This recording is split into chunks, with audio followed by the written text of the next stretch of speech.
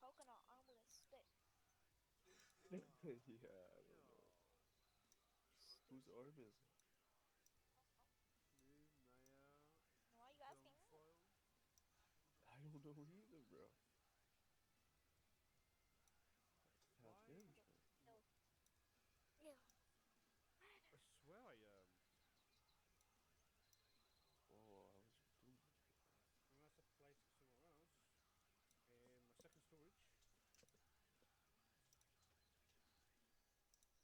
I probably did, didn't I? Emo3 katana. We've got that already put in. Minecraft, yeah, They got clips, caught posting a fucking chopped off stuff. that? I know. Files. Amazon.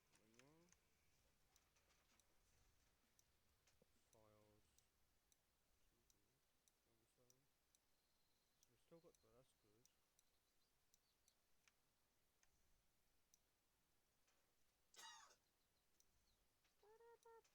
Desktop? No.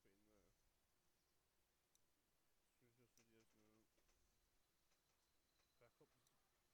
Screenshots, videos, no. Backup pictures. Where's this? This is no ripper. I might have to open Discord again because that's the only way I've got it. How did I lose this? New folder? No. Why would I remove? Why would I get rid of it? Why would I do that?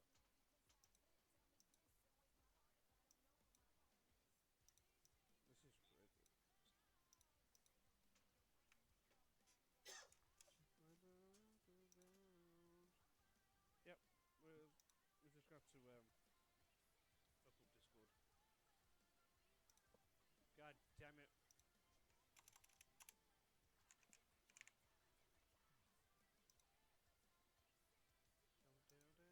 Now I set it to sharp, not sharp. Stars. Um, sword.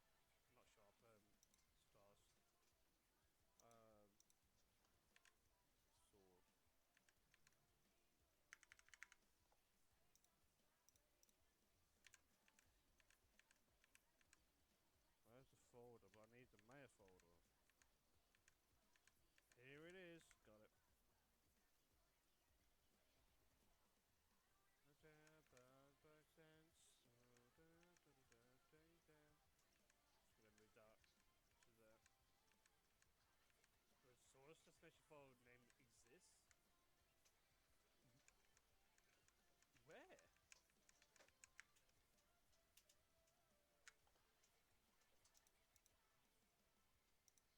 Oh, okay now. I've not been moved to the thing already. Why did I just minimize it? The hell?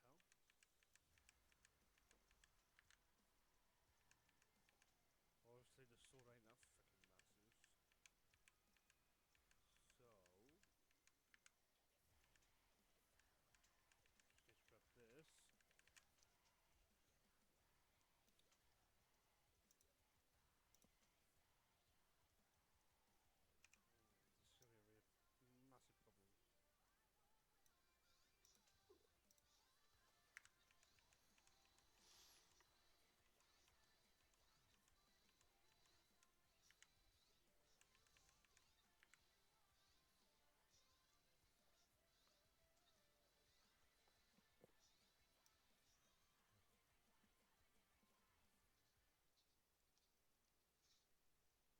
I don't think it needs to be that big.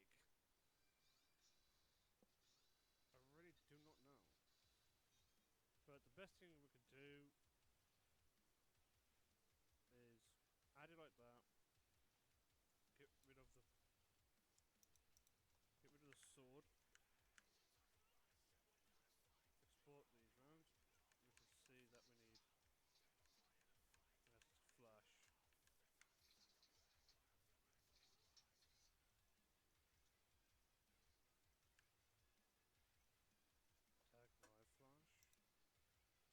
flash.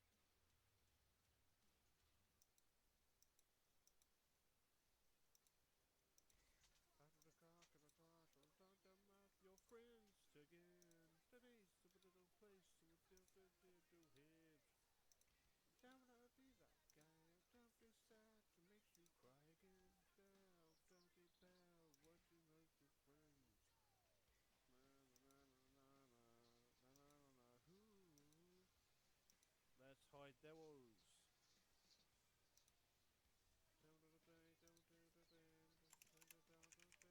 We do need to take this one out. Don't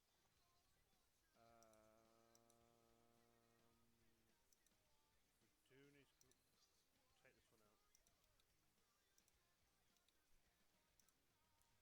When it was right, and everyone was wrong. Never rock in the dark, and the dark, and the dark, and your friends again. Go to the place of live.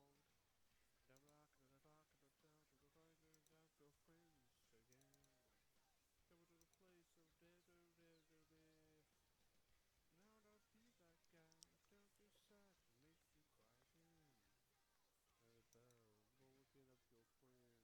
Mana, mana, mana, mana, mana, ooh. And we're getting skin, fine skin. And we're gonna go to wood, skin, paint weights, tools. Down to the hand, down to the die, down to the don't be that, call me that. And we're just gonna export it. Export model. Wrong. Knock the dark and the dark, don't bring up your friends again. Custom models, Minecraft, and then we're gonna make a new folder. We're gonna call this Minecraft underscore weapons. Tell me about looking up your friends. Right not a wooden underscore hoe. Save, export, yes. Okay. Now. Complete only one. Call me that, call me that. Don't be that, don't be that. The girls are wrong, there wasn't no wrong. Tell me to be that guy. Take you sad, makes you cry again. Don't tell me about making out with your friends. Do what? Come on, Abe, open. Down the place, sometimes the restaurant. Be not be that guy. Makes you sad, makes you cry again. So, all crew's gone live, people.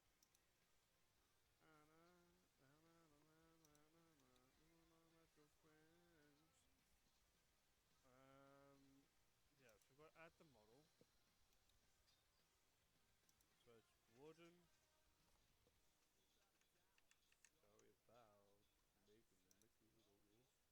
Do these animated. Press 1, press 3. We'll go do this, so do that, do this, do that.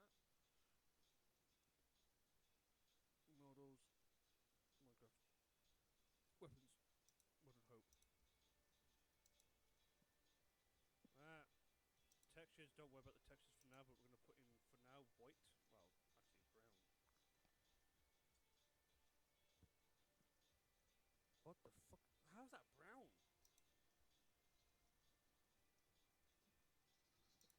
Fine, that will do. Now we need to find Katana. That is not the weapon. Where's the weapon at? There it is. This is what we need. Copy.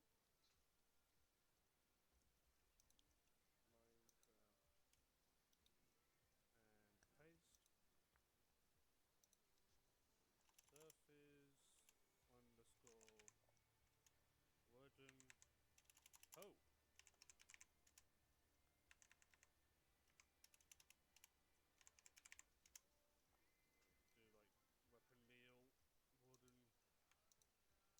meal, wooden, hoe. Meal, wooden, underscore hoe. Well, it's not really a sword, but who cares?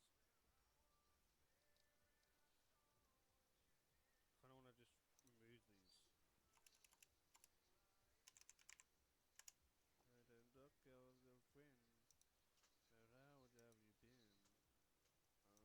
And then look of the friend. How have you been? I don't know what down the nice.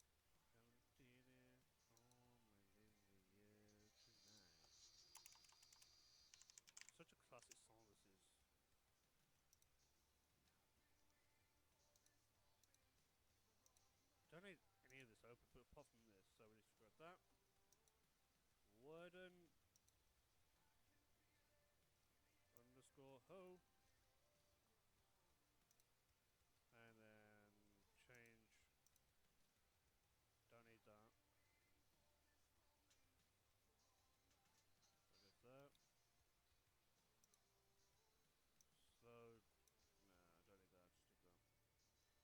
Don't need damage models. Don't need attachments. Don't need that. Don't need the camo. We don't need animals because that's already.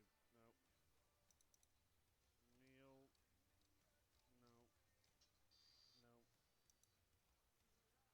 No. No. No. No. No. The sounds we will need to change. For now, we're just going to stick everything in.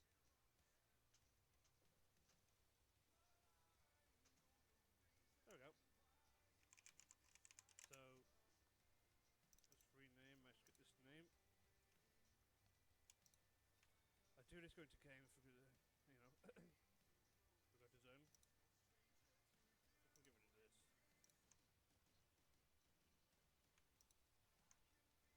can get rid of this. So if we go and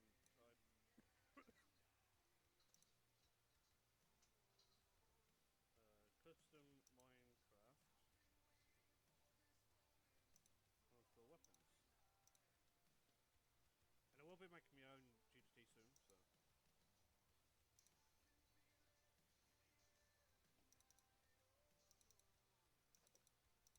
So oh no, I've been waiting for this moment all my life. Now what I want to do before I do this, is this is being fucking amazing. I want some wood. Wood. Let's give it a chance. I don't know why it's flickering, but it's flickering. Is it wood or planks? Hang on. Can we find sticks? Stick. I've been waiting for this moment all my life. Oh my god, they had stick burners in here? When? Yo, when did they have stick burners in here? That's crazy. Sticky grenade, buckets too. Oh, that's what I'll put in. Okay, we've got a stick here. It's a weird looking stick. But we put a stick there. What the? Why are you there?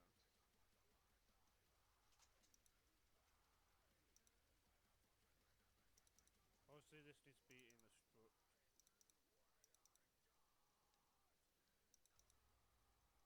That is the smallest.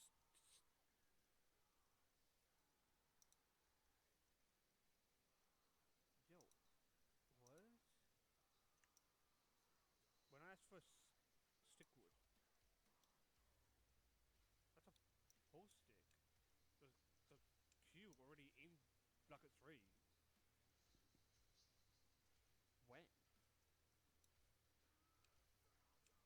Oh well. I need to make this bigger though, because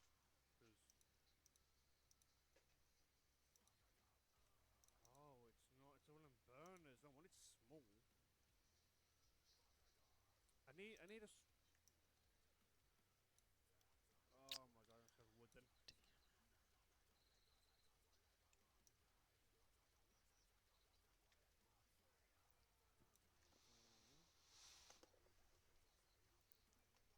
Guess we use that one.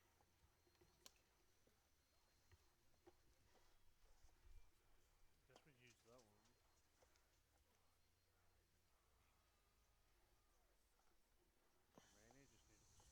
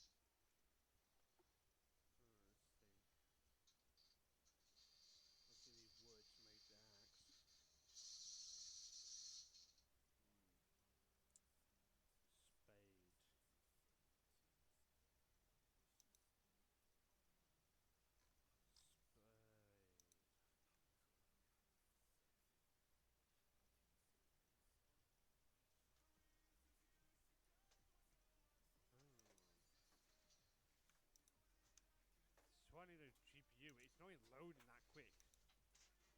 20 meg, bro. Whatever.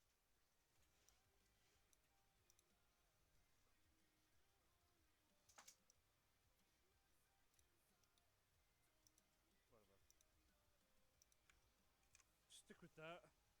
So, let's grab what it says. And then delete it. Script, struct, add a KVP model, value, that, add. There we go. Okay. Then what we're going to do, if we set wooden underscore hoe on here. Water.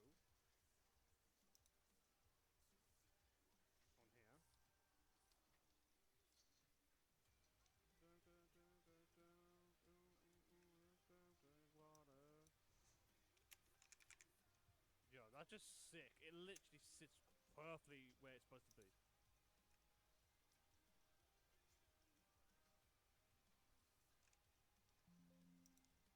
That is cool. Bruce, What up? I just found a fire egg. So Oh, we are shit, gonna what need does the scorching egg do? It will give me a fire type. trigger. Oh, One for the shit. weapon, Mm-hmm. one for the crafting.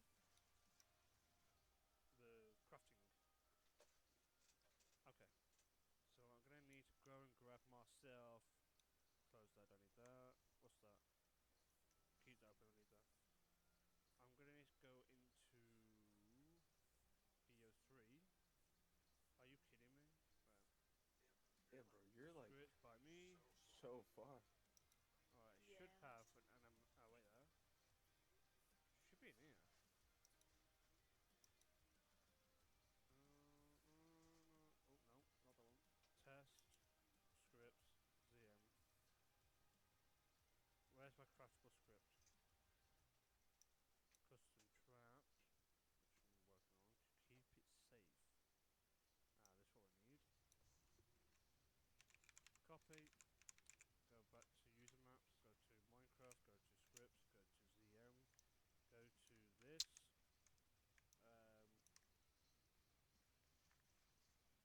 Um, Minecraft craft craft craftable underscore weapons. There we go. And we paste them in here.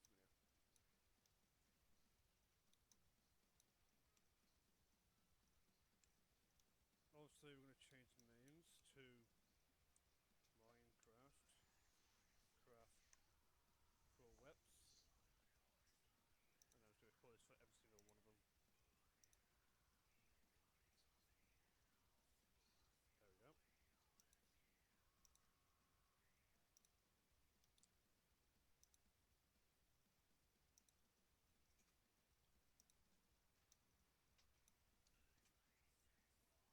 There we go. So right now, we don't really have custom parts yet, so we're going to use this as an example.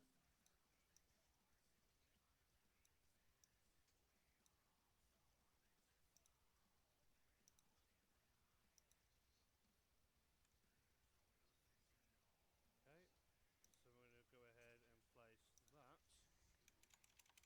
like that. We're going to cut this out, cut that out. We don't need these.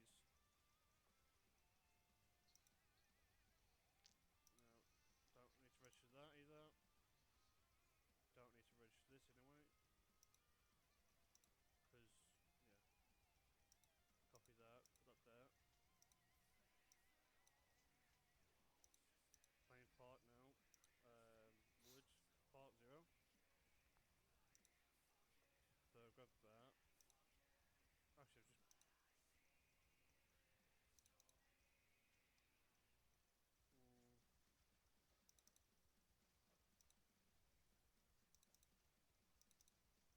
So I guess I'll keep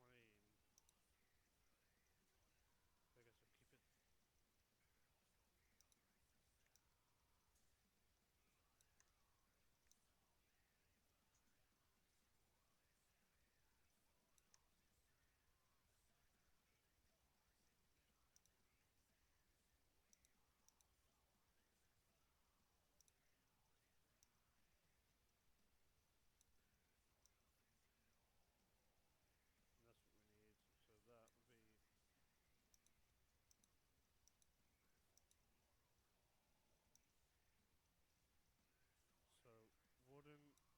0. That would be target name. No. GSC.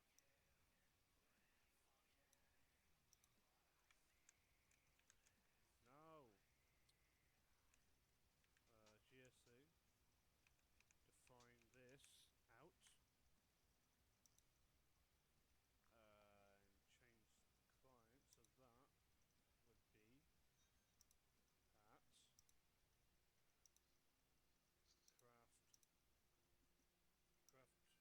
Right there, there. Craft the wooden hoe,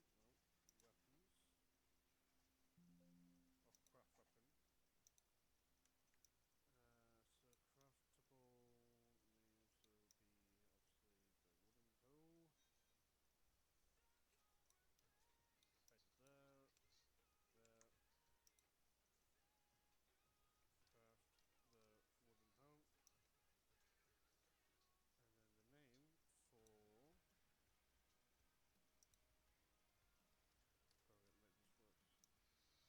Gotta make this works.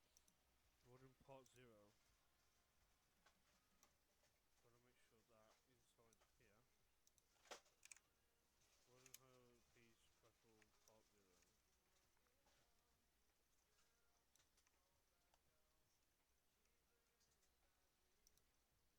piece craftable part 0. Part 0. Okay.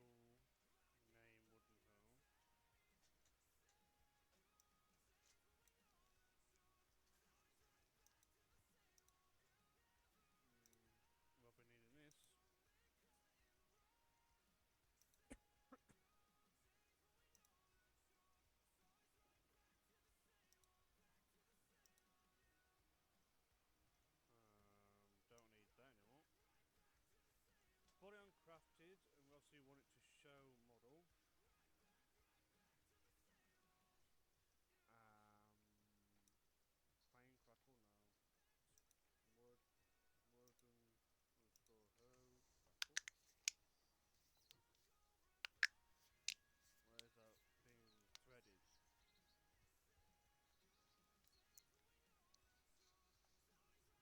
So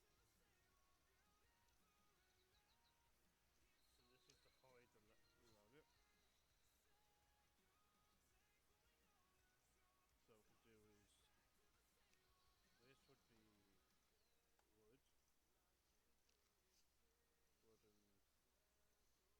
the logo. So what we can do is this would be wood, wooden underscore hoe, copy paste. Chickinator got off? I think he got booted, This right? Oh, is okay. That makes sense. I think so. this is a plain mod. So I don't need That's this. so vacay. Don't need that. Don't need that. I just didn't hear the noise. Okay, what was that? Wonder what- Oh, I have Other streamer users mode on, if that's why. enabled. Load up plain mod. Oh, I still need this open. Don't need to hide nothing from there.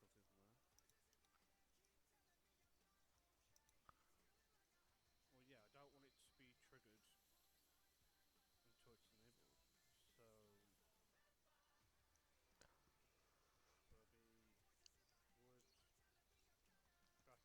So, there'll be wood, craftable hide.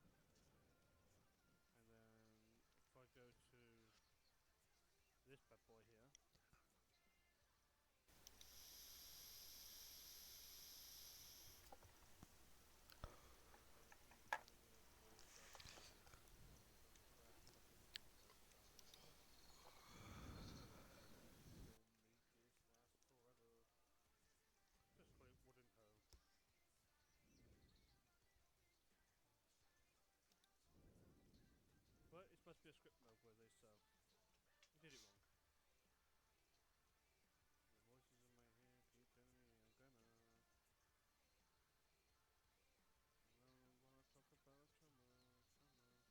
I don't wanna talk about trauma, trauma. Okay.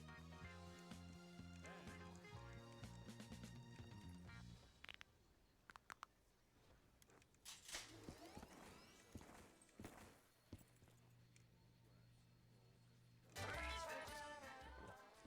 Oh, let's go, dude. Okay. Double points. Wooden craftable show.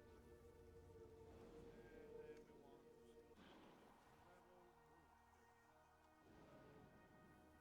But yeah,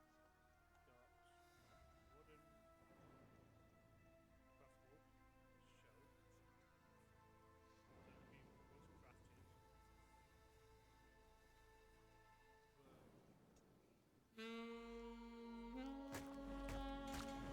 We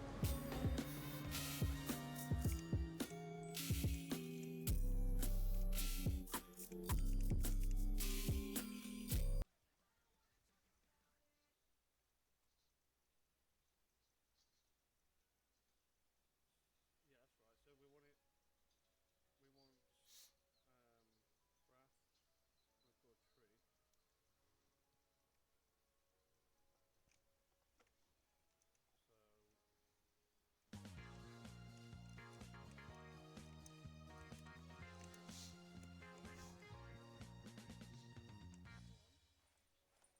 We've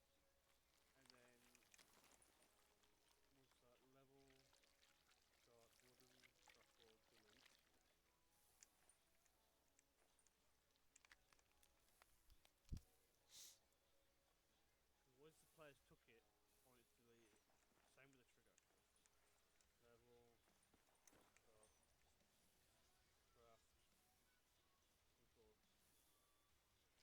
equals tree. Max ammo. Double points. Craftable.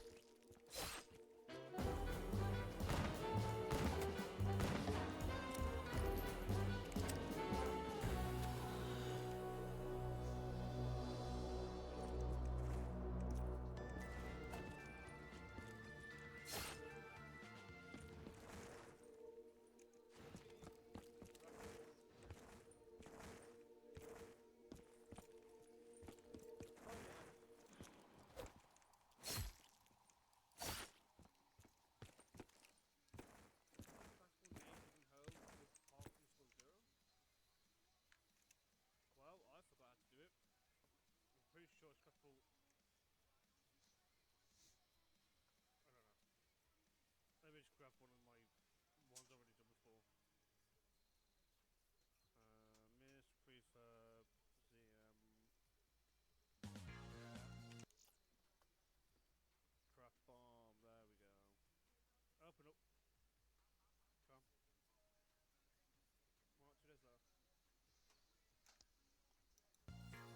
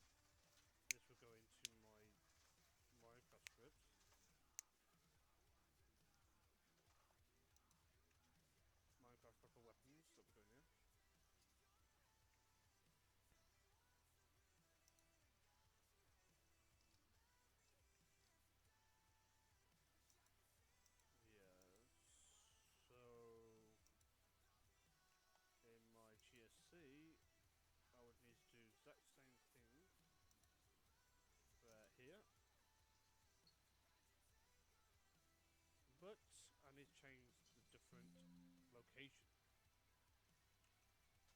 That is it's in craftable weapons. Minecraft craftable weapons.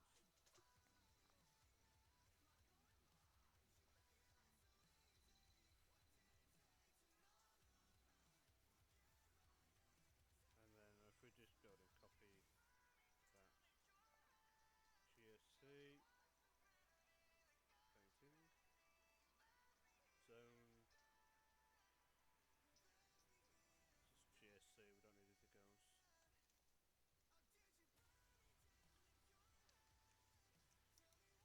we don't need anything else.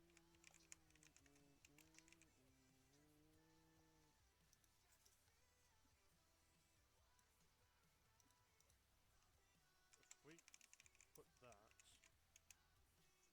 the custom weapon got that.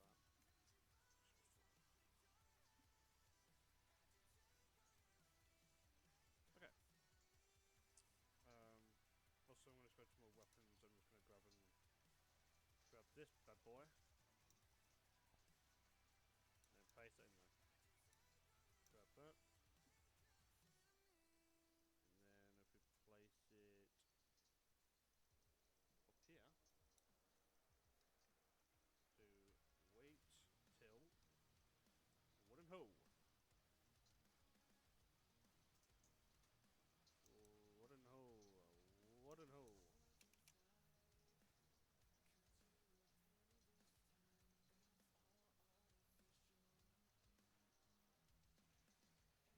Correct. We've got trigger. Craft guitar. This is a trigger, so craft meal underscore wooden.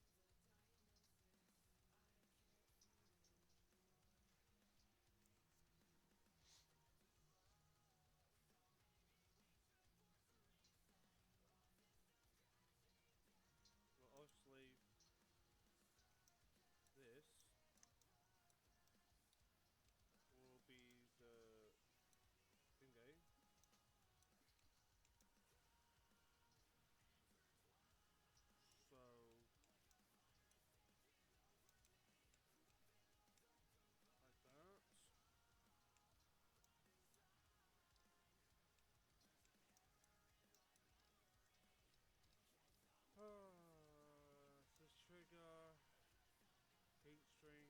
So, like that.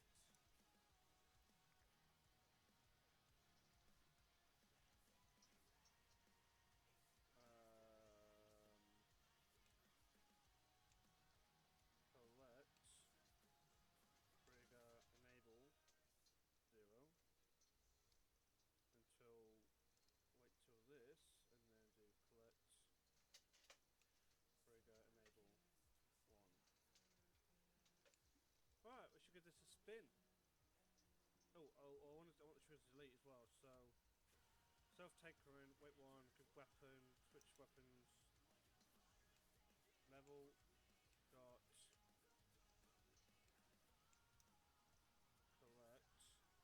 collect delete. Trigger delete, also the weapon level dot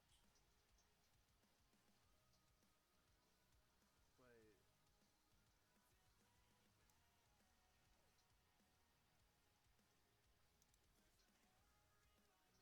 Well, can I do that in my wooden hoe?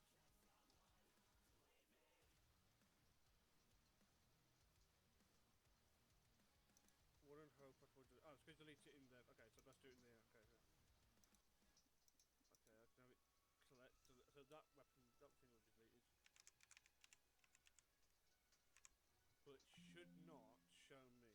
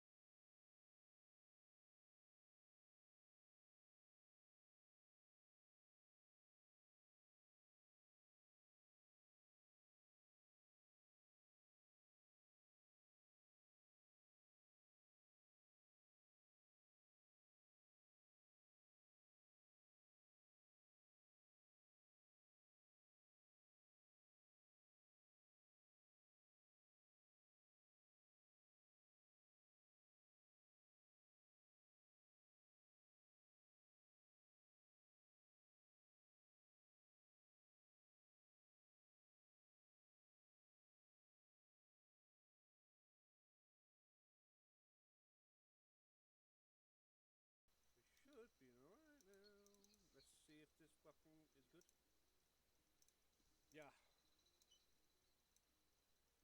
Who's doing morning with their head in the face? Oh my god, it's 5 in the morning.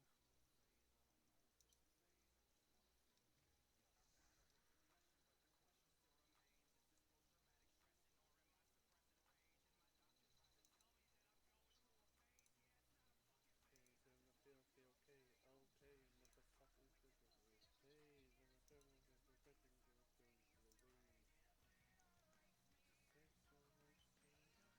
Yo, Surfy dude, I got. Hold on. Let me show you something. I got it. I shouldn't get any arrows. Shouldn't anyway.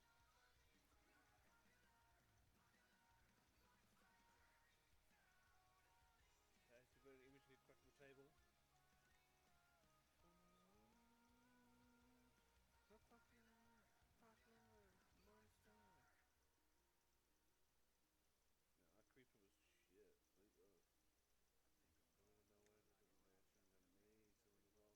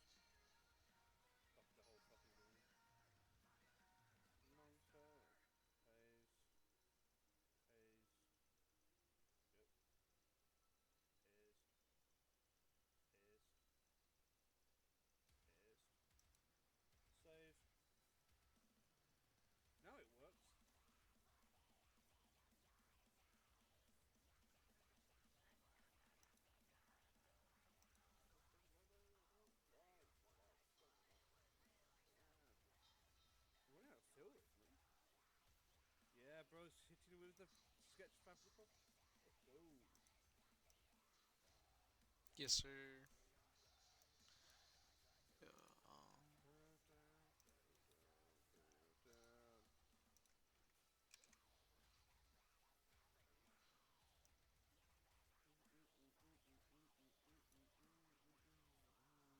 go, go.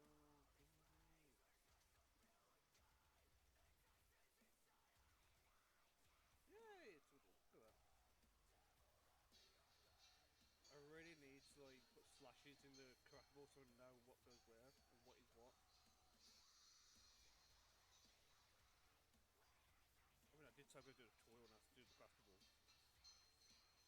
Well, I guess I just did it.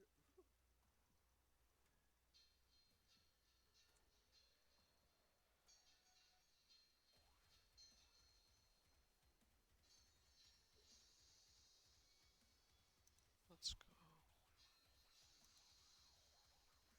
down, down, down, down, down.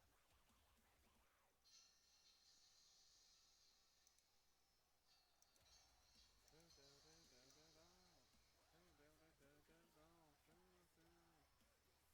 Now all we do is just whack it into Maya.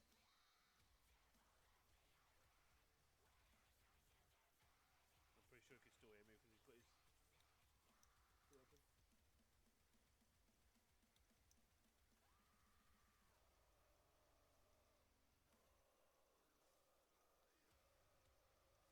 Let's see if this works.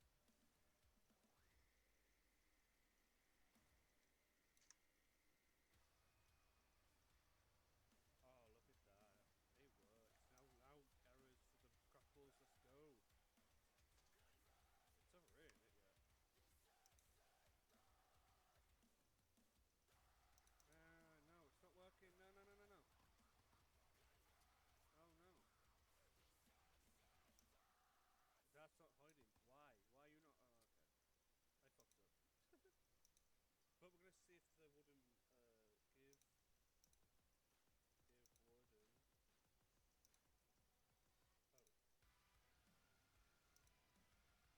Look, is it?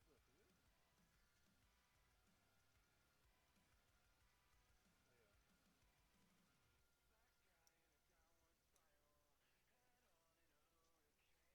It needs. Hey, it's in a good place. But I just need to paint it.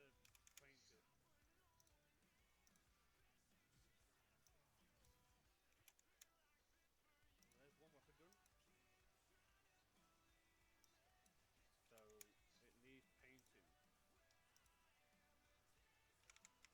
So it's not a tagged weapon. Tagged flash.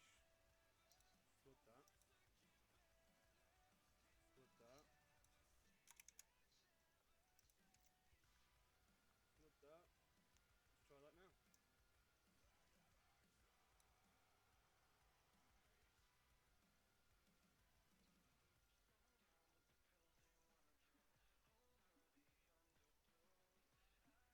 So for the crossbow weapon, we have an issue. So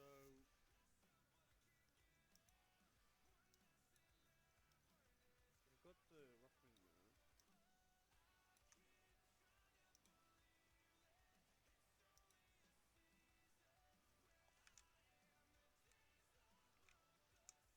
Have a wooden crossbow equals get end wooden hoe. Get noteworthy. What is that?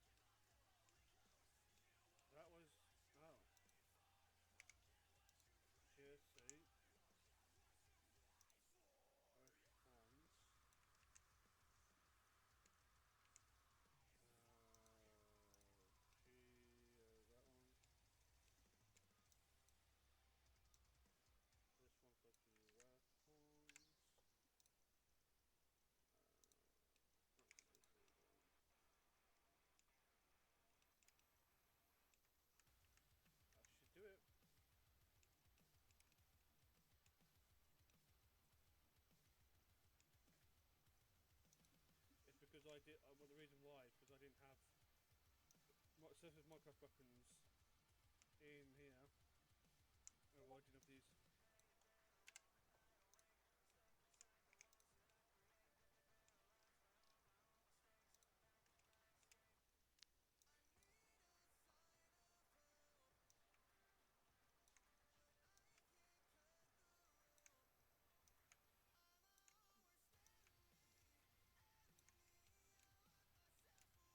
That's why the thing was showing the wood.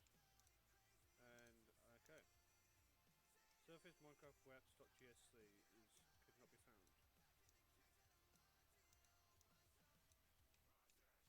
Oh, there's no A's in it. God damn it.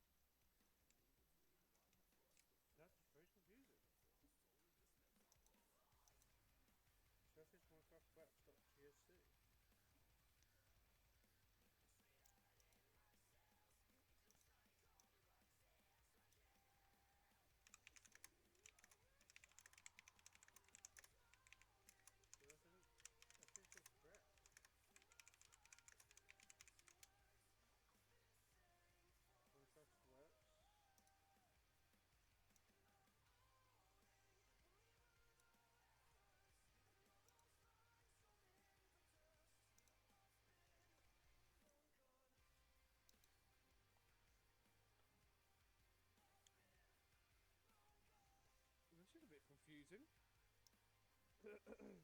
It's in there. Why are they not catching it? I don't even see it. Surface Minecraft webs and surface Minecraft weapons.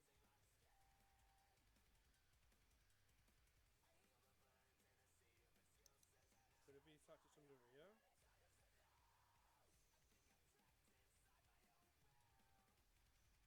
That could be reason why. I think it's because it's under here.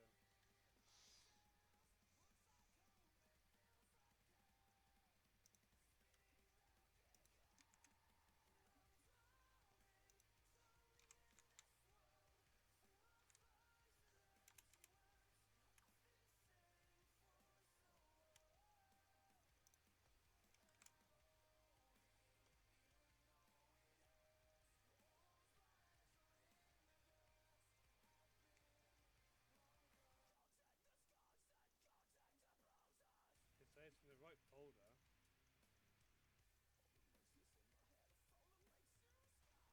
Scripts, yeah, Minecraft craftballs, weapons.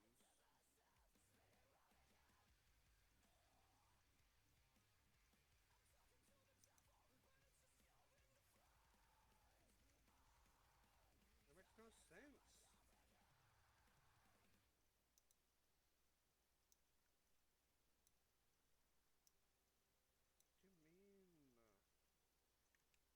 Underscore webs. I don't get it.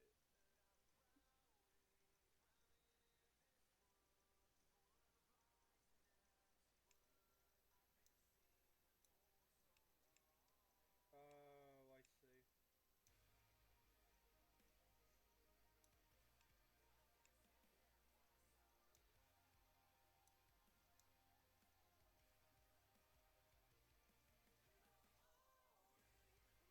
Side to side, side to side. Now it should work.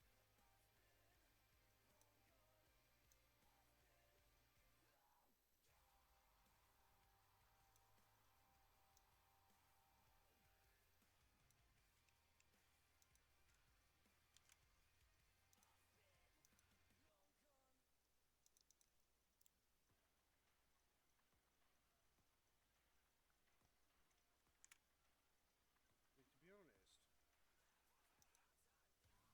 be honest, I know there's, I know there's all there, but what happens if I just went ahead, Minecraft pickaxe?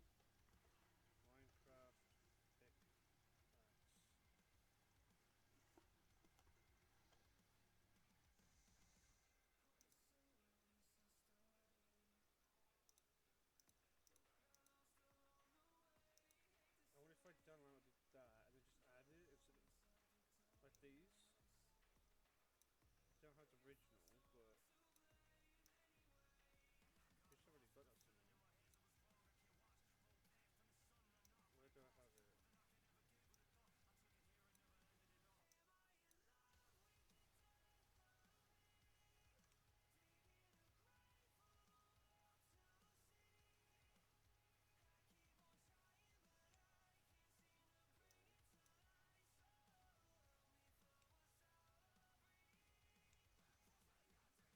If I download this,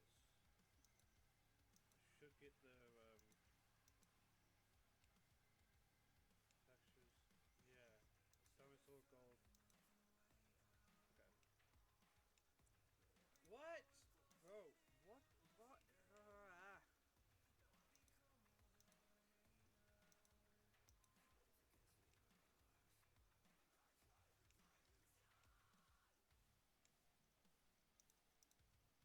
What am I missing?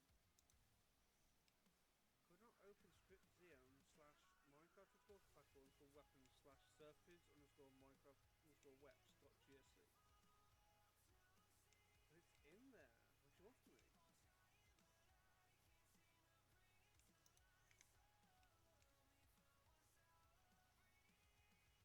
It's saying here.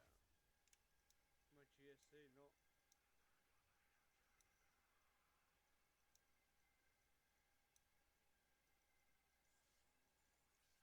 What's wrong with this? VM Minecraft ball weapons surface underscore weapons.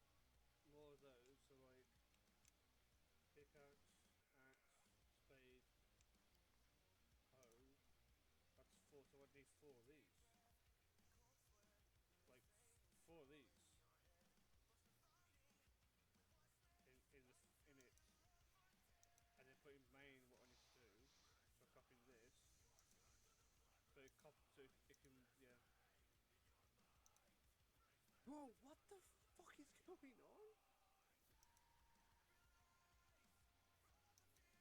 Why can't it just show me where about is it's having problems? Scripts the Minecraft webs.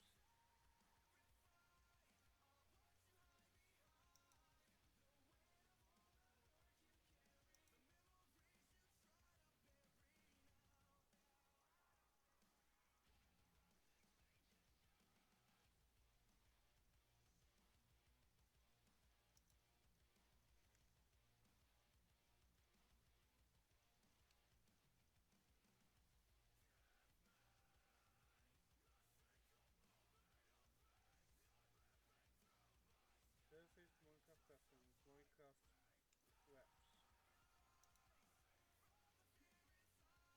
Minecraft webs.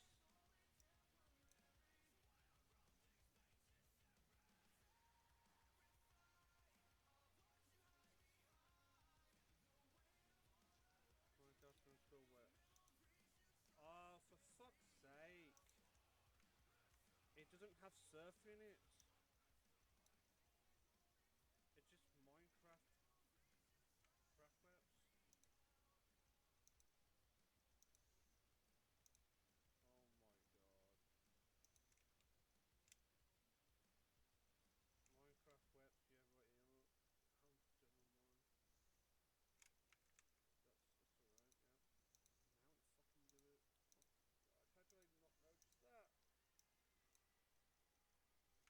Minecraft webs, yeah, right here. Look.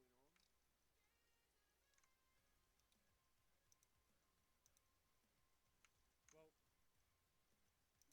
That's alright, yeah. Now it fucking do it. Oh god, how do I not notice that? That's what happens when you stay up so long, you just forget what is going on. Well, I've got this.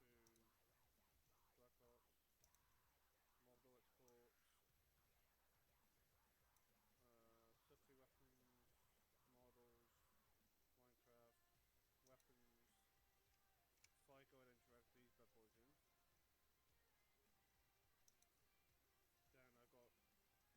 safety weapons, models, Minecraft, weapons.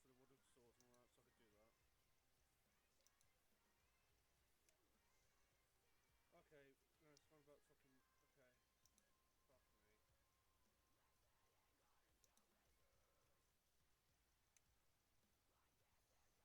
Okay, fuck me. Surface Minecraft weapons.tsc.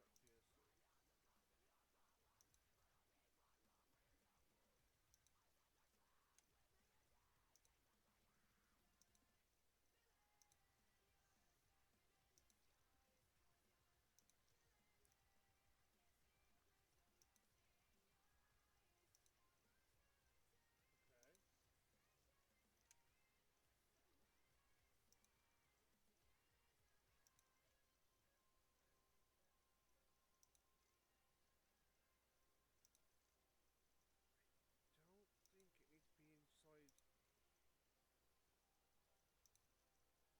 inside script CM Minecraft credible weapons slash surface underscore Minecraft weapons.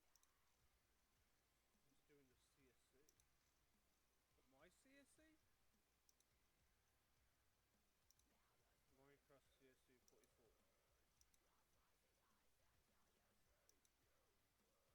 What's wrong with this?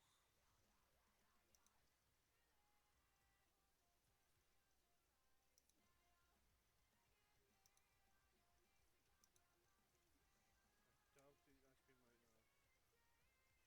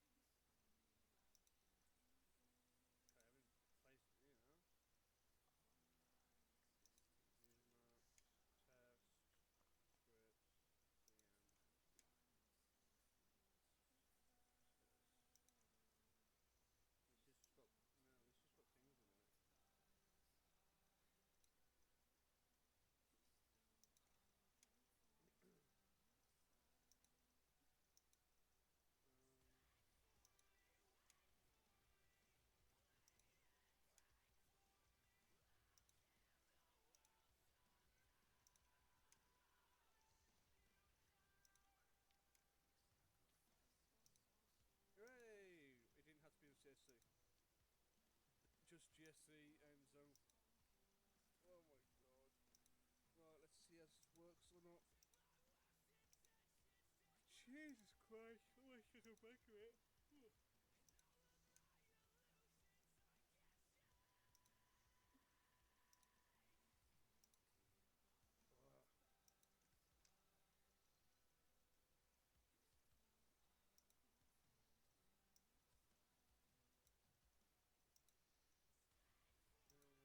Will you do it for me?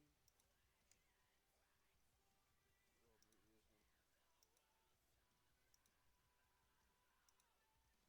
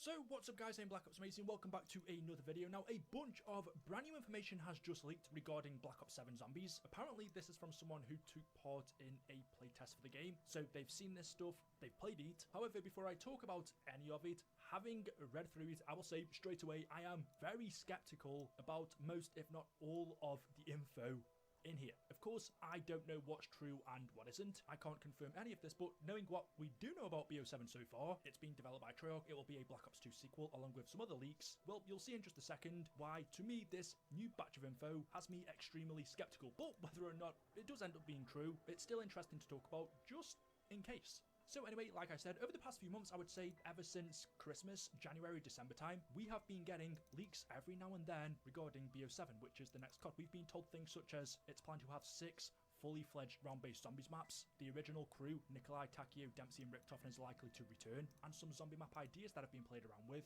are one that's set in a post-World War II New York, where the Germans dropped a nuclear bomb, another map being set in a Japanese temple below an erupting volcano, one map being set in Vietnam, another being set in Afghanistan, and another taking place in a space station in the Dark Ether. Obviously, all of this sounds amazing, but it's difficult to determine what's true and what isn't. And the best thing is, we aren't actually that far away from the reveal of the game. We are currently in April, and Black Ops 6, the current game, was revealed on June the 9th. But marketing for the game actually started in May, so basically next month, 30 days from now, the official marketing for Black Ops 7 should begin. So for us to have leaks like this is extremely common, and because we're so close to the official reveal, there's a high chance some of it is true, but it's just determining which part of it, because as I go through some of these Black Ops 7 Zombies leaks, to me they sound very far-fetched. But let's take a look at this new info, which was posted on Insider Gaming. He wrote in this article, another Call of Duty playtester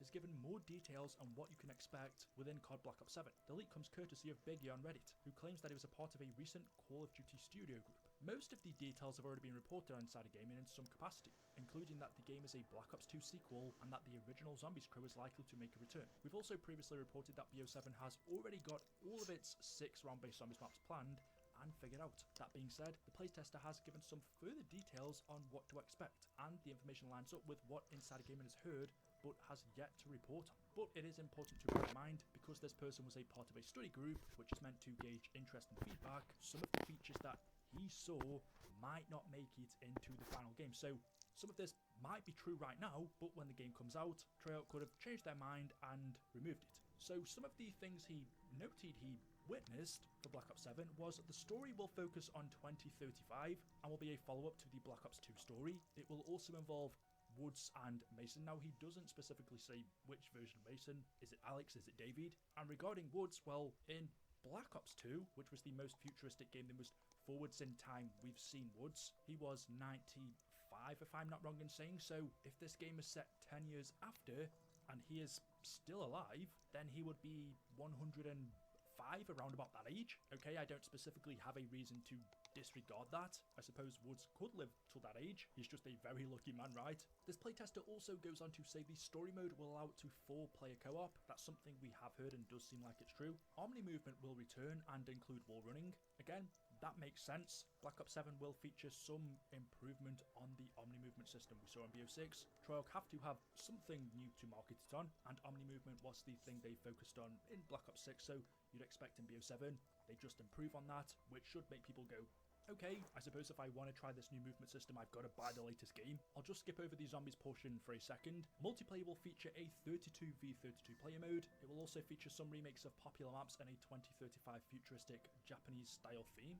which is weird. Why specifically Japanese style? That'd be okay if it was just for one map, but it says some. They plan for everything to have a progression level system, including grenades, kill streaks and perks, and plans for multiplayer progression are to carry on over from Black Ops 6. And then for the zombies mode in this game, because of course it's going to have zombies, being a Black Ops and a Treyarch title, like we've heard previously, the original crew return as multiverse variations, so Dempsey, Nikolai, Takio, and maybe Richtofen, even though we already have a version of Richtofen existing now. So if he joins the crew, I'm not sure if it'd be this current version of Richtofen or a different multiverse variation of him as well. But expanding on this, a few months ago, we were told the story centers around a new antagonist who wants to absorb the Dark Ether essence of the OG4 characters to bring back the multiverse. Now that sounds amazing. I definitely love to see those characters come back, and that sounds like a great story, but I do question how a playtester knows any of this. Surely, knowing how secretive Treyarch is, especially when it comes to zombies, this would be information they would not tell a playtester. They will know beforehand, okay, you can sign all the NDAs you want to, but there's still a chance one of these playtesters is going to leak this integral information to the storyline, which Treyarch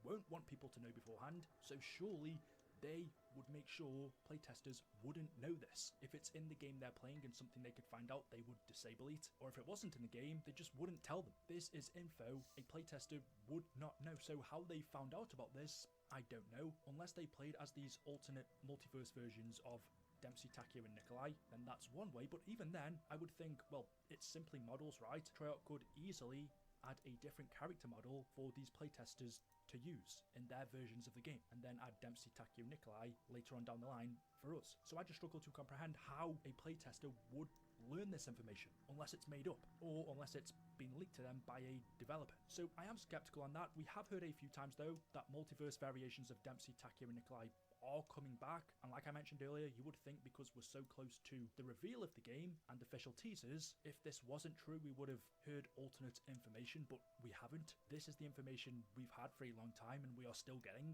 which makes me think perhaps it is true, and that's exciting because I hope it is. I think that's something Zombies really needs. I'd love to see the return of Dempsey, Takeo and Nikolai and Richtofen. Moving on though, he also said Zombies mode will have a transit remake. I'm just going to say we've heard this for the past 3 games. Leakers told us a transit remake would come to Black Ops 6, it didn't. Leakers told us the same thing for Cold War, that never happened. And Black Ops 4 actually, we heard about a transit remake in that game, so for us to hear of a transit remake in Black Ops 7, I'm just gonna disregard that straight away. Look, it could happen if we're having multiverse variations of Dempsey, Takeo, Nikolai and Richtofen, then it's a possibility the transit map got banished to the Dark Ether, and elements of the Dark Ether are starting to return, so it's possible. I wouldn't rule it out. It could make sense story-wise, but just because we've been told this exact same thing for the past 3 Zombies games and it hasn't come true, I'm just going to say this is very unlikely. And it's the same with Zombies Chronicles 2. Anything regarding remasters of those maps, Die Rise, Transit, Buried, etc., unless it's confirmed at this point by Treyarch, I refuse to believe anyone that tells us otherwise. So apparently we're getting a transit remake in this game, but I wouldn't take that seriously at all. And again, because this has come from a playtester, I very much doubt Treyarch would let them play that. They also say Zombies will have round-based. I think that's obvious. Zombies will also have a difficulty toggle, a wonder vehicle, and a more story-focused role as well. Now this is interesting. A difficulty toggle we kind of saw in Black Ops 4, right? You could choose recruit difficulty, normal, realism. I don't think it was that much of a game changer. Most people just played on regular. So I can't see Treyarch going back and saying, okay, this was really successful in Black Ops 4, why don't we bring it back? Because, well, it wasn't a popular feature. So that boggles my mind a bit, but I could definitely see it happening, especially because it seems like they want to cater more towards the new audience, or the noobs, the people who play multiplayer. They want to drag in new players, so you do that by making it more accessible, by making it easier. So yeah, I could definitely see a difficulty toggle being a thing. He also mentions a wonder vehicle.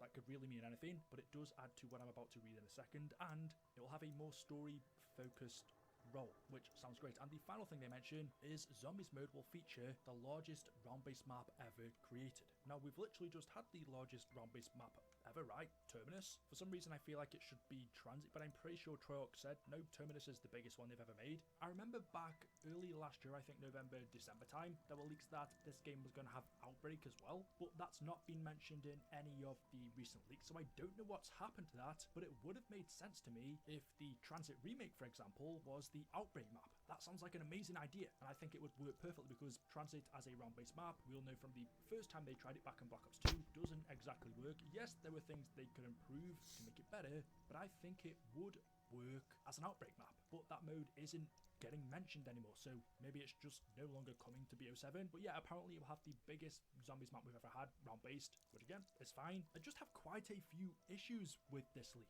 not only to do with how the information was obtained, but also what's included in it, because some of it, knowing the circumstances of the game, for example, Treyarch have literally just made Black Ops 6 and were led to believe a year later they're making another Black Ops game that's going to include all of this content, the biggest round-based map ever, a transit remake, the OG characters returning. It sounds great, but the one thing people don't seem to be taking into consideration is Treyarch surely wouldn't have had a long time to develop it if they've just finished Black Ops 6 6 months ago. That game came out, and 6 months from now we're going to be getting another game from them. unless Black Ops 7's been in development for a long time prior, which could only happen if it was being made by Sledgehammer or Infinity Ward before Treyarch took over, we've heard nothing of the sorts, then we have a similar situation in Black Ops 7 that we had with Vanguard Zombies, where Treyarch only had a year to make it, and the game was evidence of that. So we have all of these leaks that make you excited for the game, but we're hearing nothing of the development time. We're hearing nothing of Treyarch struggling with them not having the proper time to make it. It's all making me quite skeptical, to be honest. A lot of this sounds too good to be true. The good thing is we don't actually have that long to wait until we get official information. The thing I don't want to do is give you guys all of this, say, yeah, you should get excited because it sounds it, and then for you to be let down when the reveal happens or when you actually come to play it. One thing that isn't mentioned in this new leak that we were told before is that it could also have 6 fully fledged round-based maps throughout its life cycle. That appears to be the case with Black Ops 6, and you'd expect that with having 4 years development time, but if that same thing also happens with Black Ops 7 with perhaps 1 year development time, or a little bit more, definitely not 4 years, how is all of this going to happen? So anyway, I'm going to leave it there. Let me know your thoughts in the comment section below. I'd be interested to read what you guys are thinking. Drop a like rating if you've enjoyed. Make sure you are subscribed to the channel to stay up to date with the latest.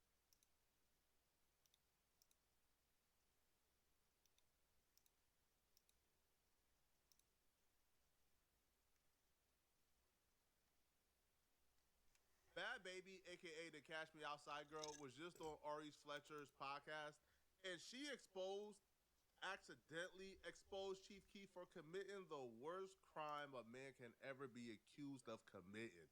This is terrible, bruh. These accusations have been suspected for years, but a lot of people really had no proof to go off of because whenever they were asked, Bad Baby did a very good job at concealing the accusations. But now it looks like she's ready to speak. It looks like she's willing to speak out. And it looks like it's about to be bad news for Chief Keef in a couple of months. Ari initially wanted to interview Bad Baby because Bad Baby has been in headlines for the last couple of months. She had the fight with her mother that leaked, her and her boyfriend issues. So there was a lot of drama to talk about. And when Bad Baby came on, yeah, they discussed that drama, but the conversation took a dark turn very fast. Ari started off by asking her about the camp that she went to after her appearance on Dr. Phil. Bad Baby went on Dr. Phil for having behavioral issues. So after the show, her mom signed off on Dr. Phil sending her to a particular camp to rehabilitate her. And she would speak on the horrors that she witnessed at that particular camp. And that will parlay into her real life. Yeah, you did like some shit about the camp, like was saying like that shit traumatized you. Yeah, it did. Somebody died when I was there. One of the kids killed one of the staff members when I was there. What did they make y'all do? Shovel horse, ride horses, clean horses, shepherd sheep, all type of shit. You crying to go home, or you just spelled it out for real? You look at somebody wrong, they put you on reflection. Now you sitting at a desk What's with your face. reflection? You sitting at a desk with your face to the wall. You can only eat peanut butter sandwiches and cold ramen while everybody else eating regular food. They don't care. They evil. So why your mama ain't come get you? Because she didn't believe me. For real? Because they monitor your letters. So if you tell your parent what's going on there, they'll not send your letter out. Y'all motherfuckers be out of business. There was kids there getting molested. And yeah, that's You got molested? not there. But in life? Twice. Oh. Well, I don't know how many times you want to count it, but When she says, I don't know how many times you want to count it, she's referring to when it was consensual, but not all the way legal, per se. So they continue, and she begins to rattle off, the people responsible for her trauma. I mean, Who's molested? well, I was molested by my mom's ex-boyfriend from 3 to 6, and then I was molested by from 13 to 16. Hold on. And then I had 30-year-old boyfriends when I was 17, 18. Where's he still out living his life? He's living his life too. When we were introduced to Bad Baby, we were introduced to a person that they described as having behavioral issues, being rude, out of control, unhinged. But as she explains what was going on around that time, you can now understand why she had behavioral issues. And you can understand why that behavior that she had to deal with really early on, how that translated to how she moved around in the industry. And I'm not trying to sound like no Captain Sa, Saver, you know what, but bro, when you take a person that broken with that many demons and you put them in the most demonic industry, you can understand why these rappers were having their way with Bad Baby. You can understand why a person that broken who's seeking that much validation and that much love was literally being ran through by these rappers. And she would actually speak on dating Chief Keef. Who did you go through? The most stuff with. Levine. Yeah, didn't even need to ask that question. Well, between him was probably Sosa, because y'all was together for a long time. Well, Sosa drugged me through a glass door. We used to get up in there, rip 3 joints out, don't give a fuck. I got scars from that shit. Like, hold on. Y'all used to be fighting too? Do you see? Like, Now what y'all was fighting for? I came through and broke the door. I didn't give a I was young. I used to just, I don't know. We need to put you in some anger management. Dr. be Phil chilling. couldn't help her. I'ma get her though. I be chilling. If you just don't fuck me, and I be chilling. I'm gonna break your door down, but if you fuck me, I'm gonna break your door down. But then he got up in there with me. He drugged me through that Chicago niggas is not finna play, okay? No, why Don't are they be- so sweet at first, and then they go like, it take like a quick, like real Quick little quick. turn. Like, and then it be like, whoa, how did we get here? Then have you talked to Am I surprised that Chief Keef put his hands on Bad Baby? I'm not. But this ain't even the worst of it. This is just the icebreaker. But I'm even shocked hearing her say this because for years, she did whatever she could to protect Chief Keef, right? She never said a bad thing about Chief Keef. She never said anything, right? Even when we seen the obvious, she wouldn't admit it. The fact that she's now speaking to me shows her boyfriend she's currently with, her baby daddy, he's sick and tired of the love fest she has with Chief Keef.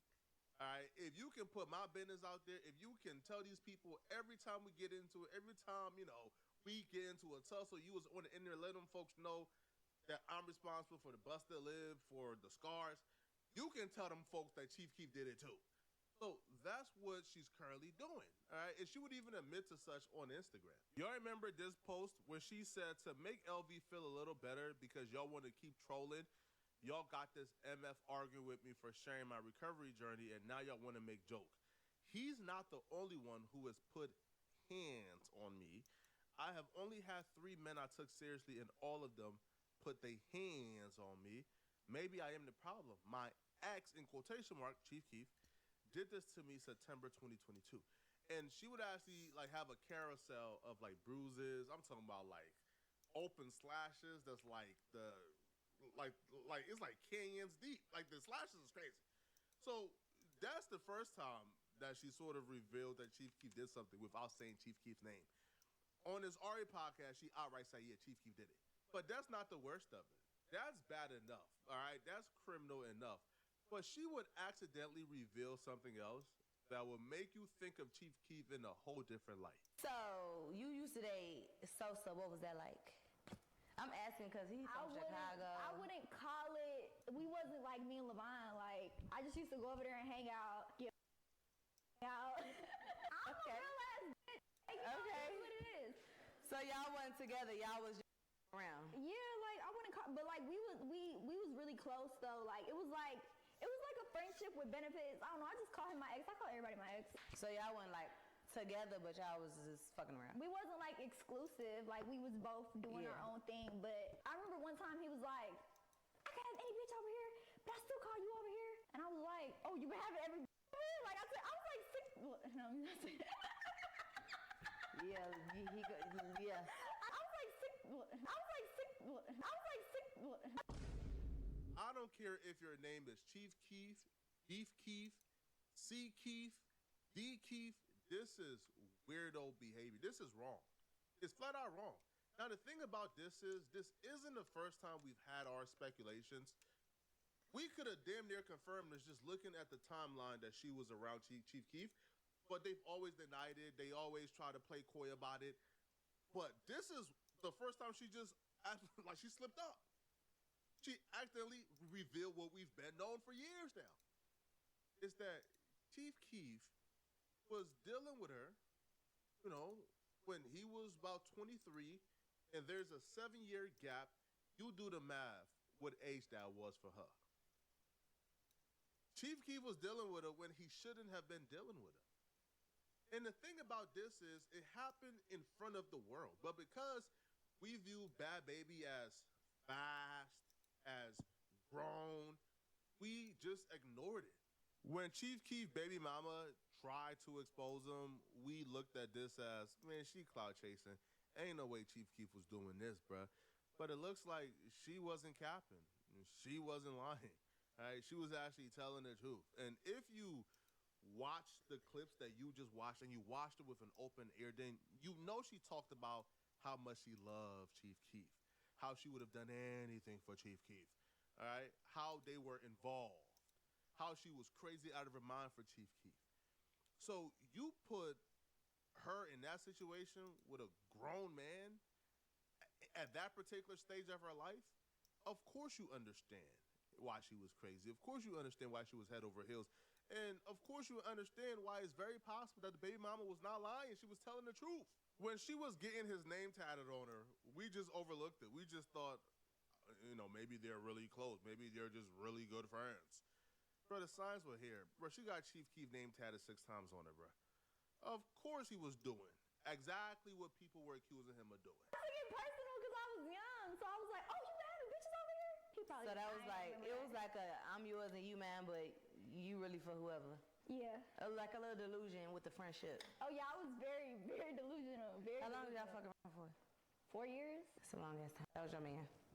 You ex. I got with somebody else and then left them for him. For a little situationship. Yeah, that's. And the crazy part about all of this is she has gone out of her way in the past to protect Chief Keef. Like when people would bring up their suspicion, she would always talk about her relationship with Chief Keef as if they've only been dating for like a year. I remember like when she would reveal like her new tattoo of Chief Keef, people would bring up the fact that, yo, this is a pretty huge age gap. It's like a 7-year age gap. What's going on here? And she will snap on people and say, is it a crime for a 20-year-old and a 27-year-old to be together? She will literally say with a straight face, wait, I'm mad confused. 20 and 27 is weird, but 30 and 37 isn't. Calling someone a P isn't just something you say to troll or talk ish. It's disrespectful as F. I can't stand the MF, but I'm not the type of person to let someone's name be ruined with lies. That ish. So she was going out of her way to defend this dude, gaslighting us to think that we were tripping, as if we had the timeline wrong, as if she started dating Chief Keef only when she was 20. By the way, she tweeted it out when she was 20. She tweeted out that tweet when she was 20. So she wanted to gaslight us into thinking that her and Chief Keef only dealt with each other that year when that's not the case, and she just revealed the truth. Yo, I understand we love to give our favorite rappers passes, bruh, but at what point do you say, yeah, enough, bruh? At what point do you say, yeah, this is nasty stuff. This is nasty work. This is not cool. And I don't care how gangster you are, how tough you are. I don't care how much dope music you make, bruh. You can't tolerate stuff like this. And if somebody do something like this, you gotta cut them off. At what point do we live by those principles, you know? But she wouldn't just, I guess, expose Chief Keef. She would also say that she was over at Soulja Boy's house around that time frame as well. But lucky for Soulja Boy, she would say that they didn't do anything. Why did you diss Soulja Boy in the song? Because he said my pussy, and he said that I tried to suck his. I just talked about this with my best friend KJ. KJ was there with me when I was at Soulja Boy house. See if it's ready. KJ was there with me. It's ready? KJ was there with me when I was at Soulja Boy house. He said, I don't even know a time when you could have tried to suck his dick. That client review was brutal. We're gonna be underwater for weeks. I'm already so pruny. This is fixable. And then how do you know my pussy? When were you buying my pussy? I didn't know he said that. Listen, there's a lot of motherfuckers been by my pussy. You are not one of them. Not it's a lot of You are not one of them. I was sure wondering, like, what happened on Soulja Boy? Like, I must have missed it.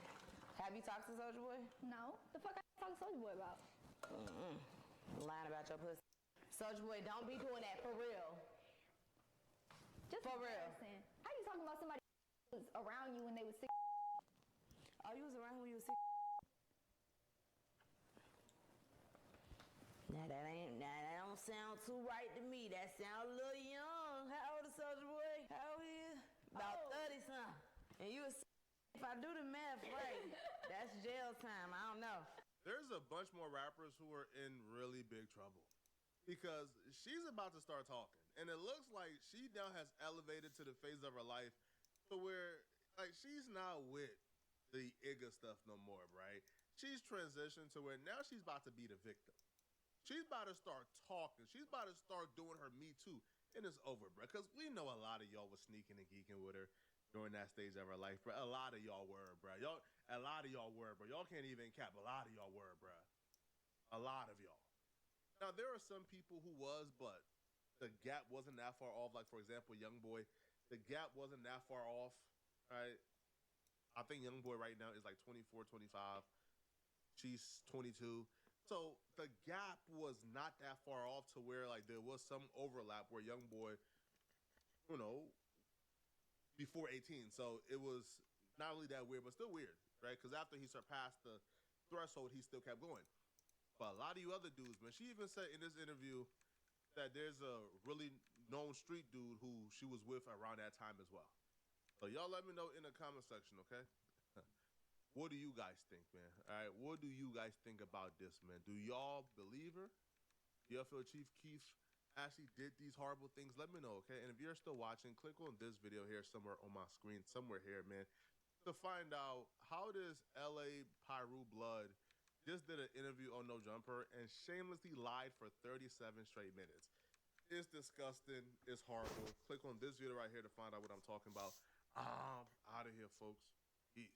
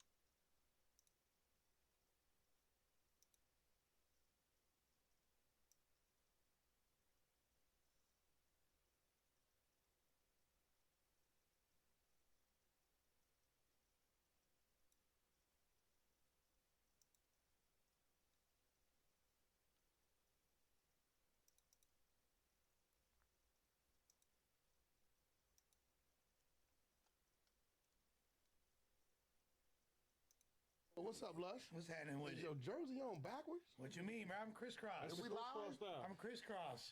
That's the old crisscross. stuff. I'm totally crossed out. We got 3 Negroes in a Persian. You we on, debating. we on some, I am not. we on some 300 shit? De facto, I kind of have to assume some Persian DNA because I'm from West LA. Oh, And you know, West LA is Listen, a little today is the Adam and Wax show without Adam. We got Lush, we got 600. I got Aunt Hefe, which you say he only worry about what the check say. Something like that, right? For sure. First time I beating Aunt. Aunt Hefe with the cuete. Come on, what? No, ain't no question. Man. This ain't the right time. Man, shit. He's in the cuete seat. This ain't the right time. And they indicting shit. So I'm going to be real. I done walked a lot of yards. I done did a lot of time growing up from an adolescent to an adult. And it's like anything else. It's like walking in the chow hall or walking in the cell. Our gut feeling coming from where we come from always talk to us. Whenever I walk in and see somebody for the first time, right, my gut feeling is like, right, y'all been knowing each other forever. I know it's smooth, right? So at the end of the day, and let everybody know, me tell you another thing I respect. I think he respected too.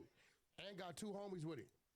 There's 2 people with me. 600 by itself. We all together anyway, right? We got A-Tray, we got 6-0, we got PyroWorld. So at the end of the day, when you got cats that pull up like that, first time seeing each other, and it been any kind of little friction on the internet, it's a respect thing, right? Because for me to pull up any kind of way, I felt would have been a disrespect to you, bro, on some real shit. But what's more important to me today is I finally got somebody that authentically from the streets, did the time, got the mind frame, the mindset of the has and has nots on what a person is supposed to do or not supposed to do.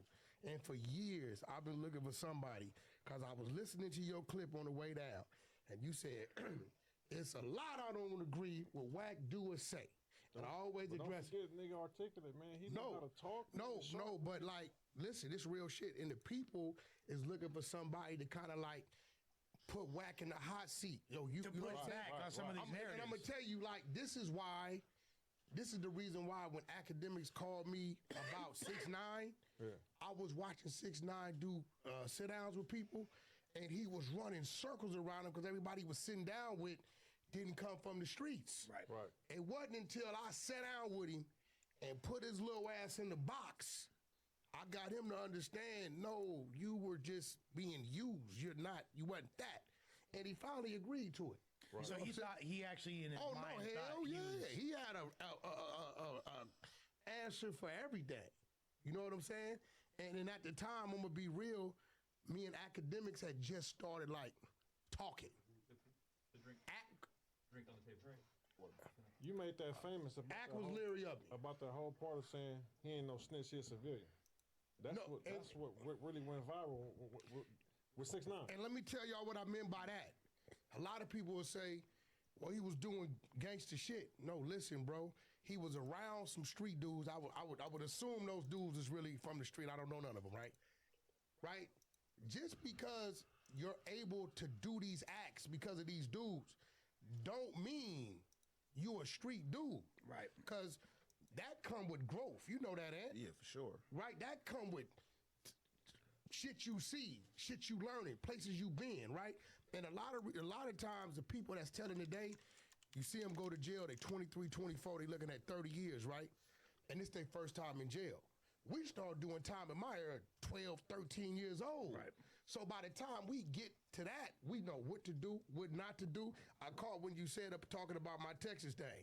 Yep, when I asked Wack said, nah, you can't search my business. That does come from training. That comes from knowing your rights. Right. Experience. You know what I'm saying? Right. You know how many people get pulled over right now and be like, yeah, I don't care if you don't have nothing.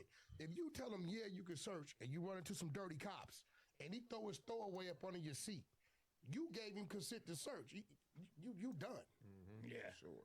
You know, you always want that door to where, how did you get in my car? Mm-hmm. I got license, registration, insurance. You pulled me over for speeding, right? I'm not on no papers. How did you get under my seat? Jay-Z told us you gonna need a warrant for that. Yeah, you don't know. I don't give a fuck if you clean.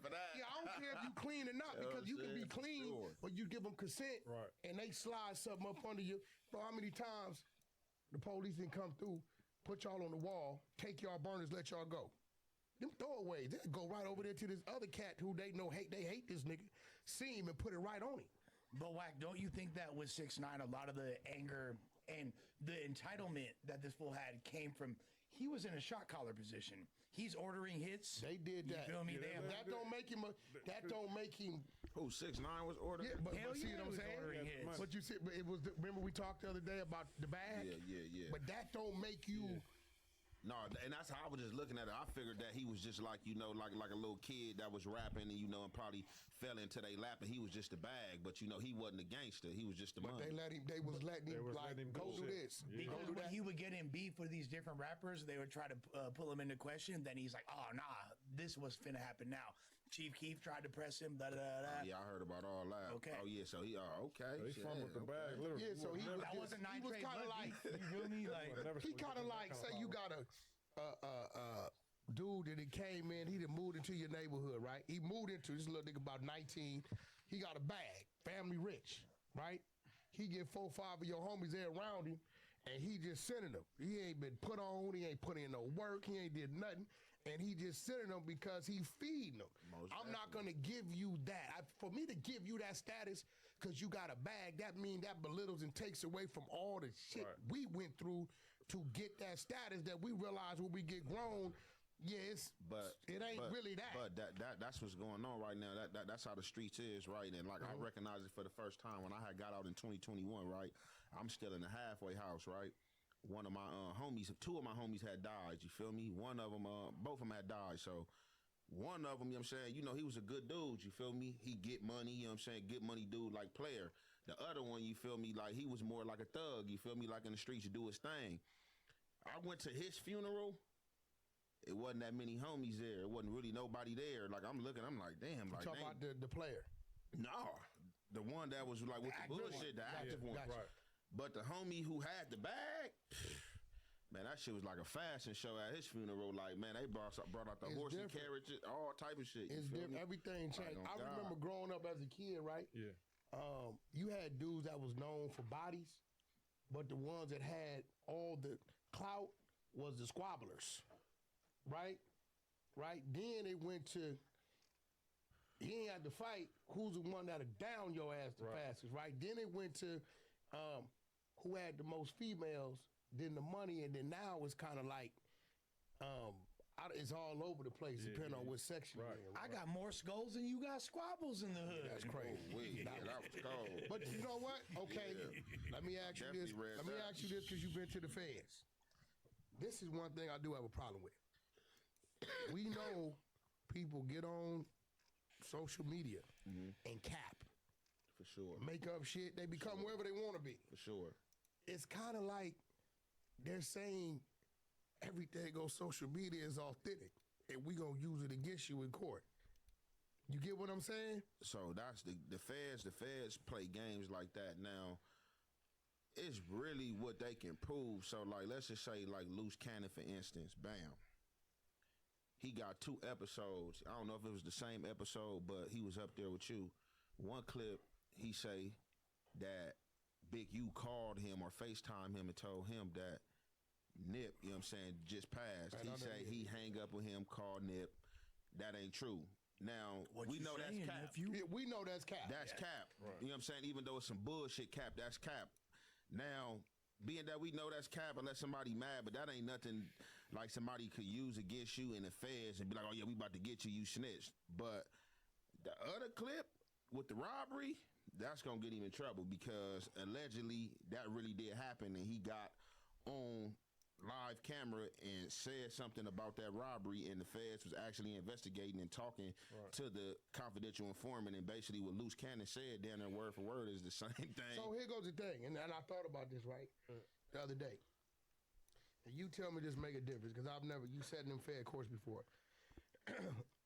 If the victim told the police this prior to, and then Luce comes on here after the fact, not knowing, and says it, then he stamps it. He's corroborating it at that point. But what if the feds heard Luce Cannon say it and then go to him and say that this happened, and then now he makes a statement on it after Luce Cannon says it? No, but the feds, like in the paperwork, if you read it, Big U paperwork, the feds is saying that they know this to be true because old boy Dale was already working with him and was already telling them that he was being extorted and they robbed him and all that, and he been to one of Big U residents. So why is it even necessary for there to be that additional corroboration of him saying it again if they already know? No, what I'm saying is, what if he get a statement after Luce Cannon came on here?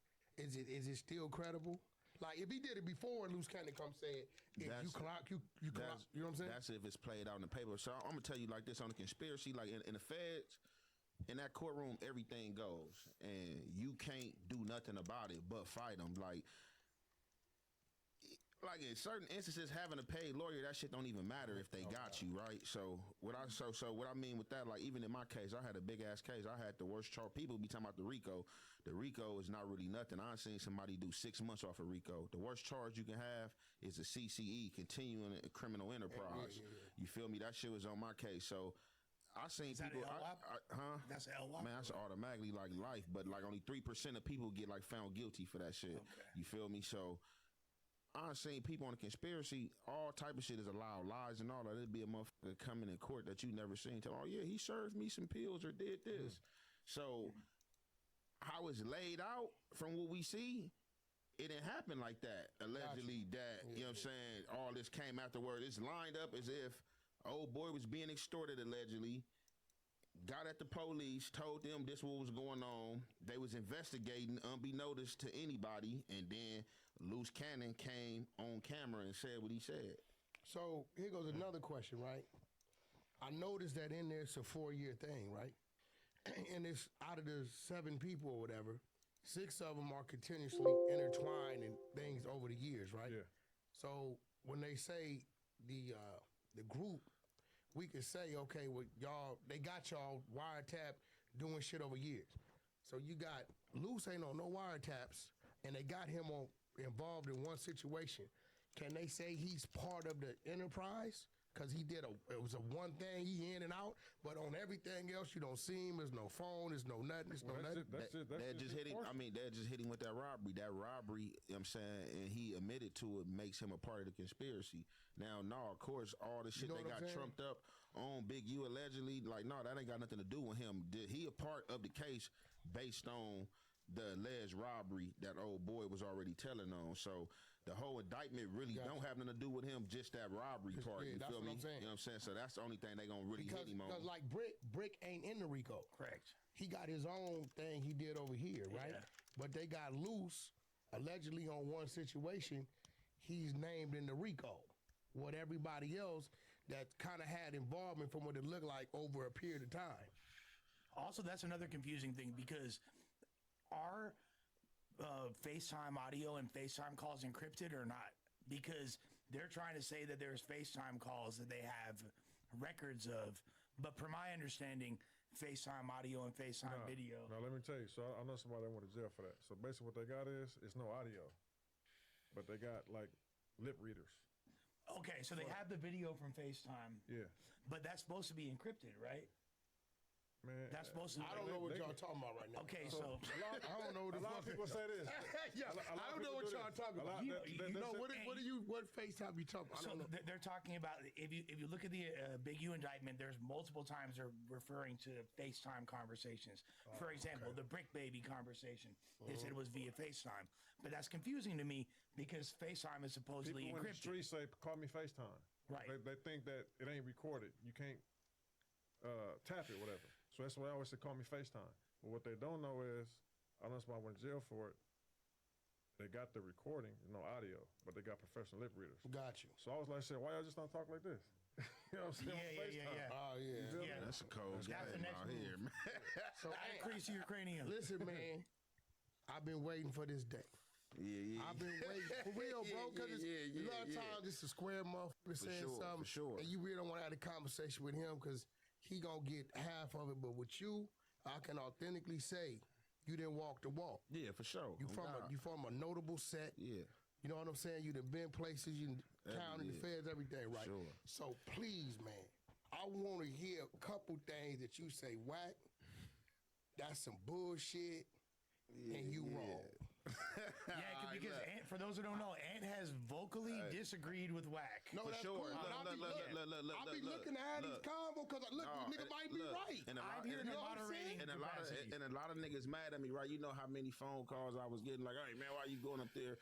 Why you doing this? It's a bad look. And I'm like, how this is a bad look, bro? Like, ever since I dropped this segment yesterday, saying I got on the phone call with this man and niggas I grew up with, my childhood friends, you know what I'm saying, called in, was like, nah, bro, he didn't tell on us. Niggas just like act like I'm enemy suspect number one, or I'm harvesting snitch. You know what? First of all, let's cover that. Let's cover that. First of all, well, y'all never spoke before yesterday. No, for the other day, never. Right? First of all, if I would have been a nigga from inner city, LA, Compton, Watts, East Side, West Side, 70% of what I deal with, I wouldn't deal with. But because when it comes to the music industry and shit like that, and I'm from Pacoima, and I'm from the Valley, right?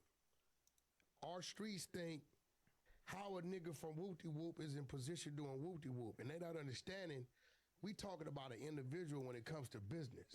This ain't about what a nigga hood done did and they didn't awarded a nigga hood this, that, or this or that, right? So the fact that I'm from the Valley, right, that's what triggers the majority of it. Now, depending on where you going, what neighborhood you go to, they love Whack because they done reached down, whacked and pulled up to the east side. I done been on Mary Street with 3-4 of the people was losing their houses. When I had the real estate office and the financial office, you know what I did? Went over there and redid their loans and saved them people houses. Shout out to my man Deco from 89th Street, right? So, and know what I charged them? Nothing. I remember pulling up to when his little brother get killed, and they told me to come to the funeral. When I got there, there was a disagreement going on at the house. Yo, what's the problem? Whack the homies just kind of showed him what is it? I wrote the check. Let's get him in the ground, right? But these is cats I did time with. You know what I'm saying? I didn't had extreme love for my Keyway partners. It's real shit. Big Fish. Right. They picked me up from Central Juvenile Hall on the Goose. I left M&N and went to Delano. Right? Young nigga. Fresh out of YA. Right? When I get in there, everybody roll calling where they from. 3-4 niggas say we got us one. I'm the only Damo in there. I jump up. Big Fish from 6-0. G nigga. He like, nah, nigga, this nigga look like he can be my son. He got the heart to jump up, head up or nothing. That's love. I done been in dorms, my nigga, Crazy C from Schoolyard. You know what I'm saying? Right? Whack, check this out. I know you don't know me, but nigga, you know, because back then it was that black and brown thing going on. You called me out of the blue. Right. Whack, I'm in this contract with Don King. I've been fighting for a year. He won't let me out. 2 weeks. I make a call, boom. I get you released. What I owe you, Whack, what I tell you? Man, we straight. Right? So at the end of the day, I'm colorblind. I'm not a gang banger. I don't hate a motherfucker. I with who with me, period. And a lot of people, believe it or not, and you gonna understand it, that's calling you, is people that probably reach to me and I just wouldn't do nothing with them. Yeah. A lot of them be mad because they know it whack with you. If it's a door to be open and you call me, he gonna do that for you and I'm gonna keep moving. Do you think, Whack, do you think more people look at you as an industry person or a street person when it come down to it? When they want to crucify me, they call me a street nigga. Right? And now I'm going to be real. Before you get going, because I want you to have your questions right. If I don't do nothing, no, Ant, listen to me. I do nothing in the streets. It ain't nothing. It ain't, look. No, Ant, hear me out. I do nothing in the street to generate income. If I did anything in the streets to generate income, anybody I did business with, like 6ix9ine, anybody, I'd be in total violation. Yeah. Right now, I don't never say I'm protecting somebody. People know I'm doing business because I tell them. They ain't like they found out. I be like, yo, I'm finna go do this. You be in violation for what? No, if I was getting money in the street, but we on some real shit. I shouldn't be fraternizing with. Nah, you can't do that. We're gonna set a lot of narratives. Come on, Mountain Way. Come on, Ed. So look, come on, that's why we here, player. Go crazy, gang. First and foremost, my first issue, the podcast with you and Big U. You know what I'm saying? At my studio with Gillian Wallow? Yeah. Okay. Yeah, you know what I'm saying? You was like, they asked you about the Monster and You thing, and let's talk about that. Listen, hold on before we get there. So, my thing is, I can never have a problem about who you pick. Like, if that's your pick, that's your choice. I don't give a you know what I'm saying? Because, like, all my choices ain't gonna be A-Trade. So, like, if that's who you pick, that's who you pick. Did you remember what the overall was? When it come to cripping, Gillian Wallow was basically like giving respects to Monster. Like, nigga, like as far as on the East Coast, Monster set the president. Like, he the reason why niggas gang banging. That's who we looked up to. He wrote the book. No, not only that, I swear to God, he wrote the book. The Bloods, from what they tell me, started over there from them read Monster Cody's book. I'm totally confused about that. Yeah, you read the motherfucking Crip book. Like, we gonna be blood. Because I read the book in Eminem. I read the book. But that's what I'm saying. You got to acknowledge the importance of the book. But here's the thing. The difference between Monster Cody and Big U was the transitioning. You get me? Transition as far as what? Monster, I don't know what the fuck he was thinking, because he had Oprah. This nigga had Oprah Winfrey on his side. Remember Oprah, big ass book club? Because see, when he did it, they had to run it through Canada and bring it back because of the Son of Sam law. So if you look at the back of the book, instead of it saying U.S. first, say Canada first.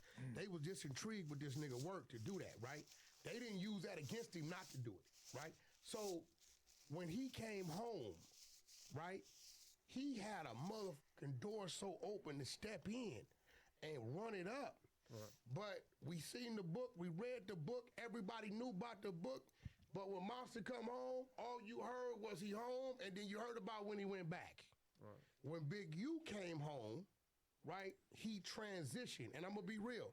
I know it's transitioning because it was the red flag niggas that did it. Right. Because soon he come home, he catch the case, right, with his son. Right. We bailed him out, got him an attorney, right? His first big check came from the game shoe deal, right? They let him make 80, right? The Nipsey deal come through me and Game strategizing and setting up for him to get the bag. So, and then through us, he met a lot of industry people, right? So Big U, I feel like, was the Crip that did all the time that was known. Now, if you ask me who had more notoriety when it comes to the streets in that era, Monster Cody or Big U, I'm going to tell you Monster Cody. Yeah. I never heard of Big U when I was, right? You can't take that, right? And then when you get to the pen, you hear about all the work he put in. But the transitioning from that, which you're doing, you're transitioning more than Monster, right? Yeah. The transitioning coming home after having a spark, he had more of a spark because he had a book that was out that Oprah Winfrey was acknowledging. So he could have stepped out, right, and went. Big U had to come home, use the corrupt card to get to Death Row, and then from there he met us. So when it comes to the transitioning, what's my man they killed? Was it Tookie that they killed? Tookie transitioned and then on Death Row. He wrote the children's book, but he was never able to come back to the streets and blossom with it. Right? Yeah, but Wack, wouldn't you say that back then there was way less opportunities for? Yeah, goddamn right. You feel me? Like, so, Monster a little older than Big U, yeah, right? Sure. So it's like generation up under. That's what I'm saying. Monster like second generation, you like third generation. That's the whole previous generation. So listen, and I stand on that. I think Big U, when it came to the Crips of, in his era, he had a name in there right now, but the transitioning on the overall. He just had a 21-year run. But hold on, though, right? See, he had your help. I don't see no one around Monster who had that type of all right, look. That nigga had Oprah. No. Look, this is what I'm gonna say. Look, man. That nigga could have win. The people that Monster, you know what I'm saying, had around him, like for sure, Monster had billionaire motherfuckers around him. You know what I'm saying, Monster will tell you like a connects that he had and people he had in his pockets. This the thing is about Monster. Monster didn't care about that shit. Like, for real, seriously, like, even the homegirl that fucked with me from years, the G homegirl, she'll tell you, she like, Monster did it regardless of how that nigga died, like, yeah, to you, because you live in his life and you might be more aware. Like, what? Like, if I got $1 billion or $100 million, I ain't gonna do this and that. Like, that nigga lived and died how he wanted to die. Like he didn't care. And so that's what I'm saying. So process shit differently. So, you know, that could have been like shit from, you know what I'm saying, alleged that he did in the streets, like, you know, them demons fostering on him to where, like, the water era too, bro. I know, but that's what I'm saying. Yeah, it's a difference between having somebody behind you with the bag who willing to help you, and then somebody like Wack who able to navigate it and use that bag to get you there. You know what I'm saying? But that's what I'm saying. He had all them people like they was willing to help, but I'm saying that was Monster was just doing him, like, you know, he was on his little, he was doing what he wanted to do. He was on his little bench just going back and forth to jail. He did that. You know what I'm saying? To where you probably, you know what I'm saying, probably got it. You know what I'm saying? Then he had them around him to help him, like other street people. You know what I'm saying? To where look, it's different from being helped by people from your background, that's your peers that got money, then you just meeting somebody that might be, you know what I'm saying, westernized to you, or they, you know what I'm saying, see, one thing you got to give Big U credit for is he came looking for the help. Okay, I got you. And if I'm not mistaken, his companies, he established these things while he was in jail. So he had a plan. What he's saying is, Monster got his ass out and did Monster. Yeah, so in that right, when we talking about it, and I believe right now on some real shit, I see a lot of street dudes, right, that's making a run for big shit. Right now in this era, I'm watching it, like coming from my neighborhood, right? It's a lot of dudes, Jeff Broad, cats that had big names moving a lot of work. The first battle ramming happened in Pacoima, California. Right? You get what I'm saying? Battle ram. You don't know what the battle ram is?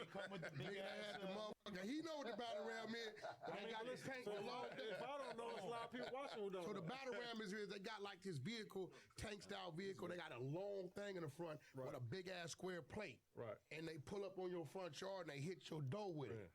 Right? That happened at Snowfall. If you watch Snowfall, them was Pacoima projects, right? That's not the complete story of Freeway Rick. That's a nigga named Bo Bennett. Wait, I thought that was supposed to be Freeway Rick. Yeah, ain't that right? I thought that was Bo Bennett. Baby mama grew up in our neighborhood as kids, right? That wasn't supposed to be the PJs over there, the Imperial Courts? The Pacoima projects on Van Nuys Boulevard and Herrick, nigga. That's what them is. They got different scenes though, like different. I know it's from the Imperial. No, what I'm telling you is that's where it's supposed to be, but the location is shot. It's 4 sets of projects over there. Yeah. Right? So, me coming from where I'm coming from, and my homeboys, right? I don't just take them to this shit. They'll tell you, nigga. I done took these niggas to Russia, the Philippines, Thailand, London, Dubai, because I want them to see these things so they can come back and be reaching for something else. So within that, I wish we had a board. I think I won up. Well, here's the thing, real quick. Just to summarize that because what you're saying is Monster could have, but he didn't because he didn't give a fuck. Listen, so that you never let me finish. That wasn't my issue. Keep cooking. Go ahead. This was my issue. So you get off. They do the Monster versus you thing. So you like, I got Big U. You know, he knocked out 30 Mexicans. You know, Monster. You know, smoking crack. Ooh, this and that. So I'm just like, damn, that's just like flag on the play. Like, what did that man got to do smoking crack? Like, his gangsterism was his gangsterism. Like, smoking crack. And what? And now me and you both. Now me personally, I got some G homies that's knockout hardest. I ain't gonna say their names, right? But I'm gonna be real. The minute you put that pipe in your mouth, I'm not gonna give you. It's a few things, right? I got some homies that used to be Crips and turned the hood. You could never have the status of a G homie that just been from the hood. The minute you put that pipe in your mouth, and I'm gonna be real, certain things I accept because of the era. PCP and them niggas era, I don't hold it against them, right? That's a sure. I'm gonna be real. Another one that's kind of on the edge is the Primos and the powder, right? I was gonna say powder in general. No, I don't because I know what it is. But nigga, if you put that straight shooter in your mouth, I can't give you the same R that I gave that the nigga from your same generation or whatever who didn't, because y'all was experiencing the same shit. I can't. I'm looking at you. I don't think you never fucked around. No, hell no. Okay, I ain't no fucking around. Right? So look, hold on. Now be real. So if it's a homie, right? Say if it's a homie, and hypothetically, and didn't smoke crack. The minute he say some weird shit, right? Or they like, man, that nigga whoop whoop said this about you. What first thing you gonna say? Oh, bass head ass nigga. Keep it real. Listen. I ain't gonna lie. Look, see, I'm really a nigga that stand on like it ain't what you do, it's how you do it. Now, hell no, I'm not gonna smoke crack, nigga. I'm not gonna smoke water, nigga. I don't do nothing but smoke weed. Yeah, I don't do shit but smoke weed. I don't smoke cigarettes, none of that shit. My whole life, this the only thing I do. If I stop this, I'll stop spending a lot of money. I'll get in trouble for this shit right here. Gotcha. I don't do shit else. I rarely drink unless I'm with my niggas that drink or anything. So it's all about like now. If you out there and you hoboish and you being a crackhead. Yeah, nigga, like, man, that nigga's a smoker. You feel me? That's what I was saying. But I never seen Monster in a smoker light. It might be some other homies like Big Bro. He older than me. But I never seen Monster in a smoker light, but I knew what he was doing. But I seen some G homies of his generation that I'll be like, man, that nigga's a smoker. Nigga, that nigga better not say nothing to tell me nothing because they was out there like that and they was asking a nigga for dope. Guess what? You know what I'm saying? It was 8 trades that I did time with because I was so intrigued by the book. Right? You know, that nigga really had you on the missions with him. Yeah, for real. I was so intrigued by the book when I ran into, hey man, the nigga Moss, because you gotta remember, I'm younger than this nigga. So now I read this nigga book when I was 15, 16. So when I run into niggas from A-Trade, right, I'm kind of like how the out of town niggas was always with us. I'm like, hey, homie, was this nigga really? You know what I'm saying? So they like, nah, Wack, he was whoop. Niggas, all this penitentiary shit, checked out. Right. He was a terrorist. All the street shit, checked out. They said, Wack, that ain't even a half of it. But then you get a lot of them, and probably because they was like, wait, hey, no, man, Monster might have whooped their ass. They bitch, I don't know. They would always end with, man, look, with anybody, it ain't one person they just talked about that got a perfect image, man. That's a fact. They slander Jesus. Yeah, they tell you this all the time. And Jesus is a cool motherfucker. It seemed like, man, Harmon he wasn't doing nothing to nobody. He trying to help motherfuckers. And they like, oh, this nigga trying to help everybody, man. Man, get him. Like, so it don't even matter what you do, bro. We're not gonna get off into it, right? Because I'm respect that. That's where the homie from. It's a whole lot of crazy shit they would tell me, right? And I would just look at him like, God damn, like, because now it's fucking with me because it's taken away. I really wish I wouldn't have asked him. Yeah. You fucking with the superhero in the book. I don't want to hear this shit. No, you know what I'm saying? There's a lot of shit. They tried to, like, from an outside perspective, reading that book from somebody from like the far west side of LA. I was like, damn. California. This is like gangbanging at its finest. This is what made me want to. I'm gonna tell you his biggest thing. He was right there with that generation, bro. His biggest thing, and a lot of niggas ain't gave it to him because nobody ain't covered it. You should probably cover it. His book is the only book written that come from this gangbang culture that influenced the mother country. For sure. That's a fact. Facts. Nigga, I don't give a listen. That's a template. Hey, that's listen, a template. Nigga, I was reading the shit out of that mother. Look, and that's another thing you said. You was like a lot of shit in the book. You was like, man, a lot of stuff in the book is made up. It ain't factual. And I'm like, man, hold on. As far as I look, I've been with some of these niggas. Like, I've been to Pelican Bay. I've been to High Desert. Well, I've been to I don't remember saying that. Look, we can because pull it up. A lot of niggas told me. No, that's what you said, though. So I'm like, damn. I'm like, hold on. So I kind of felt like at that time when you was Big U, man, you was on a monster smear campaign. I'm gonna be real big. You with the A-Trays. No, I've seen some crazy shit before. Look, when you said I've seen some crazy shit. When you said what you said, Big U was like this. Look, when you said today, Big U didn't want to speak on his face was like this, like damn. No, you went there. No, he with him because I remember when he had his office on 42nd or 43rd and Crenshaw. Yeah. It was one of your homies. He had just did like 28 years, 30 years. It's probably 2014, right before Sandman get killed. And I come in there, and he introduced me to him. Nigga was by himself. So I'm like, oh shit. You like this Woo from A-Trade, we did time together. He was trying to help him get something set up in his section or whatever, right? So, that's one thing about him. He always would tell me he ain't never had problems with power rules, even though it's some NHPs in Inglewood. And he said that the niggas that's supposed to be in his ops was always the ones to wake him up on what his homies was trying to do with it. Well, he was cool with Melvin. what I'm saying? He was cool with Melvin That's Farmer, right? Melvin Farmer was at Nip funeral and all that. So Yeah, it's Yeah, like, a lot of the homies, like all the older homies was like went over there. You feel me? Like for sure. So he, a lot of them dudes, and that's what I be saying. Like a lot of them dudes from like them first, second until like third generations, all them dudes went to school with each other. They know each other, mamas, daddy. Like a lot of them dudes still like be having friendships. So no, that makes sense. Yeah. And Wack brought up something that I've never got to ask somebody from A-Tray this, so it's a interesting opportunity. But like, how do y'all feel when people try to put that extra slander on Monster's name? You feel me? Like them type of rumors and things that people be trying to put on the OG like that. like, man, like for me, They like gonna do it to anybody, bro. yeah, no, for sure. But like I said, like I'm not about to sit here and get mad about some shit I don't know about. You feel me? And I just feel like niggas shouldn't be speaking on shit that they know about.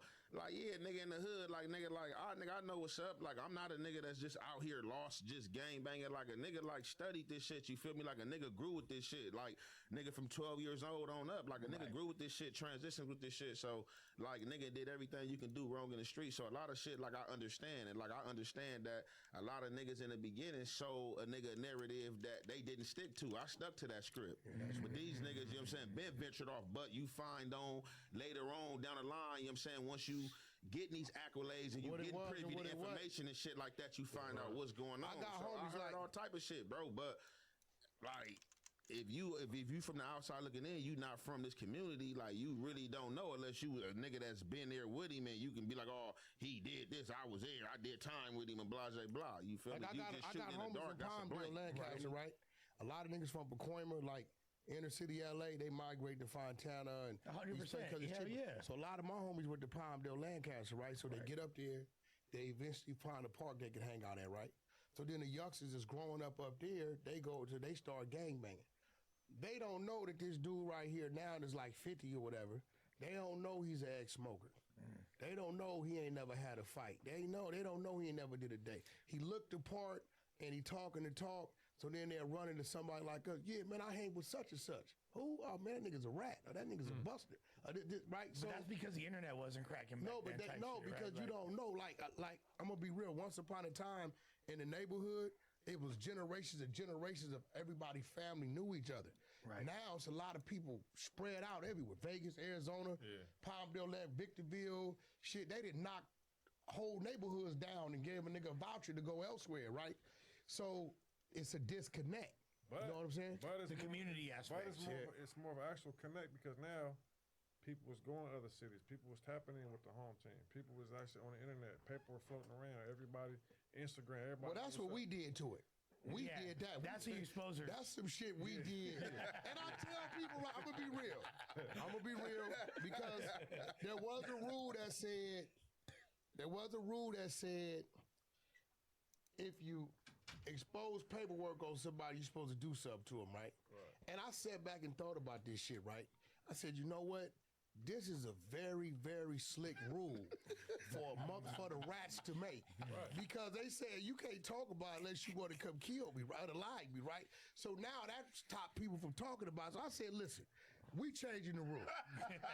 We ain't putting out this paperwork for nobody to do nothing to you. We are now in the realm of podcasting and the YouTube streets. And this is content. Right now, we're gonna make people aware. This fool hacked the whole fucking streets, bro. He hacked the I had a dude call me from Sacramento, Compton Crip dude. One of our homies. One in the A, right? I talked about the work. He said, Wag, homie, I'm from Compton Crip, you don't know me. I got your number from over here. The nigga you talking about, I was just finna do some business with. So the fact that I put it out there now made him aware that this dude ain't right. So what if you sitting in Tennessee, right, and some chick then plugged you with a dude, he got the tats, he walked the walk, he talked the talk, but then on Clubhouse, you hear Whack 100 saying, this dude whoop-de-whoop-de-whoop-whoop, we reading his paperwork. No. Would you not be appreciative? No, I don't think there's any, I think you guys exposing snitches, files, J-Cats, ain't nothing wrong with that. He told the people. Gotta be exposed. Did you hear what he said about me? He said, if y'all got to work on whack, send it to me, and I'ma run it. Yeah. So hold on. When you run it, you gonna come do something to me? I'm gonna come do something. No. That's the rule, right? That's the rule. I ain't buy the old rule. I buy the new shit. Hey, You content. Look, check this out. The rule is for the YNs and they street popping their guns. I'm not a YN in the street popping my gun. Right. I've been transitioned from that phase, like, you know what I'm saying? Like, I'm not on that. It's just a different time, you feel me? Yeah. So, you know, because this is my thing, right? So, I'm telling people today, right? So so this CS back shit keep coming up, right? So this what I tell them. So this monkey Deuce M's, right? I'm gonna say his name because I ain't even one of them dudes that be like, oh, I ain't gonna say your name because you too little for me. He come with the narrative that I try to debunk their narrative. Nigga, I never try to debunk no narrative. Like I said, this what type of nigga I am. If I cover some content on you, Lust, something about you in the negative, and somebody come and give me some positive shit on you with like, no, this happened to wooty woo woo. Then that's gonna run that like, hey, look, I ran this yesterday, but just coming in, somebody gave me shed some light on that situation and said, no, they was there with us and this. I got to because I already ran the content on you, so I might as well run the other side of the flip side. Might as well get paid off of your correction. But I'm not even looking. But that's not even how I'm looking about getting paid. I'm just saying in general. Yeah. Bam, I ran the content. Look, what these motherfuckers don't understand, what I tell motherfuckers, bro, I'm not a nigga that go through YouTube all day looking for content. Yeah. I got motherfuckers that do that for me without me paying for them. Like my supporters and fans send me shit all day. And I go through shit. And I go through shit that I want to react to and some shit I don't. And my fans be like, hey, I think you should react to this. And sometimes I do it for them. So the shit that Deuce M's put together on him came across my desk. Bam, so I looked at it. I'm like, oh, this shit some good content. This shit put together good. So I'm not even like, I'm so high, right? When I'm listening to this shit, I'm not even knowing that this is a situation that I already know about. So when I run the content, Well, hold on. So you mean to tell me he was in jail with him? You made a whole video? Yeah. Yeah. And then so come on, man. So boom. So my dudes from Main Street tap in like, hey, bro, look, yeah, you know, that was accurate. So Travis Ford. What was that? So no, not even Travis, but I know Travis too. I've been knowing that nigga. What was accurate? Dro, I've been knowing that nigga, but I'm not telling him like They said what was accurate? That basically they said that because basically when I dropped my content yesterday, you know what I'm saying, I was talking about the conversation that me and Wack had, and I was like, you know, we talked about a lot of shit, you know, niggas know a lot of niggas in common and shit like that, and you know, we just like, you know, dropping little gems and chopping games. So I'm like amongst the conversation, you know, he was just like, man, hey, look, you know, nigga, ask your niggas from Main Street, you saying you know these, ask them, bop. I never even called in to ask niggas on A-Trade. We just had the conversation. Right. That was that, you feel me? One of my niggas seen the content and called me and like, hey, Ant, he like, I want to tell you something. I'm like, what's up? He like, somebody told me if your foot on their neck, keep it there. Right. I'm like, all right, bro. I'm like, for sure. I'm like, but what you talking about though? He like, you said some shit yesterday, you know what I'm saying, your content. He like, yeah, no, Wack didn't tell on us. You know what I'm saying? You know, the other little dudes you mentioned or whatever, you know, that's accurate, blah, blah. I'm like, all right, for sure, you know what I'm saying? That was that. Yo, so the nigga got mad at me for saying that. Like, oh, Yo, you know what's I crazy? debunked what they said. No, this and that. So hold on, let me finish, Wack. So, all right. With that being said, let's just go with the narrative that Wack is CS back, right? Right. So, what niggas got to understand is, you talking to a nigga that's been on them yards, bro. I'm not talking about, I'm not going to sit here and just tell you I'm a professor with the paperwork. I'm just paperwork savvy. I know how to read. I know common sense. I know what I'm reading. I know what to look for. I'm a dude that been on them yard press and play. I'm not a dude that's talking about what he's seen and looked at happen. I'm a dude, every yard, anybody that been in that federal system, no, bro. Any yard I've been on, I've been to their hole for putting in work, bro. Right. On God. So I know what it is. So when it comes to this CS shit and the CI shit, the C in that is confidential. Right. So let's say that's a fact. You pull up on me. Right. And I'm like, yeah, hey, 600, man, I got a tour with this nigga, Wack, man, I'm gonna knock this nigga down. I go down on an indictment. This shit is in my paperwork that, man, you know, boom, a CS pulled up on Ant at the shop, and Ant told him he was gonna knock Wack down.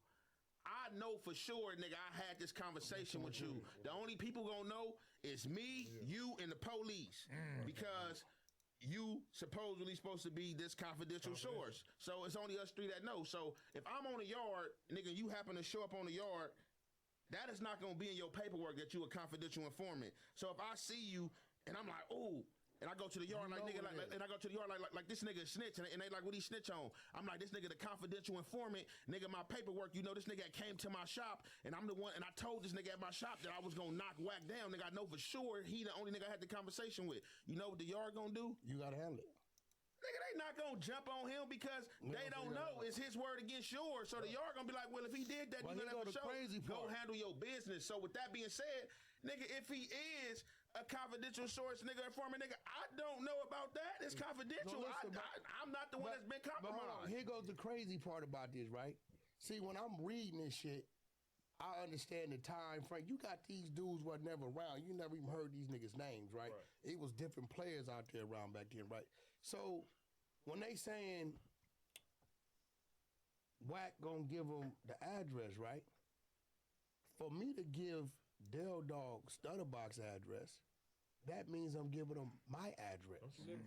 And literally, Del Dog been hating my guts before I even knew Stutterbox because of some death row shit.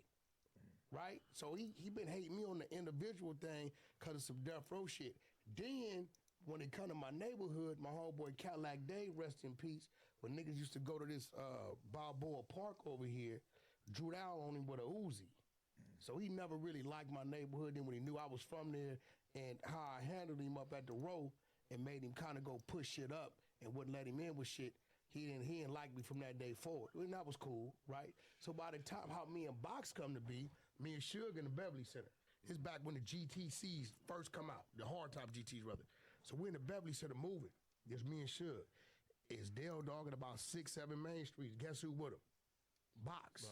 Now, I've been seeing a nigga come down my street in Rolls Royces, Bentleys, Range Rovers. I don't know who he is, right?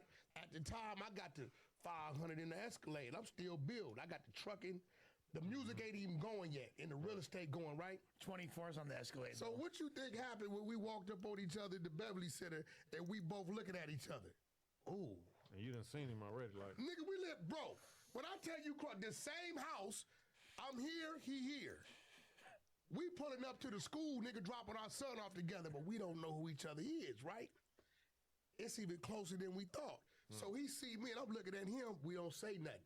Next morning, we drop our kids off at school, come back through the same gate, pull in our driveways, met in the middle of the street. Hey, look, homie.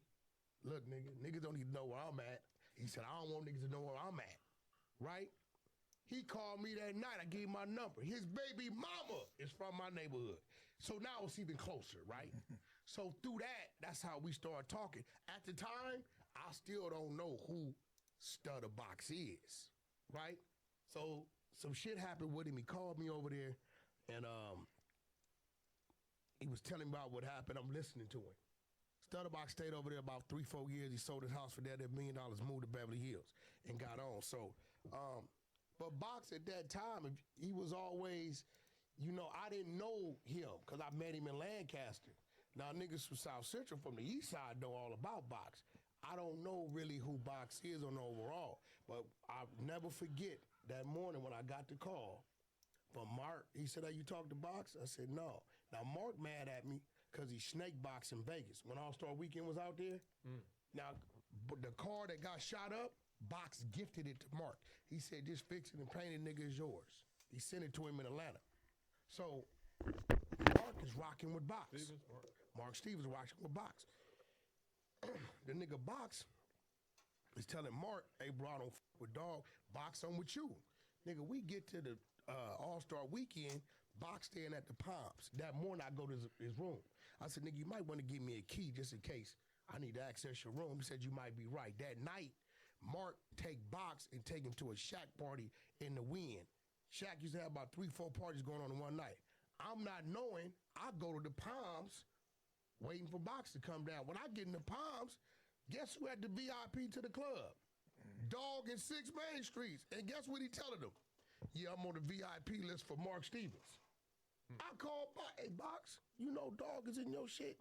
Talking about Mark got him. He said, Whack, I'm I said, I got your key. I meet him in valet, get him right? So when we get Mark on the phone, I said, where you at, nigga? I'm gonna break your motherfucking jaw. Right. You bitch ass. That's the day Box's relationship with Mark went sour because Box always protected Mark.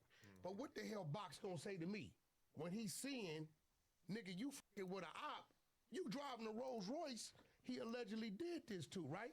So that day it broke up. Months go by, about a year go by. Mark called me out of nowhere. You talk to your man? I said, I ain't talked to him a couple days. Called and asked him what happened last night. I called him. Box told me a story to this day. It was unbelievable. He said he was robbing up and down Sunset. His homies pulled up on him, slid in on him, escorted him back to the east side, get him in the yard, D.O. there, had me in a position. They had his own cousin, Lil West or something, whoop on him. He had $30,000 in his pocket, so he was going to buy a 59 that night. They take his money and his jewelry. He ain't tripping the jewelry because it's fake, right? He wasn't tripping that. They told him go get his 20 more thousand and the Shaq tape.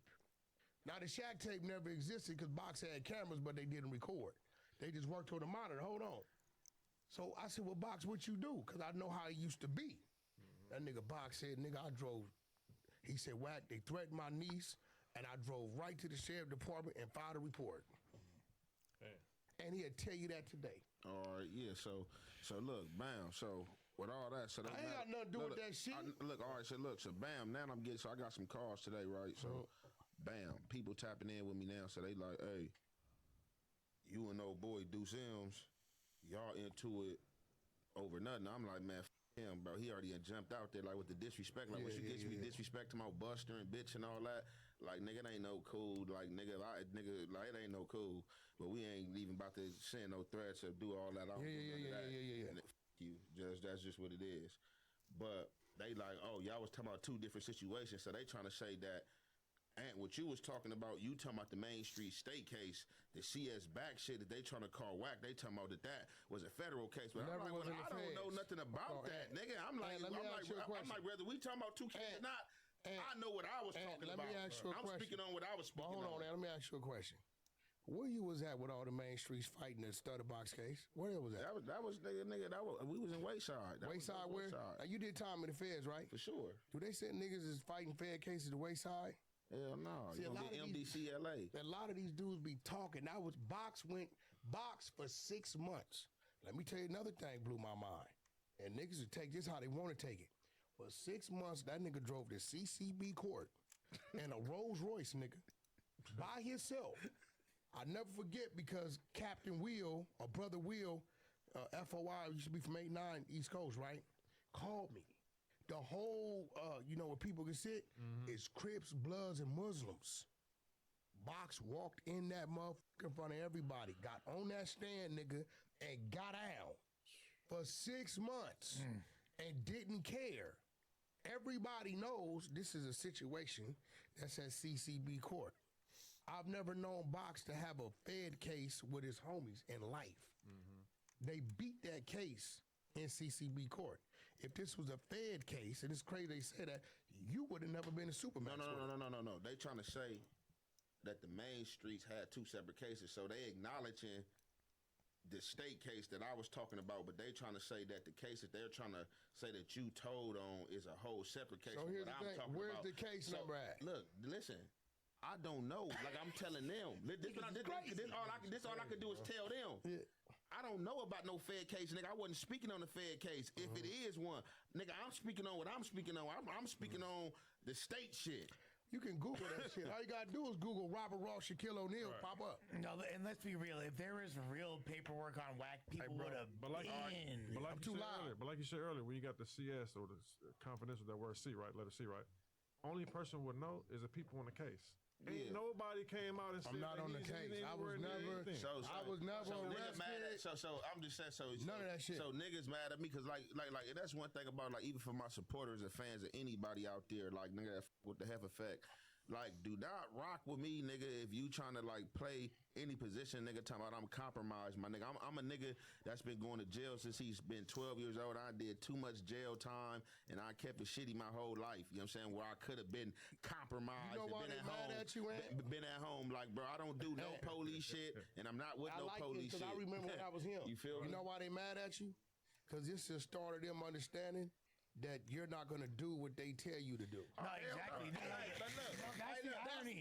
They trying to compromise you. That's the irony. They trying to compromise you. Look, they know since I was a kid. They like one thing about it. They like shit. Well, I ain't got his own mind. He gonna do what he want to do.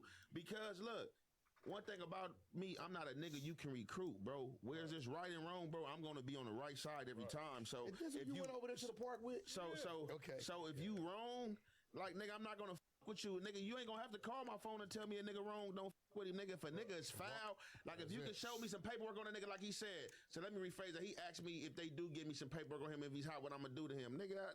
Even though it ain't gonna mean nothing to him, nigga. I'm not gonna with you, nigga. No, but you're gonna read it. What I'm saying is, see, they old rules was. You can't read if you ain't gonna do nothing. No, that's protecting the rats. Willing to boogie down no, we ain't doing that no more. Anybody can read to work. Right. You ain't got to do nothing to the nigga, but you can expose that. You can share that. Yeah, but look, but look, and then this another thing. So, cause this is because niggas really be out here, bro. Like be talking about they playing chess because they be thinking about their age. Like I told a lot of niggas in my lifetime that a lot of shit niggas got on me is just being born before me, bro. Like. Yeah. It ain't, bro, for real. That's it. I'm with you on that. Like, that's it. Like, and I tell our niggas, bro, you just born before me. That's it. So, with that being said, a lot of niggas be trying to, like, speak this street justice and this street acronym and, like, got this street substance. But this is my thing. Since you got so much street substance and you want to go on a smear campaign about somebody being a snitch or rat, why would you get on camera with somebody who would tell you that they is a known tattletale to debunk another dude that you're trying to say is a snitch and or a teller, bro? It don't make no sense. That's one thing about it. If I know you bad, nigga, I'm not about to befriend you because I'm beefing with him to try to get you to spill the beans on him, bro. Like, what sense does that make? If I'm saying I'm solid, I'm on camera with another dude that told, trying to make him debunk saying that somebody else told, bro. Like where does that make any sense? The rules is all out the window. It ain't no rules no more. Come on, bro. Like people got to acknowledge that this man got on camera with Stutterbox, live Zoom. Stutterbox to tell you, and I ain't got no problem with him. You feel me? Just like, you know, if I get called on my name by anybody, and definitely by something that I'm not, like, I'm going to respond. So it's like Stutterbox to tell you itself, like, what happened. You know what I'm saying? I'm not about to get on here and speak on it. Call me right now today. Look. Stutterbox. Keep it real with you. Yeah, Stutterbox to tell you itself what happened. You feel me? So it's like you got on a Zoom camera him. You supposed to be solid. You got on a Zoom camera him trying to debunk whack about whack being hot, but you talking to somebody hot. What sense does that make, bro? You know, he been apologizing to Box. She's running from Box right now. Yeah, like a mother. And then he told me that I thought it was gonna be the pull up yesterday, but kind of find out he's in Madison, Wisconsin. Yeah, Wisconsin. I'm like, man, what? Him and Maria out there with that lash bar. Man told me that he's a custodian. The man told me, hey, if you keep on talking. My next segment, I'm gonna put it out there about how you got problems with your homies. He you can't be in your set. I'm sitting right here in the set right now. Like, hey, for real, you know we got his work. He beat a chick, threw her in the trunk. This is what he go to jail for. Yeah. He beat a chick up, threw her in the trunk. Here's him putting in work. You from Fruitown, Brim. Okay, let me tell you the ugly part about it, right? This is the ugly part. He looked like now one thing. In a truck. Look, one thing about it. Female. I ran. You know, me and Big U ran a long time, right? Yeah. Now, do you know the grid program? Deuce M's is the one that originated that. We knew nothing about it. It's on the internet. He ran a 3-hour room called the nigga Big U, a.k.a. COINTELPRO, the rat. Deuce M's ran this room. This is how we found out about the goddamn grid. We didn't know about it, right? Now watch this. Big U has heard that, right? So then I look up, and he like, I'm going to play on Big U to try to get on World Star. Because we had the World Star contract, right? Come to find out, Deuce M's got a brother named Booger Brim from Fruitown Brim, OG nigga.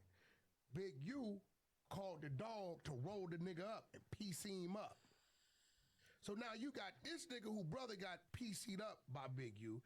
Big U didn't heard this dude disrespecting him, but at the time, that's when the heat was on. He had no internet presence, right? So he used him for that.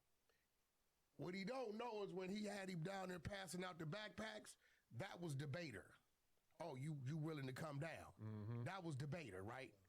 He has no idea the fact that Big U heard you. He nigga ran a 3-hour room. The world didn't know about the grid until Deuce M's exposed it.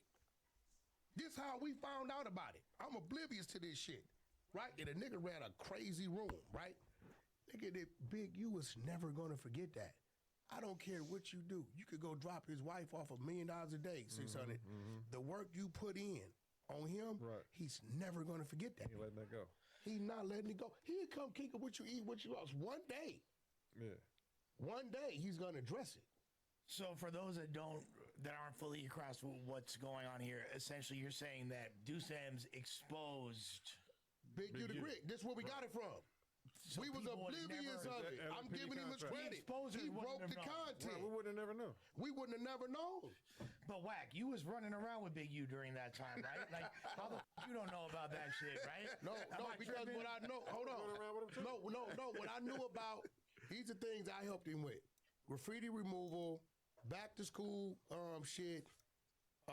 When Shaq sent the trailers for Christmas or Thanksgiving, and the Crenshaw coats, I would donate. Because what he was doing, he was only charging the kids $100. That's not enough to cover shit. So What do you mean he was charging the kids? That's all he charged the kids to play. Usually cost $400-500 to play football. Okay. So he knew they didn't have it, so he would charge them $100. Yeah. So what he would do is use his resources and say, hey, bro, I'm this. So I remember I would always sponsor was it 9U helmet and shoulder pads. It was like $2,500. And he would buy the helmet and shoulder pads. The shit you saw Nipsey do at the awards, the following year was me and Nick Cannon. We was there. He gave us the hosting of the event. He gave us the award. No, he gave us an award, right? For helping out the thing. So when you said developing options, I knew it to be these things. I didn't know nothing about no goddamn this other shit. And I ain't gonna lie. Nigga, when I read the paperwork and I seen, because I used to always ask him, bro, why the hell you got a BlackBerry? He like me. He's not savvy. I use this phone for like 15% of what it can do. I don't know how to do a bunch of shit. QCP. There's a thing called the App Store. Yeah, I don't know how to, whatever I don't know how to do, I just call my girl, they do. I got a whole team on the motherfucker. He know it. If I need something converted, $600. If I need something converted, I go on the Clubhouse. Dreas, convert this link, right? I got somebody to do it. I don't got time to learn how to do that shit. So when I seen issued a BlackBerry cell phone to keep in contact with 77th Street Crash Division, oh, nigga, I've been seeing it with the phone since 2011. So what I did, I had Big Chuck from Death of the Clout Chaser, when he was in Deuce M's room, say, hey, Big U, what's going on with this cell phone Wack always talking about? I lined him. You know what he did? I ain't never owned a BlackBerry. He don't know. I got the video with him and Suge in his backyard playing ping pong with the BlackBerry in his hand. Damn. Right? I just had to line him. Whenever I ask you a question, nigga, I already know the answer. I just want to see if you're going to lie to me.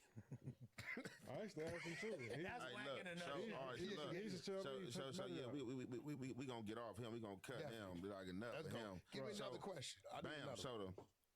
So the first thing, because I seen the Monster Cody thing sometime down the line. The first thing was doing the big side little get down. Right. Okay. So, that's your boy. Hold on. No, let him go. Let him go. That's bro. Let him go. Go ahead. Go ahead. Let him go. Hey, besides the movie, I've been knowing that nigga. I know Reggie. I've been Come on, Big I want to know what your issue. I know you don't got an issue with me about that. No, look. You cannot. I got it. No, I don't got an issue with you. Look. For the record. Nigga. Big Sad nigga and K-Swiss. Nigga, K-Swiss hit me personally when he came home, nigga. So you know what time it is. Nigga, I'm with the K-Swiss part. I know both of them niggas. Okay. Personally, know both of them niggas. Like before this rapping shit, and when niggas know them for, I know both them niggas, bro. I know both them niggas. So, no, I didn't have a problem with you with whatever y'all did, because you know what I'm saying. T Money pulled up on me and all that. You know me and T Money history, then, right?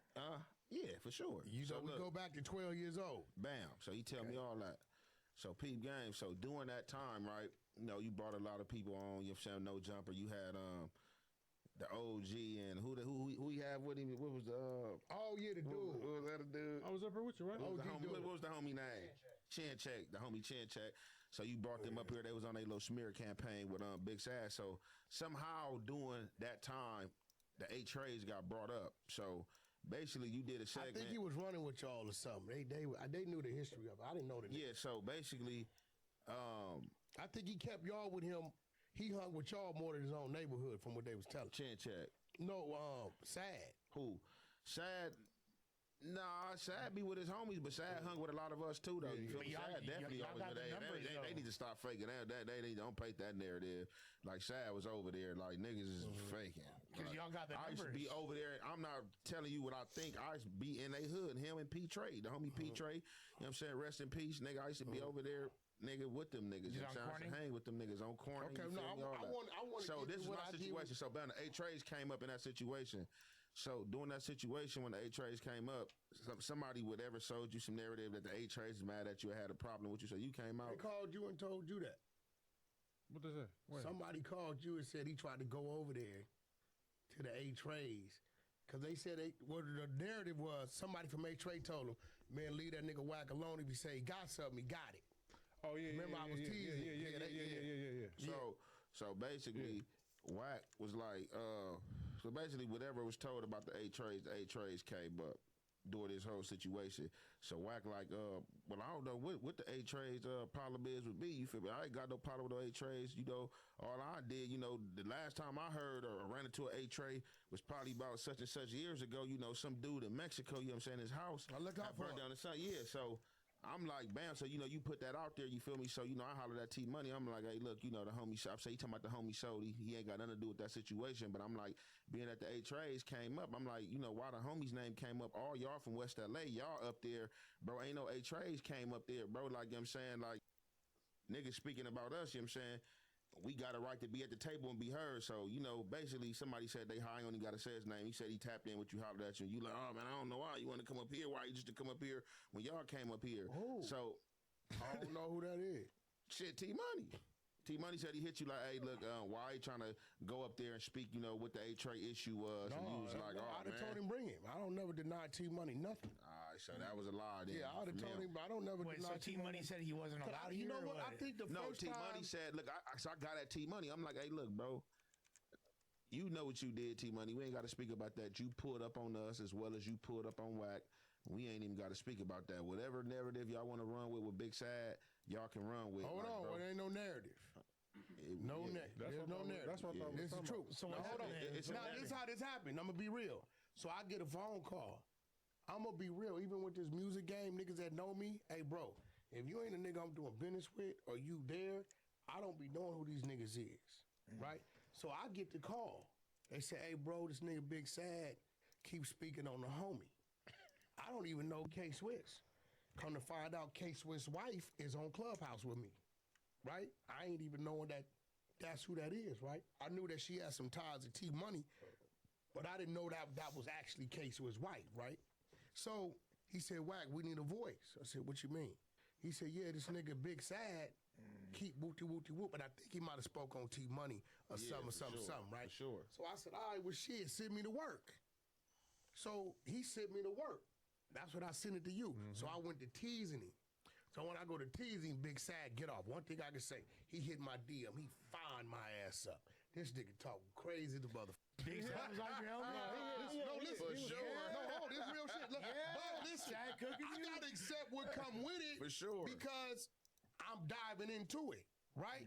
So my involvement is my nigga come to me and say, Whack, this nigga whoopty whoop, T Money voice socially wasn't what Big Sad shit was, because his music, I guess, was buzzing and popping, right? So when he get on there, I'm telling him, I go on there. I say, hey, nigga, you better chill out. I got your work. So he like, drop it. So you know what I do. I wait about 10 days.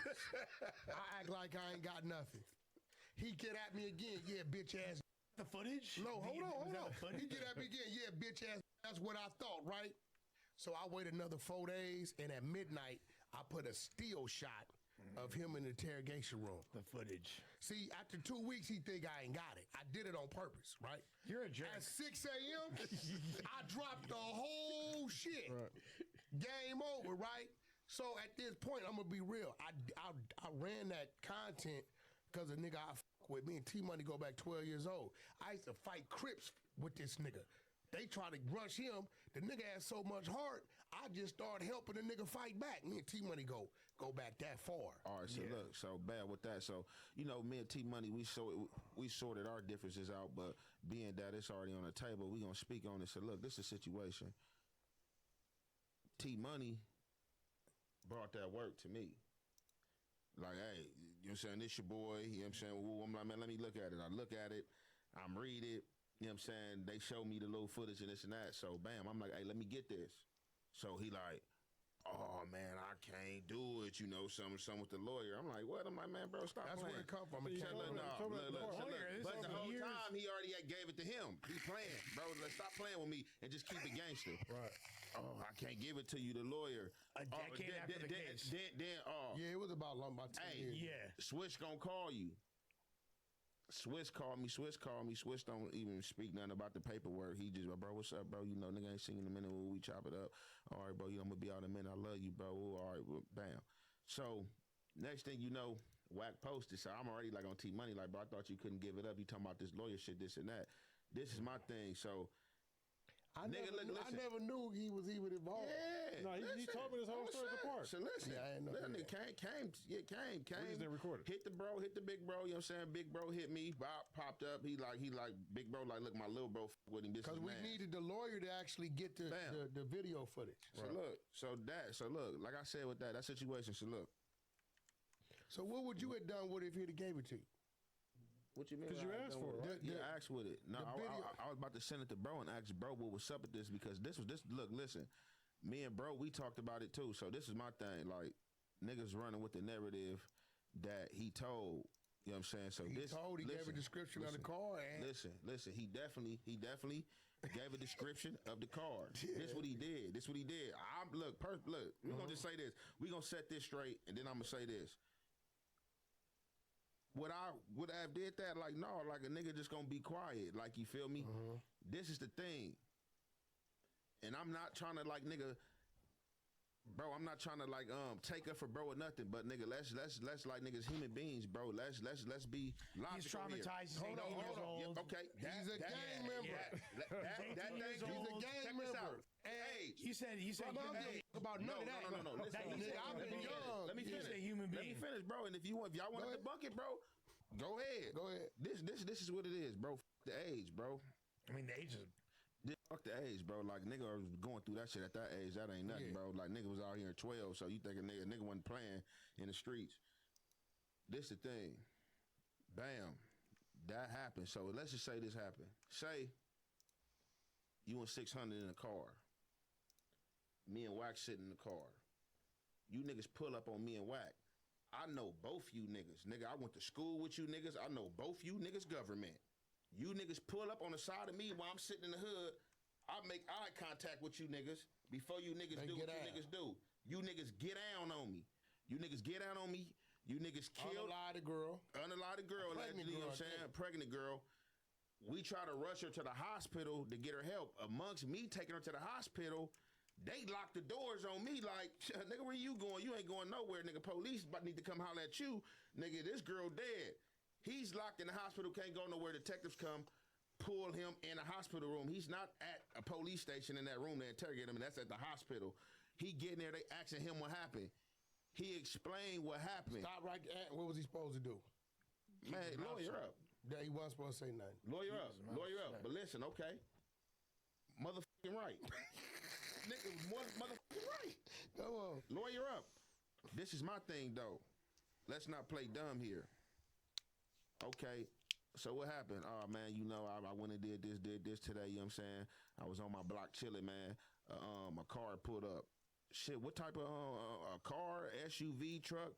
SUV, you know what I'm saying? White, silver, whatever. Yeah, silver. But didn't you give the wrong information? Listen. What kind of car? Silver SUV. All right. That's that. Let him go. Bam. Them niggas go down. Them niggas go down. Something, man. They use that information to lead back to the rental that nigga got, which was a description of the rental he got, which was the same description of the vehicle is in the work.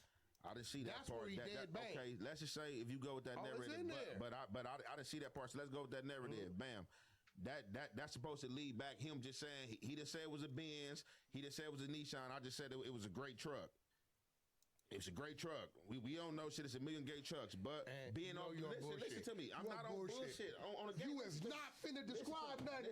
Listen to me. You telling me you gonna tell them Listen people? to me. I didn't say that. Yo ass nigga. Already Hey, answered Trey, the question. you know how many times I know you done been in some shit, and you like ain't seen nothing. Whack. You not letting me finish. Go ahead. Let me finish. I already said, nigga, I'm a lawyer, but yeah, I did that 1 million times, bro. Proven fact, That's what I bro. know. So, but I know what happened. So, like I said, bro, we not gonna sit here and act like that we don't know the evils of the streets, bro, and how the game is, bro. Like, in the oxymoronish way, I understand it. I'm not gonna do it, but don't mean I can't understand what the going on. You feel me? He in there. I just say a great truck. Like, nigga, I know it's a great Benz and all. I could have just been like, great Benz. He said great truck. Whatever. That what he said leads back to them niggas getting arrested. Yeah, because it was a rental. It was a rental. The nigga, one of the niggas, he start telling instantly. Man, look, this what happened. Whoa. They go back to the house. Bam. Find shit from the scene. Match it up. Oh, yeah, these are suspects. Bam. You know what Big Sad do? Big Sad came to court, and Big Sad wasn't even subpoenaed. Big Sad came to court for them niggas, got on the stand. I'm glad you saying this. Huh? I'm glad you saying this. Saying what? Go ahead, say it. Was he subpoenaed? No, he wasn't. But he got on the stand, and what did he Big say? Sad got on the stand, nigga, and said that nigga, them wasn't the niggas that did it. Nigga, he know them niggas. He grew up with them niggas. And that is the honest. And he also tried to retract his statement of the description of the car. He definitely tried to. So in order to retract, but this look. So we did look. That's just as bad as this, bro. In order to retract, only way I can retract my statement is if you looking for me and I get subpoenaed to court. No. He wasn't subpoenaed. He went. He kept it gangster. No, he kept it gangster with the court. Listen. But in order to retract something, that means I'm trying to take something back that I said. Okay, but look though. So look he though. Fucked up, man. Okay, but look though. So without him being subpoenaed because they felt like the nigga that did all the telling, one of the niggas that was right there, like, man, this is what happened. They wasn't even really like if you look through really the court transcripts, nigga, they wasn't even playing. They didn't even give a fuck about Big Sad saying a motherfucking great vehicle. They nigga, look, listen. So they wouldn't have got arrested without that. I'm gonna go get it. They used with his description. Right. Whatever the you right. They found some shit at the scene. Right. Which and whoever kind of led back the case with somehow, some way. Something about some shooting range, some other shit, right? Right. And the shells. No, I'm like the nigga had like the shell cases from the scene matched. So the nigga still had shells at the house. So guess what? So not only, but look. So when they go do their investigation, right? It shows that bro from Mansfield rented a car. They go to the car rental. The description of the car rental matched the description he gave. If he would have never gave a description, I wouldn't have said nothing. That's the question. That's the main question. No. I didn't, and I never try to debunk that. Of course, I said, yeah. So you saying, this is what I'm saying. You ready for this laugh? This is what I'm saying. The nigga went to court, got on the stand. Look. If I really wanted to tell, so he only told a little bit. Look, no, he only know you. So this was going on. No, he can tell a little bit. Listen. Wait. I'm gonna break it all down. Listen. So, bam. I don't know about this one. I don't know about this one. If I know your motherfucking name is Christopher, nigga, and I know your motherfucking name is Johnny. That's why I only told a little bit. You pull up on the side of me and shoot, nigga, I could just be like, look, motherfucking Johnny shot me. Did you hear what he just said? Okay. Did you hear what he just said? Three elements. Who they are, they name. Christian Johnny shot me. Wait. But I come to court on my own without being subpoenaed, get on the stand and say, man, I know them mans. Like, man, I grew up with them. Them ain't the ones that pulled up on the side of me. Okay. So let me ask you a question, Ant. If you got the nigga is out right now today. That helped him. Listen. He's out. Did 15 years, he's out. That helped him. He just come home. You know, bro, just come home. Yeah. Right? So, Ant, let me ask you something. You got three things. You got the car, the name, and where a nigga live. Right? In our world, where we come from, how many of those things can you give up and not be called a snitch? Can you give up one and still be cool? But if you give up two, you a snitch, and all three, you's a rat. How many of those things can you give? Man, look, look, my mama, look. Listen. I'm gonna tell you, bro. And you on some bullshit right now, Ed. Right. No, you can't tell a little bit. No. You cannot tell a little bit. Look, bro, I seen it like this, bro. Look. Nah. That's on God. Like, you can't tell a little bit. Listen, bro. I'm gonna talk. No, we done seen some shit. I'm gonna be real. There's some niggas that I done gave a blind eye to. Look, bro. But in this situation, you can't tell. Look, and it's not his same situation. I seen a situation like this because I've been fed a narrative on being solid.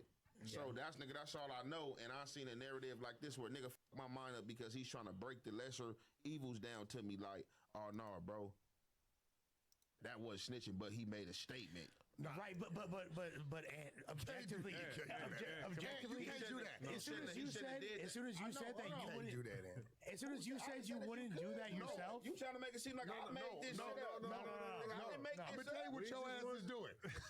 You coming with what he did, right? And then you ending with he got on the stand and said it wasn't him. Kudos for him. We're not talking about that. You would have never got arrested. I ain't talking about that. For that though, right? In the initial testimony, that's a problem. We don't know. We're not even here to talk about all that. You lucky, but I'd have brought that work. No. I'd have made your ass read that shit. Man, I would have had to read it. I'm a real nigga. I would have had to read it. No, but find that shit and send it to you. As soon as you said you wouldn't have done that, the conversation is basically over. I think what he's saying. No. As soon as you said you wouldn't have done that, because you move like a real G. Look, this is the thing. He broke the rule. We all know that he broke the rules. But it's certain things. A rule was broken. It was okay, and there's no way around it. He can't walk no yard with that. You know that. But. The what? Nah, I can't say that. I can't say that. The road to hell is paved with good intentions. You better stop saying that shit. The road to hell. Look. That's what I'm trying to tell you, bro.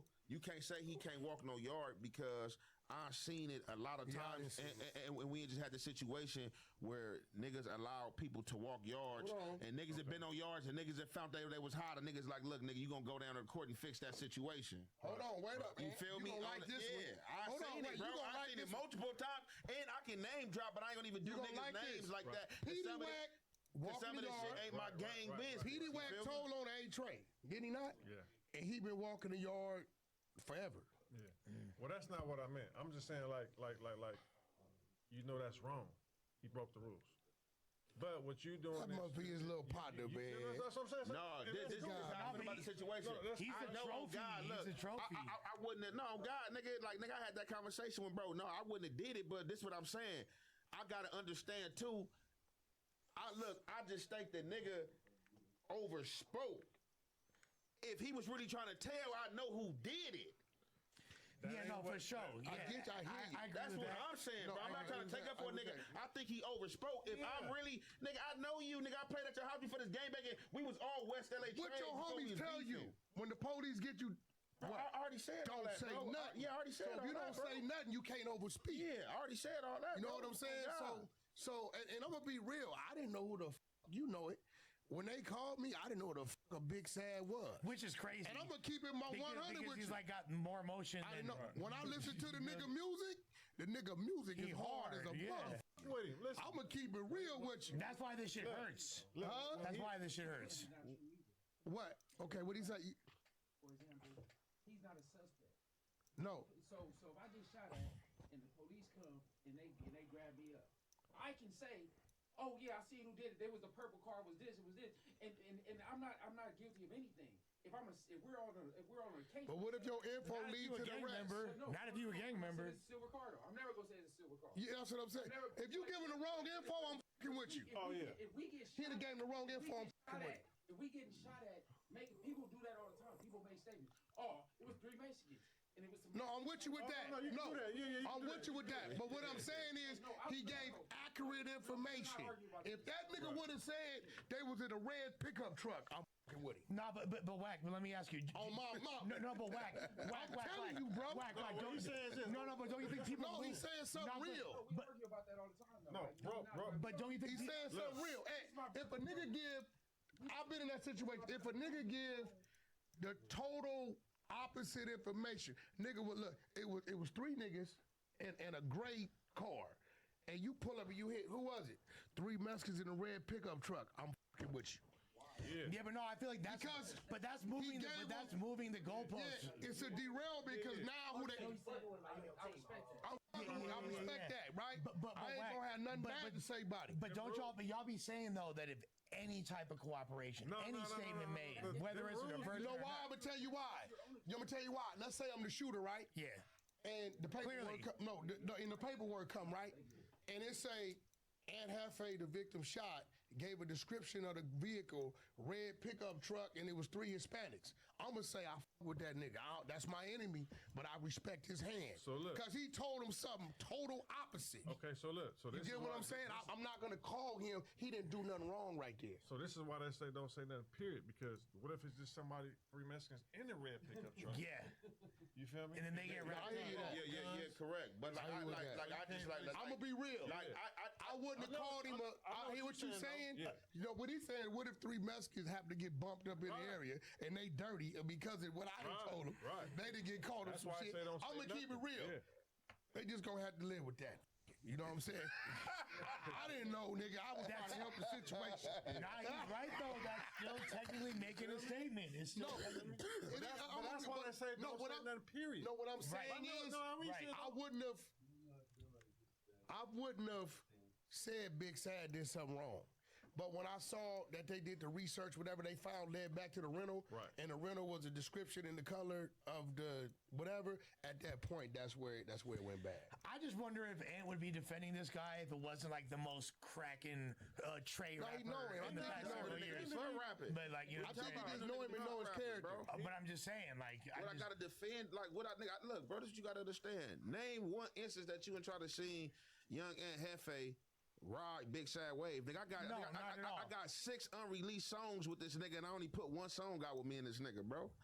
What are you talking about? You do know, right? Bro, I got 6 unreleased songs with this nigga. I only put 1 song out. You do know for the record, right? Listen, you do know the industry and the fans, they don't give a You do know that. Like, they don't give a Really, I'm gonna be real. If you're a rapper out there, if you're a rapper and you snitched on somebody, you should bring me your paperwork, let me premiere it, and drop a song in the video the same day. Because today, bro, they don't care. It can be part of your marketing strategy. And right now, I'm gonna be real. Them songs you got is good. You held them. Because your presence right now is higher than what it was prior to.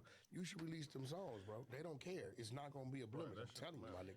But look. This the cold part about it. I don't care about that. The 1 song I got that I released with him was in the fiasco of all that shit going on. Well, his point he's saying is that he's not releasing it because of the paperwork. He's not releasing it because for whatever reason. Yeah, I just hold him. The one I liked it the most, I just released. I really didn't care about that. Like, you know what I'm saying? He's your homie outside of rap. Long story short. He for that nigga. He just taught himself how to rap within like the last 5 or 6 years. That nigga wasn't rapping. I knew that nigga before he was rapping. So right now, if he called you,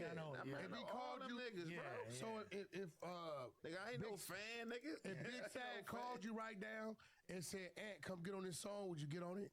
Yeah. This why he ain't attacked me about 6'9". I've been waiting on it. This why he ain't attacked me about 6'9". I didn't attack you about 6'9", but look, this is the thing. It's the same shit. It's not. How? What? Who said it's not? How? It's no. Look, God said. Hold on. God said no sin is greater than the next. Man, what? That's what he said. I don't know who the fuck wrote that Bible. Oh, you right. But that's what they We said. over here westernized. Damn, put this shit on slavery. Got monster like, look, man, God said this. You know where I'm going with this, right? Where I'm going with this. You want to complete my sentence? Go ahead. I'm going to let you complete it. No telling is greater than the next. I can go for that. So listen, I'm going to be real. I wouldn't have nothing to say about, especially the song, nigga. Yeah, I can go for I'm that. gonna keep it 100. But this what I feel. I'm gonna look at it like this business. Fools are gonna have I'm gonna keep we're gonna have higher expectations for Big Sad. Really, this and Hefe, and if any of you niggas got a problem with Big Sad, you gotta come see me first. I'm gonna be like, hey, what are you doing, bro? No, because look, bro did do something that he shouldn't have did. You feel me on everything, bro? You know what I'm saying? But I know that he know these individuals, so I know that he wasn't trying to tell. Like he could have told on them 20 niggas years if he ago wanted wouldn't to, be bro. saying this. You know, I'm glad you going through a I knew transition. about this. You gotta understand. I knew about the situation 15 years ago. I knew about this. So back 15 then. years ago, you didn't think that. Okay, and look. Because K-Swiss wasn't painting that narrative on side. Okay, then. This is what I'm trying to tell you. If you would have been Listen, all painting this the same shit. narrative 15 years ago, who you was 15 years ago, your mentality. If Swiss was painting the narrative that he had painted at the end of it 15 years ago, what would have been your mentality? I would have asked Swiss still. I'd have been like, bro, look, because we know each other. That's like me knowing each other, nigga. If I want to tell on you, I can tell on you. So look, like I said, So you gauging him on what he didn't say. it ain't what it look. I know y'all. Like, nigga, I'm not about to say nothing. We already got that established. I know y'all, nigga. Yo, nigga, I know Chris and I know Johnny, nigga. But You you're know gauging on what he didn't say, Yeah, though. but if I want to tell, So nigga, you I could have roasted you. I could have told on So y'all. you saying nigga. what he told was minute to what he could have told? Yeah, he could have. Yeah, I could have told because I knew who it was. So based upon that, you I said, shouldn't. You don't so, say nothing. We know that. So he nigga, did. Nigga, no, nigga, the Lord Murtha. We know that. I'm gonna give you this. Like, And but you gonna own this. I know who He you did niggas is. misdemeanor snitching. And that's like That's the misdemeanor telling. It's not a felony. Look, man, He ain't a felony you telling. on some bullshit. You on some bullshit. So look, you got the intentional snitching and you got the unintentional snitching. You saying that he wasn't trying to get him in trouble. He was just giving information. He might have been and in didn't shock. Realize, Yeah, he for sure and was didn't in realize shock. he was telling. Might have been in bro, shock. look. For sure. I'm Might have been in saying, shock. This is what we're gonna do, but let's just keep He it might real, have been bro. in shock. I'll give you that. It's I'm gonna give y'all this. Said Tell he's this, young, but he let's was keep it. green. Let's keep it real, bro. There you nigga, go. if I know you and I want to tell on you, nigga, I know you. You know I know you. Nigga, That would've been felony telling. if we play with each other, nigga, I can just send them to your house. I know where you live at. I know your mama. that's going- I know That your would have been name, bro. felony But telling. that's what I just said, though. That's why he Look, get look, misdemeanor look, telling. You got That's unintentional. both right here on no joke. Okay, look, that's why you got unintentional and you got intentional. No. Intentional would have been. No, listen. I know you. No, it's all intentional because you're saying what you see. Right, you're right. But Yeah, if he would have gave the name and who you live at, that's as far as what's going on today. Yeah. Felony telling. Right. What he did because he told a minute fraction, Yeah. misdemeanor telling. He's already acknowledged though he made a mistake. You know. Nigga funny. Hey, nigga, that's what you say. Because you're supposed to just say, Hey, look, it's bro. all what it is. Look. He acknowledged it already, right? We But I get what he's saying, Look, so though. we I gonna get get what he's past saying. that. Look, I get bro. what he's saying. Y'all got y'all perspective on that. I got my perspective, bro. Let's just say this too. We really don't care who tell it. It's just that when you come with the disrespect, we're gonna expose you. Listen, I'm gonna be real. I got a war chest. No, for sure, for sure. This was real. I got a war chest full of some diabolical niggas we know telling. Right. I don't say nothing. A war chest. Now, if you ever hear me tell a nigga, hey, bro, go on, leave me alone, that's because I got for the sure, shit. For sure. Right? You probably done heard on Clubhouse, hey, but go on, bro. Yeah. Now, I look, I'm like, all right, I don't know the nigga. Nigga ain't did nothing to me. So now, okay, I look up. This how I work. And I see on the blog, whoop-de-whoop, disrespect and hefe, right? I'm like, nigga, I'm with that. And what up? Check your text. You know, whack, good looking out. Niggas know. I'm gonna send you the shit. Yeah. On some real shit. Now, if you with somebody I with, I'm gonna send them the shit. I'm gonna be like, there you go, right? I will do that. But other than that, I got all kind of shit. I just don't say nothing because nigga ain't did nothing to me. But if I see you crossing paths with somebody I with, I'm gonna send the shit and let you do your thing. Yeah, so with that being said, like other than that, like it ain't no smoke. So that's why I think these YouTube streets get get too involved in things and trying to paint their own narratives because like motherfuckers ain't got it in their head that I've been beefing with Wack. Like I've been telling Wack in the beginning, like nigga, it ain't never been no smoke, nigga, with me and Wack. I spin not spin narratives. I do content on Wack. I've did content on Wack when he and said controversy shit or said shit when I'm like, oh man, what this nigga said on me. So like nigga, he got a lot of networks, nigga. This is shit I'm just learning on myself going through YouTube. So me doing content on Wack, niggas, everybody just ran with the context that, oh, he beef with Wack, he don't like Wack. And I'm just like, oh, now he cool with Wack. Wack compromised. Like, man, I never had a problem with this man from the get-go. Anybody, and niggas don't like to give me my credit or props. I am the Drake of YouTube clickbait. Your ass is coming into this motherfucking game. This real shit.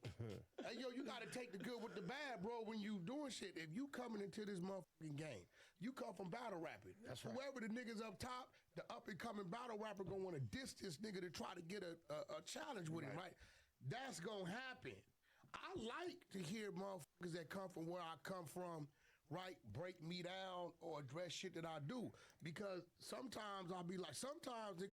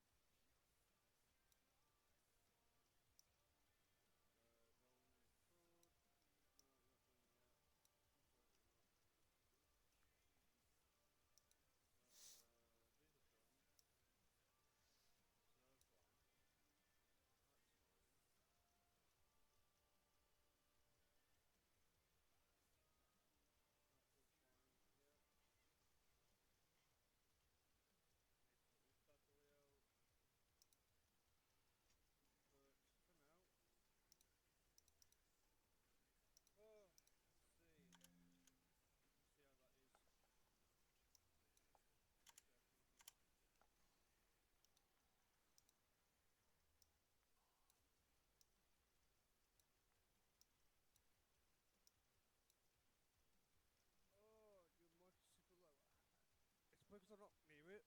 Lean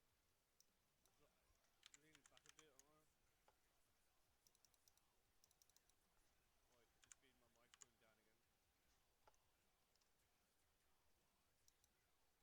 Yeah. I don't know. It keeps doing that. I don't know why. But if I'm not close to it, because I do this anyway. But if I'm close to it, you can actually hear me more better, which is pretty stupid. It's not really that, you know. But you should be able to hear me now. Now I'm sitting closer. I'll probably go have a break in a minute though.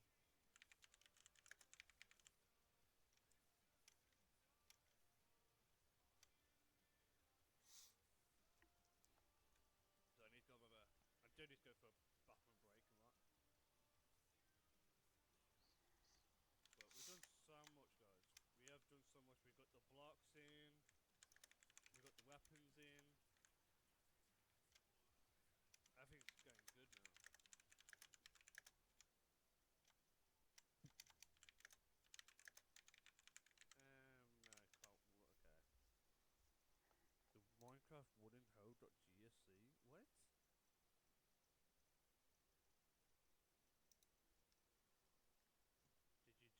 No, not yet.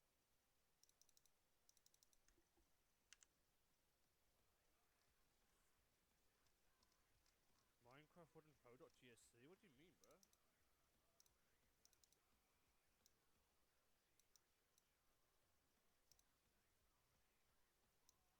Minecraft wooden hoe. Wait, what? What the fuck is that? Well, surface Minecraft weapons. That's supposed to be Minecraft. That should be. Mine. Minecraft. Underscore craft.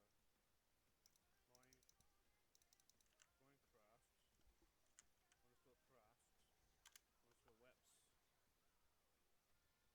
Why the hell was it like that? Did it change something else? Oh my god, I did. Why did it change with hoe? Craft. Underscore. Weps.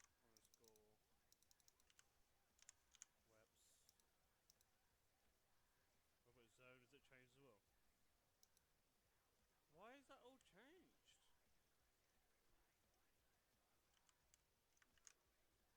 Yo, what the hell nah, bro? What the hell?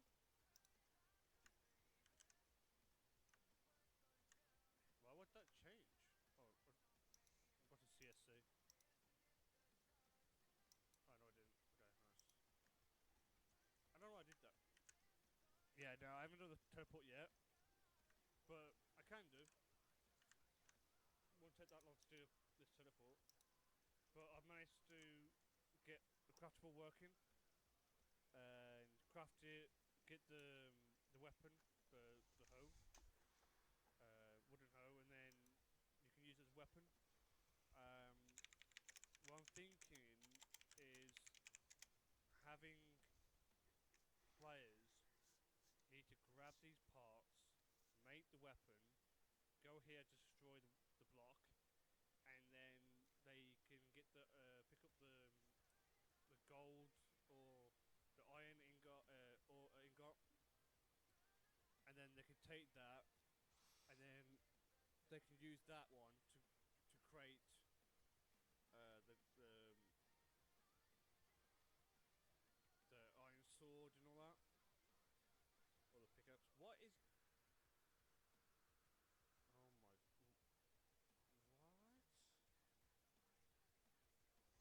What?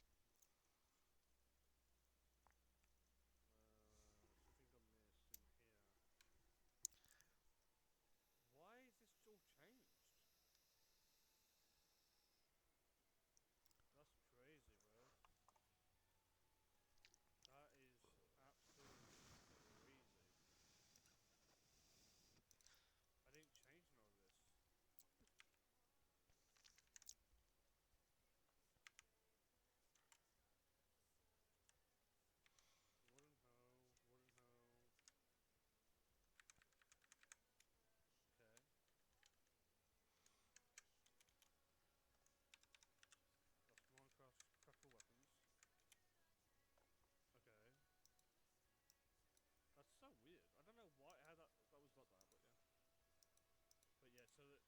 stuff is block break. What this is going to be doing now then is it's going to be getting every single array of the trigger. Which probably won't work because I've only got one. But it's going to go through for each of them threads. Another function, self weight to player, then gets target name, plays effect, do damage with the wooden pickaxe, and then it should show me if it worked. Not a wooden pickaxe, yeah, wooden pickaxe. So long as I've got. I'm gonna die. Unlock a verbal client playing piece, crackle part 1. Oh yeah.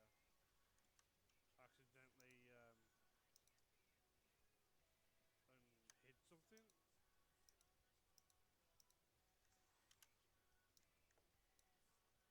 The GSH. That's like yo. Went down. Wait, what? Wait, what? What? In what? In what? In the GSC?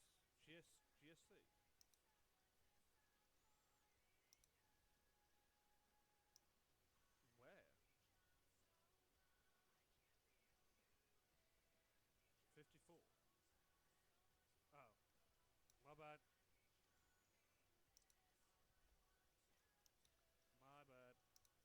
Like me doesn't last like yo. But I'm so This mod sounds interesting. I've seen it on Dream's channel. It was so fun. Death Swap. Death Swap is a running competitive game where teams are scattered across different parts of the world. Every 30 to 200 seconds, they randomly swap positions with other teams. The swap order is completely random. The player's only goal is to design traps so that the next time, remember, teleported to that location won't survive. Though, careful planning and layout, players must ensure their team is the last one standing, enjoying a heart-pounding survival challenge. It shows the last 10 seconds until a change, and you will be considering voting to revive or in a pool or lava, something like the player has to survive once they turn into your character. Right wing, hello?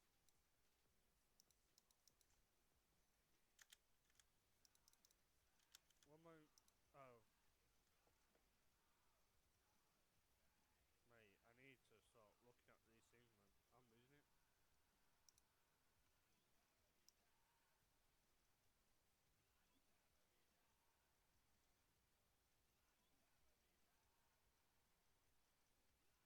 Oh my god, I've been live for 10 hours. That is crazy. We ain't stopping until we got this map up and loaded. Until the map is done and uploaded, we're getting off. But it's not done yet. 100% W's, 100%, 100%. This is gonna be like probably the best map I've ever made. 100%. All the knowledge I have right now to do things like this, like custom weapons, custom zombies, custom boxes and all that, and coding. If I could do it, get 10.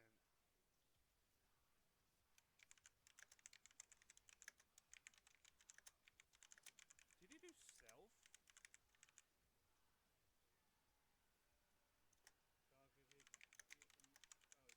Oh, it says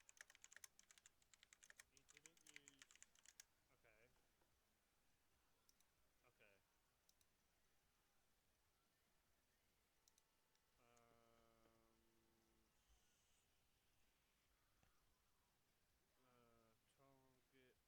Okay. Okay. Targeted. Oops. Underscore ent. It's already coming up pretty crazy, bro. I'm hoping to see it for. Oh yeah, bro. Me too. Mode 2. I can't wait to eat as well. So do damage. Wait 7 seconds.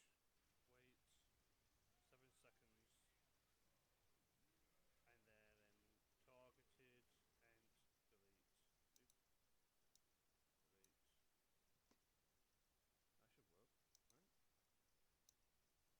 did he do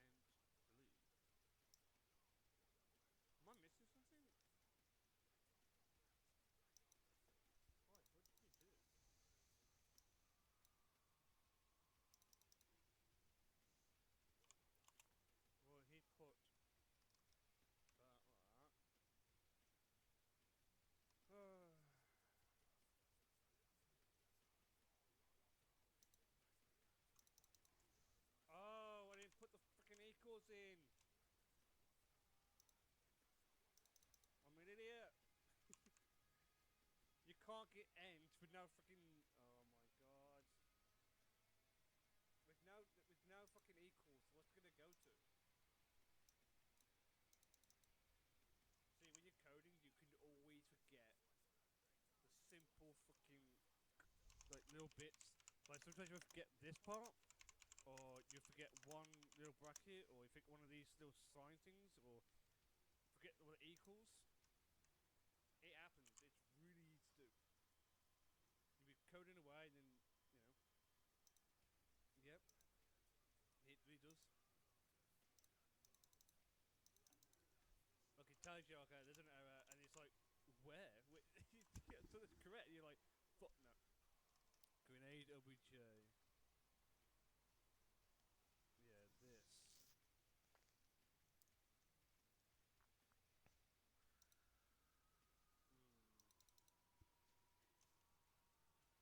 What am I missing from do damage? Do I need?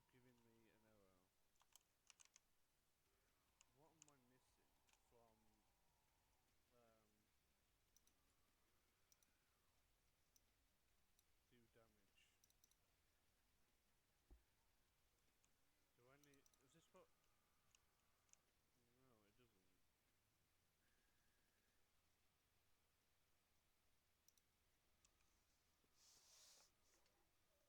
of death, hit lock, intel for source position, struct entity, attacker, struct entity, inflator,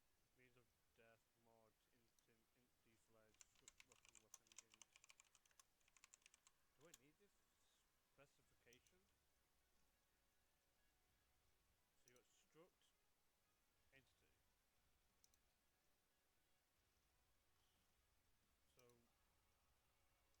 be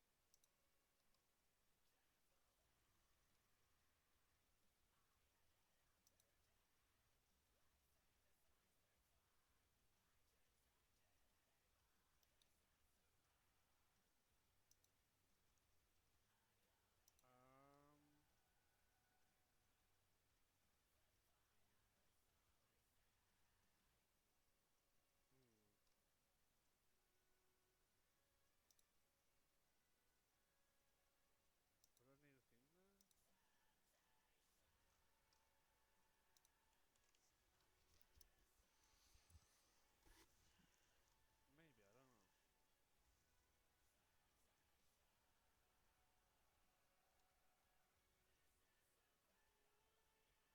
Um.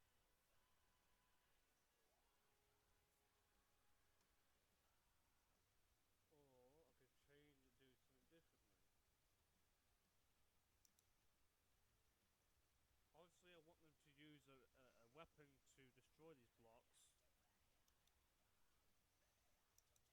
but they need to make it before they can destroy it. So up here, I would have to have level wait till weapon underscore made, and then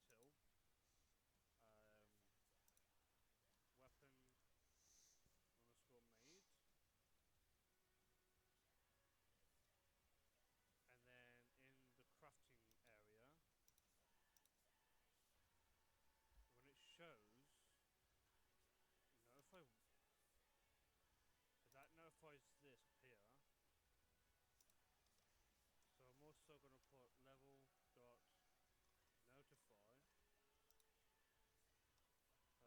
notify weapon underscore done. Made, sorry. Made. So when it's crafted, it would notify weapon made right here, and then you can collect it, and it will allow you to break it. Do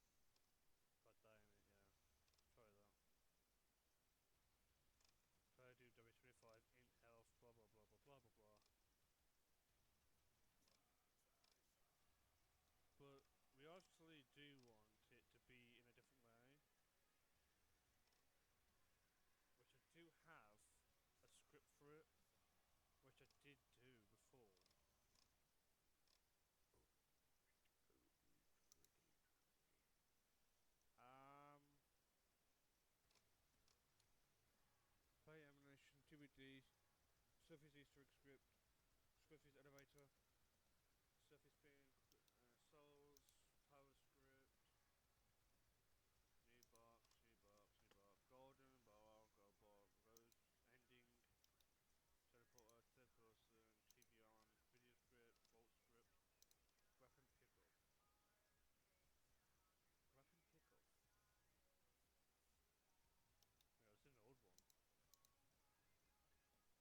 Weapon pickup. Yeah, it's an old one. Self take weapon, self get current weapon, weapon equals weapon, weapon, player give weapon, player switch weapons, weapon.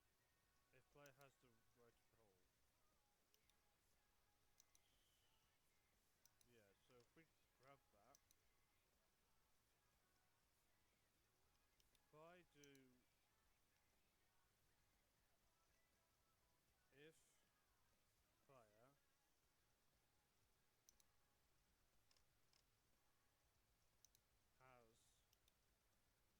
wrong weapon.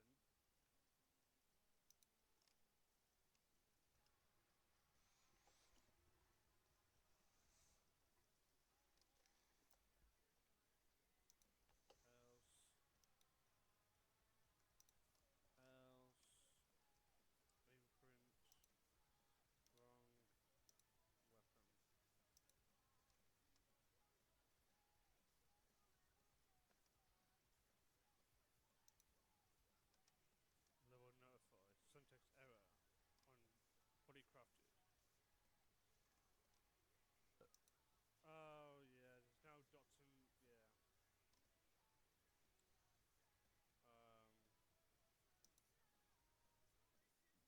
Surf waiter, yeah, there's no. Oh my god, there's no fucking doobies on that.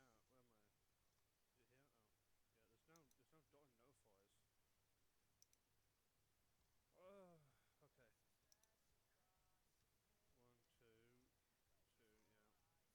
Is it here? Oh, yeah. There's no dot and notifiers. Okay. 1, 2, 2. Yeah. Obviously, we want this.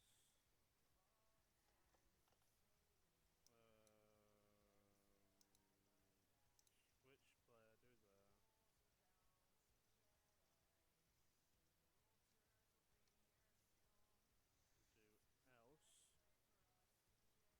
Do else. If player has weapon, do we know what we did there?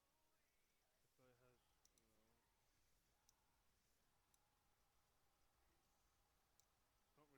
If player has it's not really the one I looked at,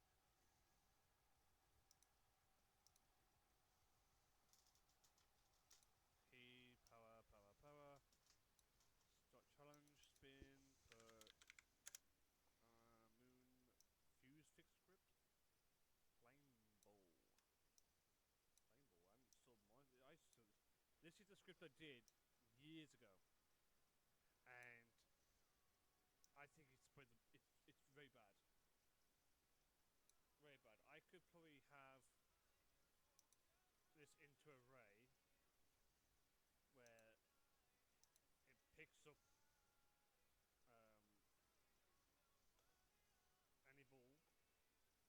But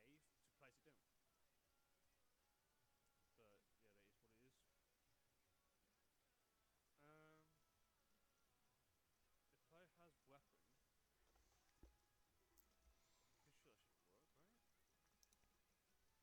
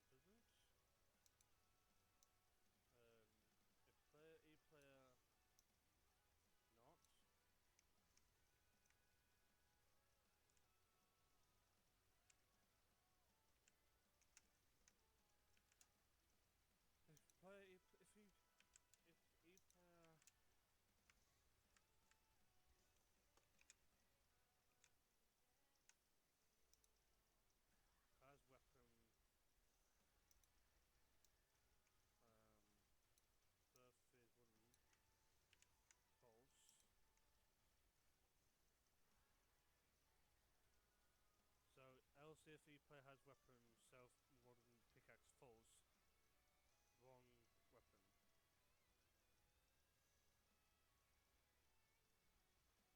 Should do it.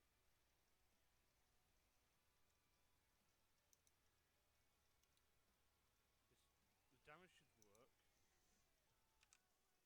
If the player has weapon, self is wooden, pickaxe, true, then do that. Else, if player has weapon, false, wrong weapon. But that wouldn't work, would it? Because it's saying each player has the weapon, but they're saying, okay, it's false, but then imprint weapon, wrong weapon. I think we need to have it like if it has a gun or something.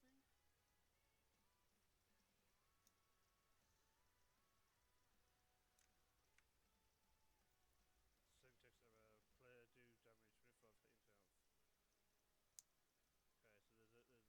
problem with this. So if this needs to be like that, that's two of them. There's supposed to be two of these to make up for the do brain. I think.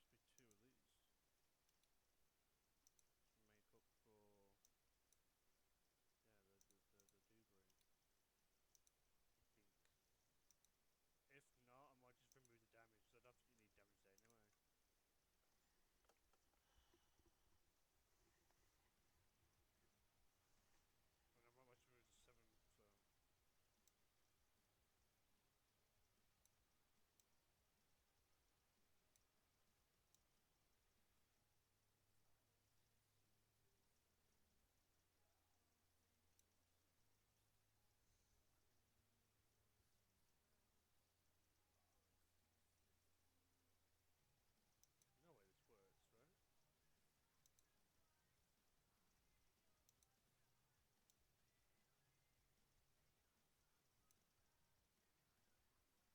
No way this works, right? Yep, okay.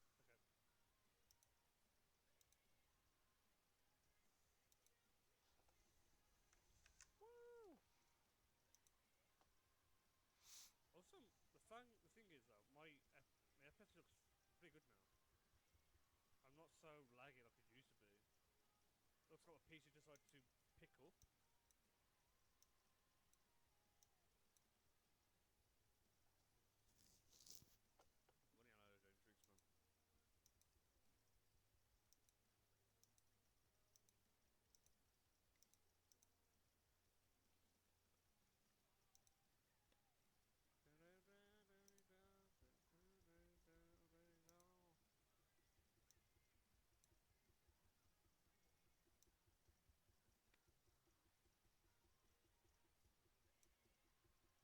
Okay, wooden pickaxe on 62.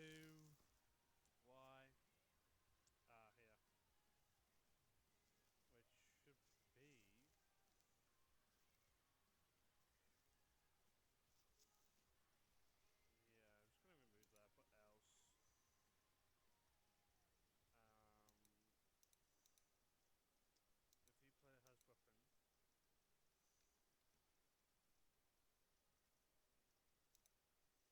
If the player has weapon. Also, a local variable surface wooden pickaxe. Why would that be work? If the player has weapon. Wouldn't it make me in two bracket thingies? Yeah, I think it should be. So if player has weapon, surfing wooden pickaxe, else imprint wrong weapon. So if they don't have the right weapon, it would just imprint wrong weapon. Until they have the right weapon, it will work. Well, it should. But like I said, I don't want this working until they've done the crafting. Okay, let's check out the E player. If player has weapon, there we go. But there's one thing I need to do as well. I need to change it because I don't have the pickaxe. So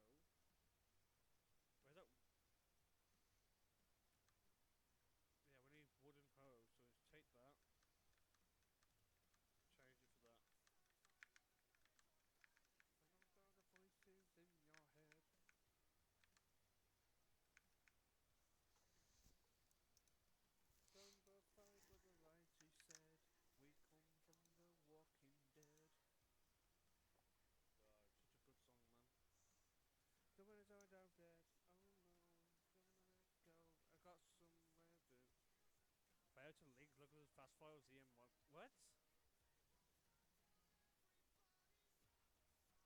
Link terminated by Honk? What?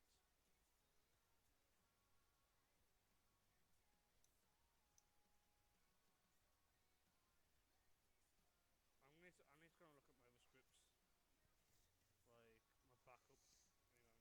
Just hide that from you because I don't want you to see my friend's email and stuff. Shut your mouth and bite your tongue.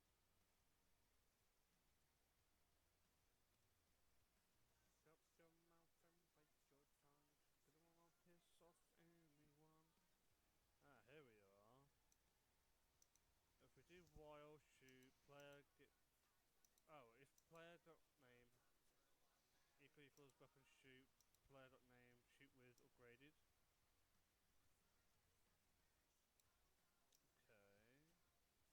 We're gonna need to grab this and this. Everybody's on the side.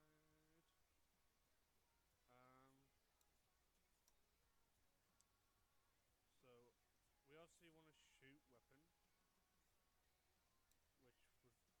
which would go above here. Level past. Oh. I know I did a script roll thing somewhere. I kind of want to put that there.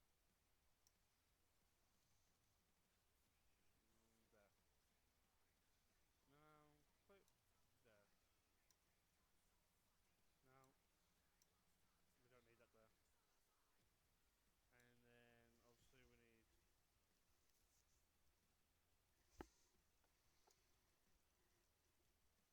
I mean.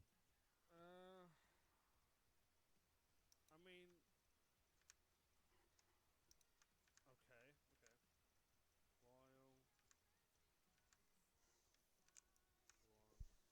While. One. Self. Wait till. Trigger. It goes on and on. Let it go. We just don't never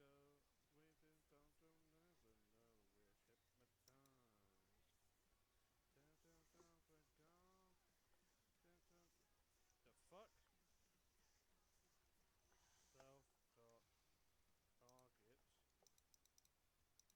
gone. The fuck? Self dot target. Target name. Take away that. Take that. Put that as. Okay, and then we put if player underscore weapon underscore dot name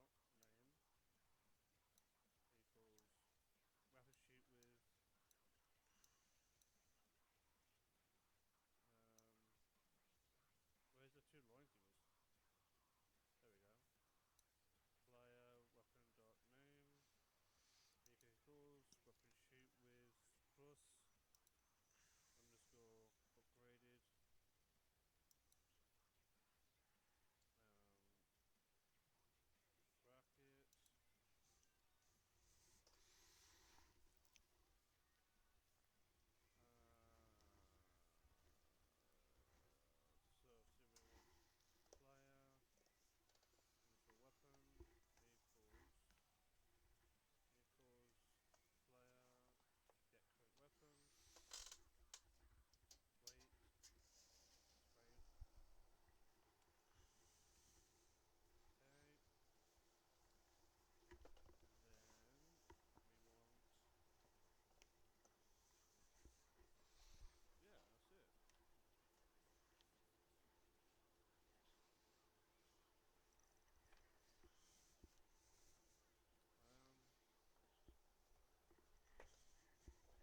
okay and then we want yeah that's it. Just need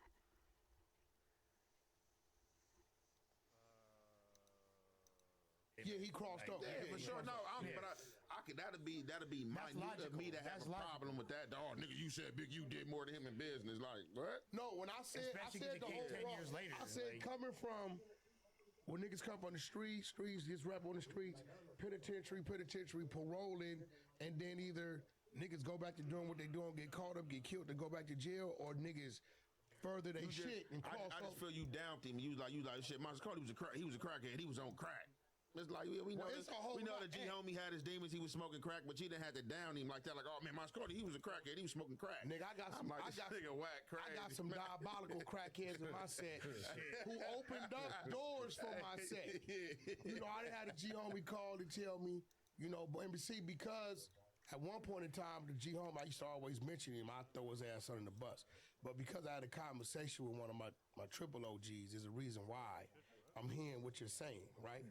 Because sometimes in some situations, you can't tear down an individual, right, who stood up super tall for a situation.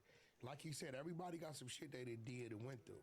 You know what I'm saying? I got some crazy homies, but when it come to a brawl, lose their mind. You know what I'm saying? Lose their mind. Right? So, at the end of the day, because even right now, like I would ordinarily have said my homie's name. My homies know who I'm talking about. I got a G homie open up the doors for us, open up the doors. How's my weapon? Let's hope.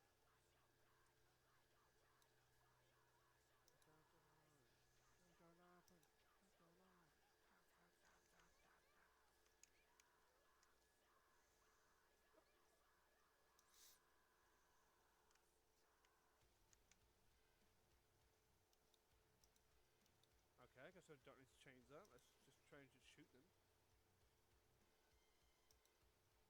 I'm guessing you can't do meal.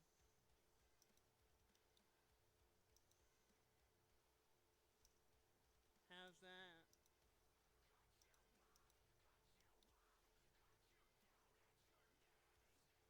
Well, I'm just gonna go with it saying it's on shooting.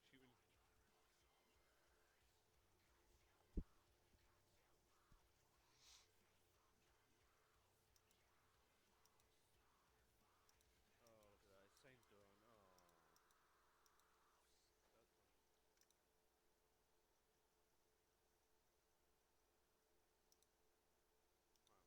Wow. Let's close this dumb shit down. So we have a pistol for Minecraft. So all I need is find a pistol I can use, change it, paint it, boom, I got a custom weapon.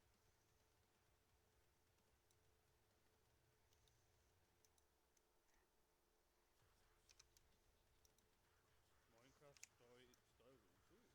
Okay, machine gun.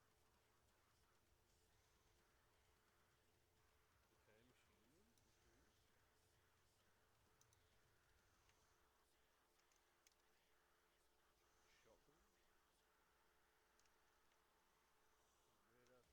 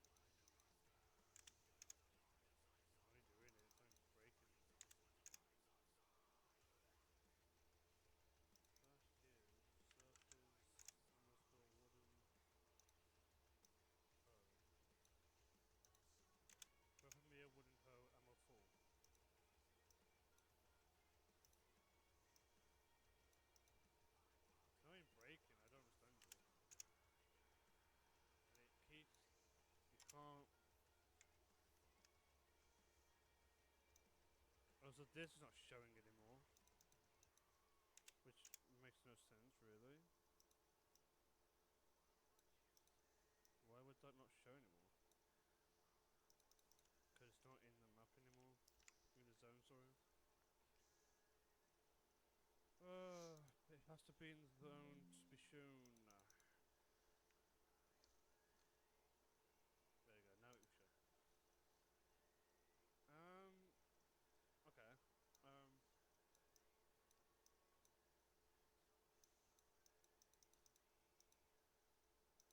Let's try this way.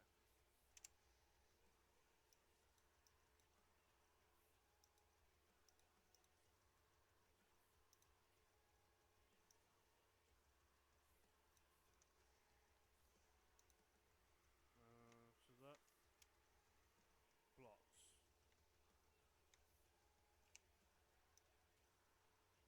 Oh, because it's trigger, not blocks. When it's changed, because it's the same as wait till. Let's put it as trig.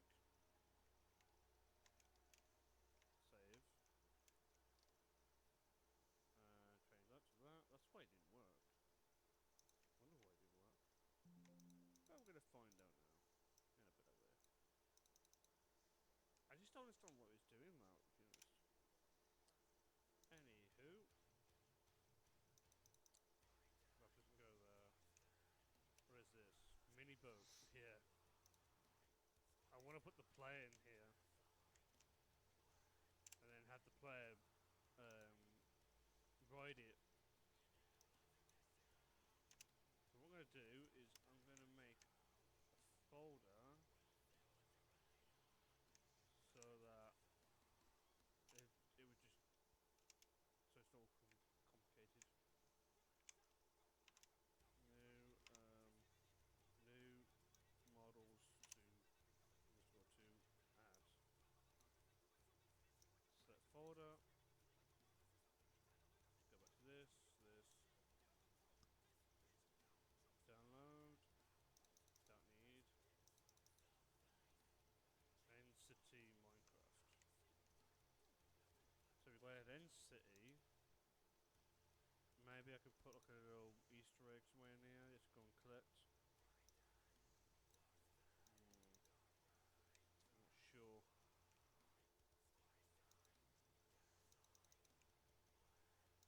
Apparently you have to go to I think you have to go to the end dragon, and then you have to defeat the dragon. Then a portal will show. Then you can throw an ender pearl into the portal, so you go into it and come here. I guess I could do that. But I don't want the player to see it, so my guess is it's gonna have to be under the map.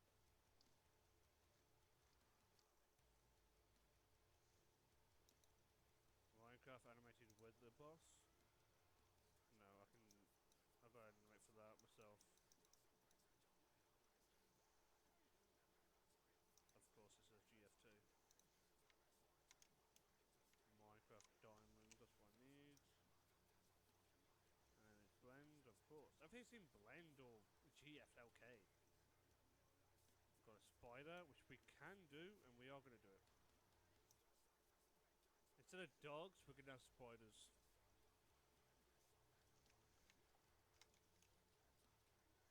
Yeah, for like dog rounds. We're going to have TNT, so you would have to literally go and make TNT. I don't add that one because I don't have a converter that from yet. Flint steel. If you want to make a flint and steel, you would obviously need flint and coal. Yeah, it's in blend as well. Way surprised. We've got a shield, which what I might do is use the shield. No, that's a rubber shield. What the fuck is that? Nah, using that one. What if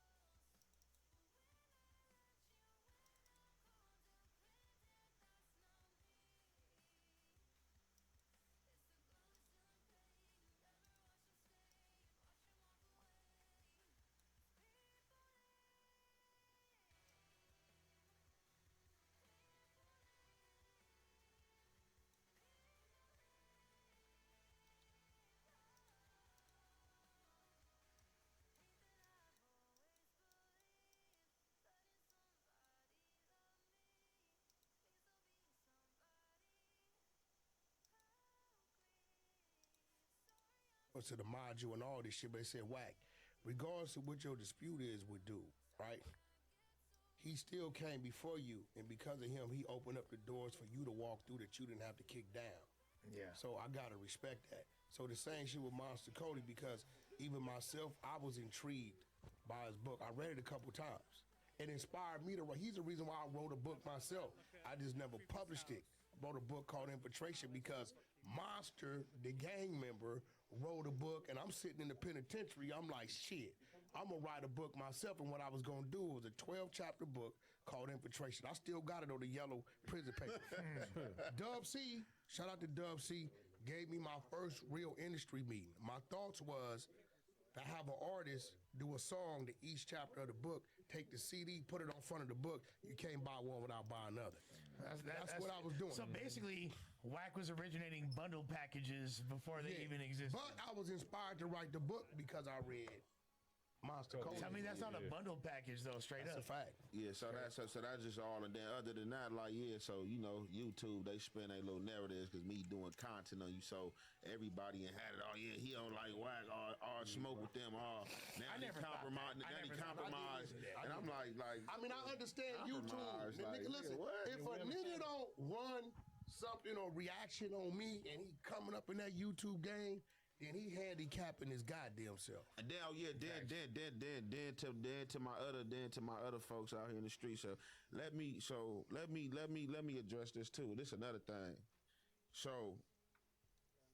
if you deal with Young and Hefe, my nigga, you deal with me. You know I deal with you, my nigga. You know how I get down, bro. Like, I'm not into other niggas' beefs, bro. I don't I'm not into other niggas' beefs. If a nigga do something foul, he ain't got no business doing that. Compromise integrity, like, nigga, I'm not gonna fuck with him. Like, it goes without saying. Like you ain't gotta say nothing, but y'all niggas gotta know out here, bro, that war is raw, bro, and raw is war, bro. So when y'all niggas warring with other niggas, bro, and niggas is getting to talking about y'all mamas and saying shit that y'all don't like, bro, that's between y'all, bro. You feel me? Like, don't implement me that. If a nigga's a rat, if a nigga's a snitch, I'm not gonna deal with him. You ain't even gotta worry about that. But a war of words because you beefing with a nigga and y'all saying a nigga ain't good somewhere, this and that, bro, that don't got nothing to do with me. Now, if you show me some work, or you can put me on the phone with any nigga that's in jail behind a nigga, bro, on the set, bro, like, you got my vote. But other than that, bro, because your personal feelings, don't put them on me or portray them on me, because I don't do that to y'all, bro. Like, you feel me? I deal with a lot of niggas like him and ODM Slim. They go back and forth. My nigga, I fuck with ODM Slim. Nigga. I never met you feel me? Him and Munchie go back and forth. Nigga, I fuck with Munchie, bro. Like, none of that shit don't have nothing to do with me, bro. Because, like, at the end of the day, bro, like, niggas, everybody know where everybody be at a point of time, bro. And if you really ain't trying to, like, you know, bust. That shit is just talk. Like, it's just YouTube talk, bro. Don't get too involved in your feelings in this shit, bro. Like, for real, man. Like, definitely if you talking about you a street dude, bro, like, cause we gotta go off facts out here, bro. Like, if a nigga's all bad, bro, you ain't gotta recruit Young and Hefe. I'm not gonna fuck with a nigga, bro. I don't fuck with nobody bad, bro.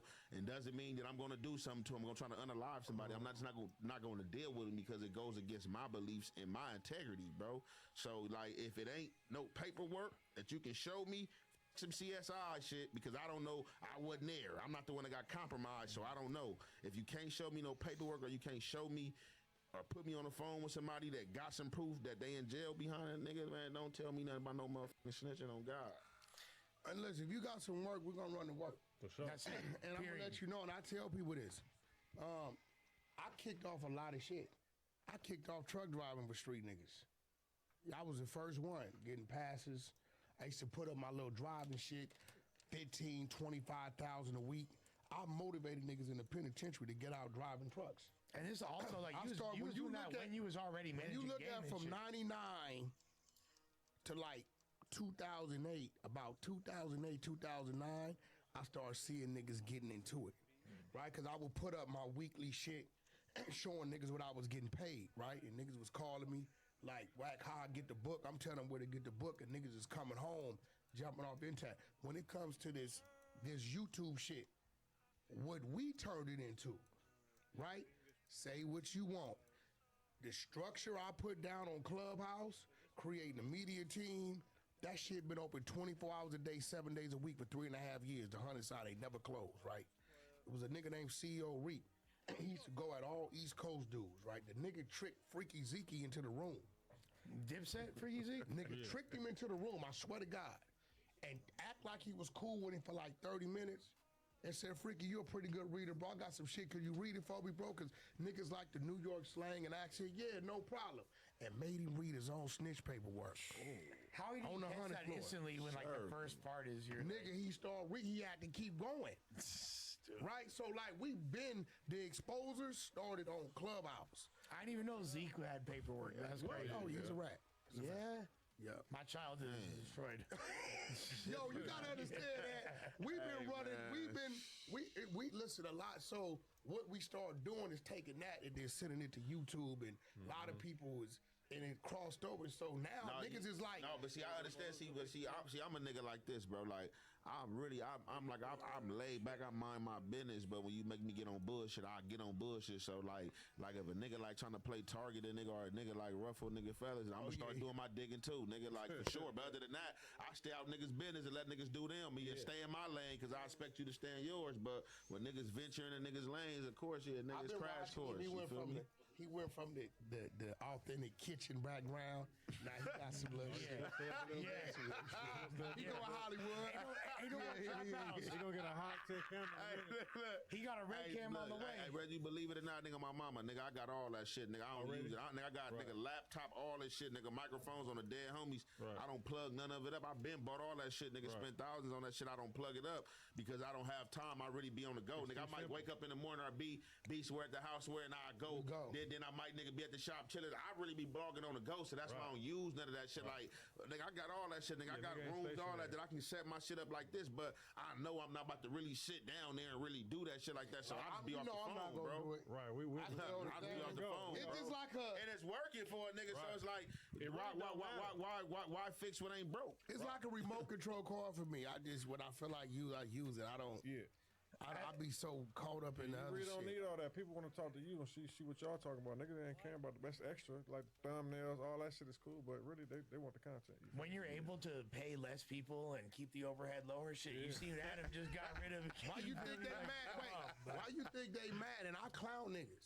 I said y'all hating J Hood, Baby B Braids, and there's another one from 40s. I forget his name. Shout out to them, man. C-Star. Y'all hating on these niggas because some of you niggas got these spots with these couches and all this ambiance and all these cameras and editors. Got it looking and real these niggas is professional. in there And ain't doing no with a clothesline, right, and some gray walls going up. Yeah. And getting their views, right? So I would be mad too, nigga, if I was a nigga that I'm spending $3,000 a month on my spot, all this shit and all this, and my shit is doing 500 views, and this nigga is in a goddamn prison cell with a clothesline and gray walls, making some motherfucking some noodles, top ramen, and he doing 34. I'll be mad as a motherfucker too, bro. Hey, and Tory Lanez making better albums. I'll be high. You feel me? And Tory Lanez made a better album than half these rappers with studio time in the same circumstance. $20 tripod, iPhone. You feel me? Like, shout out Tory. That's the homie. Yeah. Just saying. Yeah, so people got to stop doing that. I'm gonna show you his cell. Crazy. Yeah. People got to stop doing that. What got in it? Decked out? Nigga. They got Gucci with Louis Vuitton floors. Hey. Money's a motherfucker. You a rapper? First time a nigga seen that, nigga, we had the Gucci cover seats, nigga, on the toilet, all that. Oh, y'all crazy. With the mask, nigga. We got the crochet, all the shit. Order all that shit in the feds, nigga. Oh, the homie Don Juan from Santana, he was hooking the nigga up, nigga. We had the nigga the Gucci toilet seats, floor mats, all that, nigga. On God, nigga. What? Nigga, on me, for sure. We was making shit in them feds, nigga. Nigga was crocheting, leather shop, all that shit. So, I don't see you interview a lot of people. I really don't, right? So, man, I ain't gonna lie. So, is it anybody that you like want to interview for any particular reason? Nah, not really, because I ain't gonna even lie, bro. The podcast and this shit, like me just doing a little blogging shit, that shit happened on accident. Like, that wasn't nothing I planned, like how niggas like get into it and take classes. That shit happened by accident. Really me answering back to that nigga Brick Baby, like, saying my name on no jumper. Like, did he? Yeah, he was, I was a little, what was that? He was talking to my nigga H-Rap, Big Deal Meeks. they was talking, and he had said my little brother name. He had mixed me and my little brother name up, and I'm like, hold on, nigga, you don't even know me, bro. You like speaking? They got into it. You feel Wait, me? you talking about big deal, like T-Rail brother? Yeah. So I'm like, you speaking about some shit you don't know. You feel me? And you know, from there, you know, he had cleared it up. You know what I'm saying? Me and him had hollered. He had tapped in like, oh no, you know, I know who you is, but I thought that was yo. You know what I'm saying? AKA. I'm like, no, nigga, that's a whole generation, like like a generation or two up under me. That's my little brother. You feel me? So that was the situation. But my page that I'm blogging off of, that shit was initially made for my music. Like, but I'm like, shit. So you always was a rapper? Yeah, hell yeah. I was like, but I gotta build this motherfucker. So that blogging, that shit just happened by accident. I just started running with it. They wanted to hear, you feel me? They like, man, shit, man, do that shit, you know? So I just started doing it and shit like that.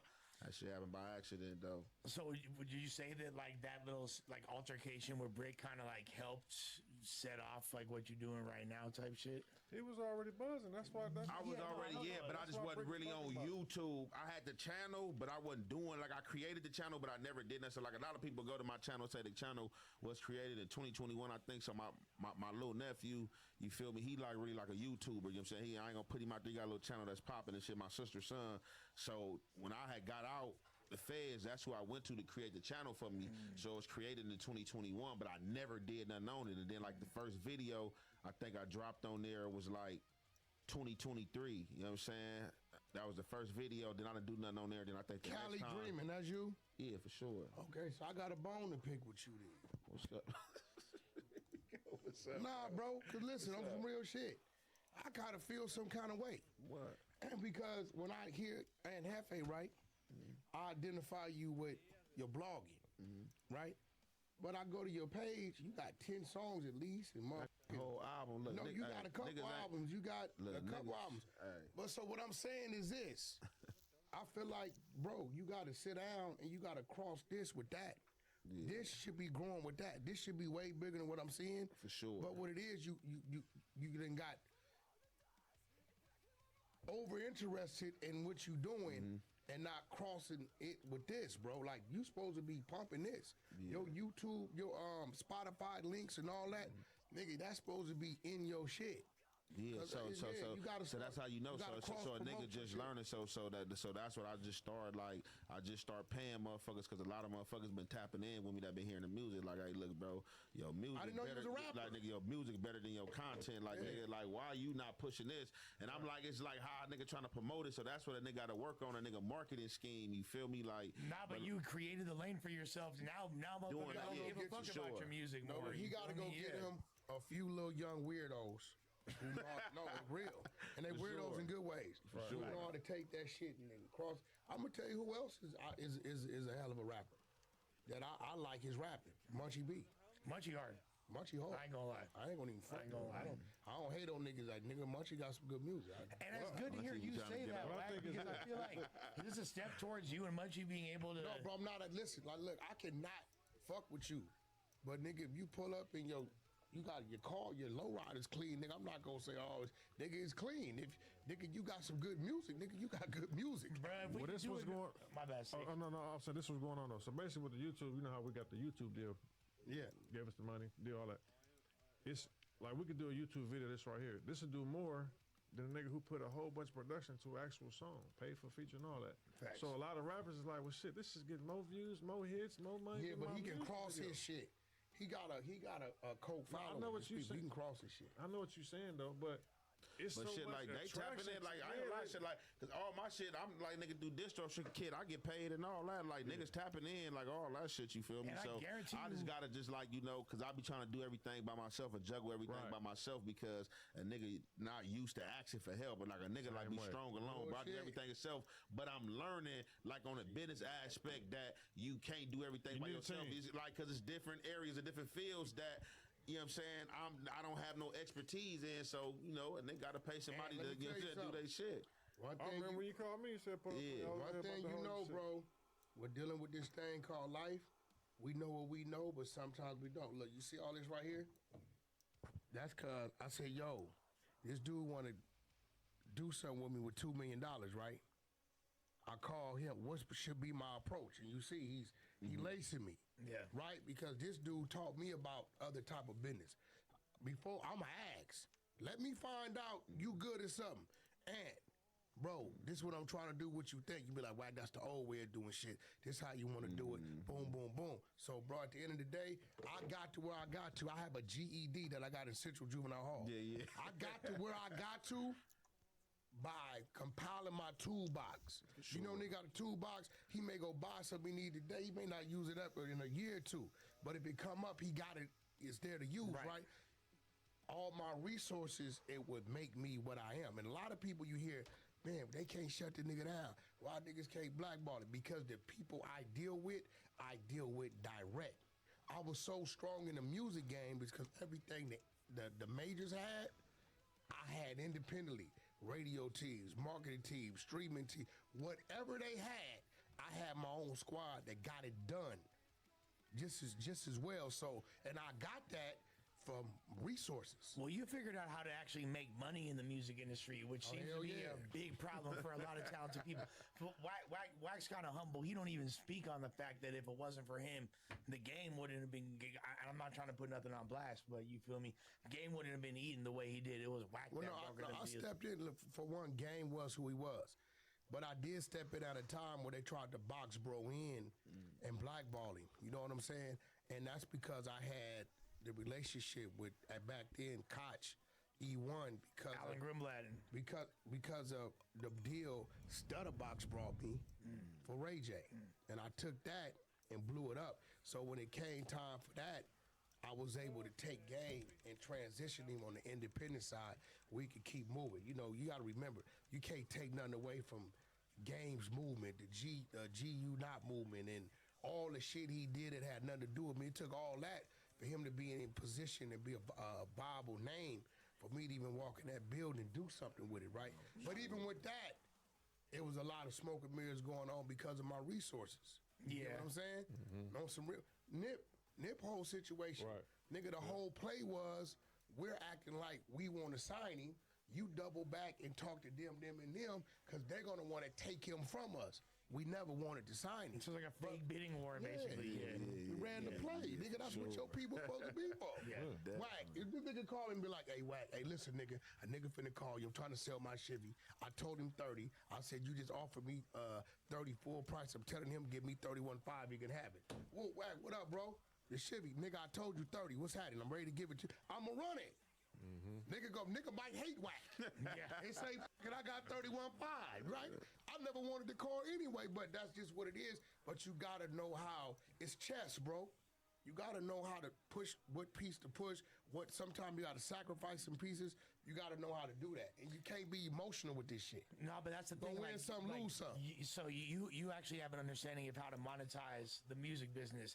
People like Ant might be amazing rappers, very, very talented, but it's easier for him to get on doing this shit, talking shit at a table. Although his main, I guarantee you, if you ask him what his passion is, he rather just the nigga rap, got right? 10 songs up, I Guaranteed. see, and he say he got 5 or 6 unreleased big I don't songs. even lie. I'm about to the video I just did the other day. This Get You Whack. This the song I dropped. They with this video gonna be crazy. Like it's actually a Whack 100 diss track. I'm about to pay. I'm about to drop this motherfucker. That motherfucker go crazy.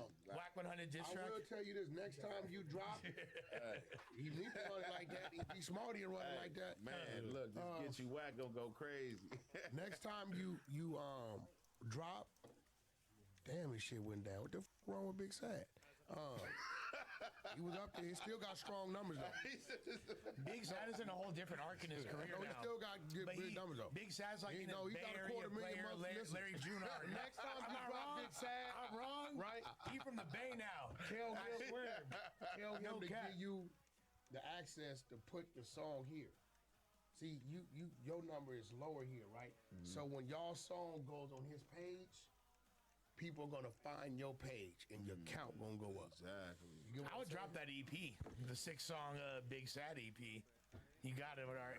I'm just saying, Put them you all feel on me? Save it, split them out. You could Put 'em diss all on one. snitches like on all your verses. You could re-record your verses and just like. No, look, I don't give a what the nigga did. The nigga music hard. He is hard as fuck. I fuck with Big Sad is one of the best rappers in the city. After we Hands did down, that we know interview, that. I probably still got my DM. He hit me up like, hey man, y'all trying to tear young brother down. I'm like, nah, nigga, I Your music, I done told niggas about you all No, we over, are. I Nigga, fuck you with would never hear me say I've been Big told him Sad got some whack ass music, garbage music. He be The nigga talking hard. shit sometimes. His own ops like his music. Try him, But nobody cares though, bro. A lot of people that has told their numbers went up. A lot of people come out that they're part of the community, their numbers go up. It's different now, bro. They go up. Bullshit. What's the name? Gunna was not selling out arenas prior to him doing what he did. This a fact. Hell no, he wasn't selling out arenas. I think other examples, like there's fools that didn't rat, like Bobby Shmurda, and then came home to no fanfare. Their career is over. I don't know what Bobby was doing because Bobby got out. It was All-Star Week in Atlanta. Him and Amigos got a bomb, and the nigga didn't drop nothing. I don't know what Bobby was. Or maybe we put Bobby up too high because remember he had the one song that was like a freestyle. That was a hot ass song. But he had a couple good records. The Computers remix was hard. He had a couple joints. The Shmoney Dance joint. He had like 4 or 5. How you feel about Drake attacking UMG the way he's doing? He got some heart. And I seen the other day, I don't know how true it is, that UMG is trying to settle. If UMG settles with Drake and he walk out there with a bag, they are now forced to continue to push his product because they're gonna be in fear if they don't. He gonna hit them again. If he sues UMG, stays up under the UMG umbrella, and still pushes out some projects that's successful, nigga, he gonna be the GOAT. Facts, but here's the thing. Most niggas, Michael Jackson, Prince, when they went at him, they took them niggas. They ran them to the dirt. They gave Prince AIDS. Like, they put him to the dirt. They had Mike weigh him up in Bahrain somewhere, hiding out in Dubai and shit, right? That's one thing. They don't be playing. Nah, but for him, the way Drake got going on, man. I'm gonna tell you what he can look. I don't agree with it because you do. He's exposing something that was used to get him to where he's at. Now you closing doors, and that's the point. You closing doors, everybody be no, and that's the point right there where it's like, okay, if what Drake is doing, so like, I just with that. So what that do now, like, nigga, everybody, you know what they do. That's what I didn't like. That's the problem with it. But shit, it's like you even fall victim to the suit because. Like shit, you a suspect of this shit too. You did this, but now when it went against you, it was all right as long as it was working for you. Exactly. But when it went against you, now you cry wolf. Hell no. The same machine that was used to destroy Meek, that was to your benefit, is now being used against you. Bro, I don't know if how old you was back, but nigga, when I saw Mike go down in the Buster Douglas fight, I was devastated. Oh yeah. You don't know nothing about that, nigga. You probably wasn't even born yet. One round. I was devastated. That nigga was looking for his mouth. I was devastated, right? But I didn't say Mike still ain't hard. So, nigga, you took your L to Kendrick. Nigga, you still Drake. Right. Sure. Yeah, you know what I'm saying? He is still Drake. But I will tell you this. What he's doing now, he's doing now is crazy. But Wack, you changing your tone on Drake because I seen UMG. I don't know how true it is. They just said UMG made him an offer for $250 million. Well, I don't know how true it is. If Drake walks out of that court and he didn't settle with these dudes for $500 million and then drops the project after the fact that you see them push, he's done something Mike or Prince couldn't do. When they challenged them, nigga, they turned their water off. At that point, we got to give credits where credits due. Like, he did that because I thought they were just going to shut him down. See, I think, like, what he going to do is probably what he should have did after the Young Money deal. Like, he should have just, like, he was already so big, he could have just ate independently. I mean, he did, though. OVO's technically did like a 90-10 split. Yeah, he technically did. He technically got that already. Nigga, they get a nigga like 400 million. Yeah. With a 90-10 split. That's what I'm saying. He got the Master P on steroids. Yeah. Oh, yeah. He already had that. He got the Master P on None of them got steroids. 40 million, 80-20, but that was back in the 90s, right? Right. This nigga got a 90-10 split. Yeah. 300-400 million. But so now, I ain't gonna lie. I thought by now they was gonna turn his water off. But if they are trying to, what's the difference between Drake and Prince and Michael, guys? What's the biggest difference? The difference is I believe Prince and Michael was way bigger than Drake. But I think maybe maybe the politics, maybe because of the social media. Maybe the Semitic DNA. He's got the Jews on his side. He's black though. He one of us too. No, he's going at the Jewish community though. I mean, but yeah, nigga, he going at UMG. he not going at him like his Kanye mama's going Jewish, but his daddy a Negro from Tennessee with a nose this wide. So I'm the just saying. Hebrew Israelites say if your daddy black, you black. That's what they say. Correct. I say if your mama or your daddy black, you black, right? Sure. Right. Regardless. So you think it's split? You think you got the Jewish community split? That's some with him and some not with him. I think that's given him a lot of leverage that he normally wouldn't have had, and a person in his position wouldn't have had. You don't think so? I think so a little bit, but at the end of the day, you can't. You gotta chill out a little bit. You know what I mean? How you feel about Ye and his black leather clan suit? How do you feel about? Now think about it. Don't just stop in the shallow waters. The red one looked crazy. I haven't seen that. The red one looked crazy. How do you feel about it? Kanye too in this Gemini alter ego stage, man. That shit. He's supposed to be. He's a Gemini. He's a Gemini too, yeah, right? for sure. He's a Gemini. He's supposed to be. Sure. Yeah, but I'm not about to come out no Black Klansman suit. He trolling. He trolling, man. Like, man, Kanye, stop trolling, man. He ain't trolling. Man, Kanye trolling, bro. He mean that shit, I think his movement is, what he's saying is, I'm going to take something that's y'all, that y'all feel y'all dominated with, and I'm going to own it, and I'm going to claim it, and I'm going to make it bigger than you ever could, right? Well, as a black man. Well, so okay, there's that, but there's you get what I'm saying? No, but also what he's doing is he's like, look, the music industry is predominantly ran and owned and operated by Jews, right? Okay, they've been allegedly profiting off of black pain, you could say, with what's how they profited in the rap game. Yeah. I don't agree with. I agree with it, but I don't. But you could because see we all profit off of it. Correct.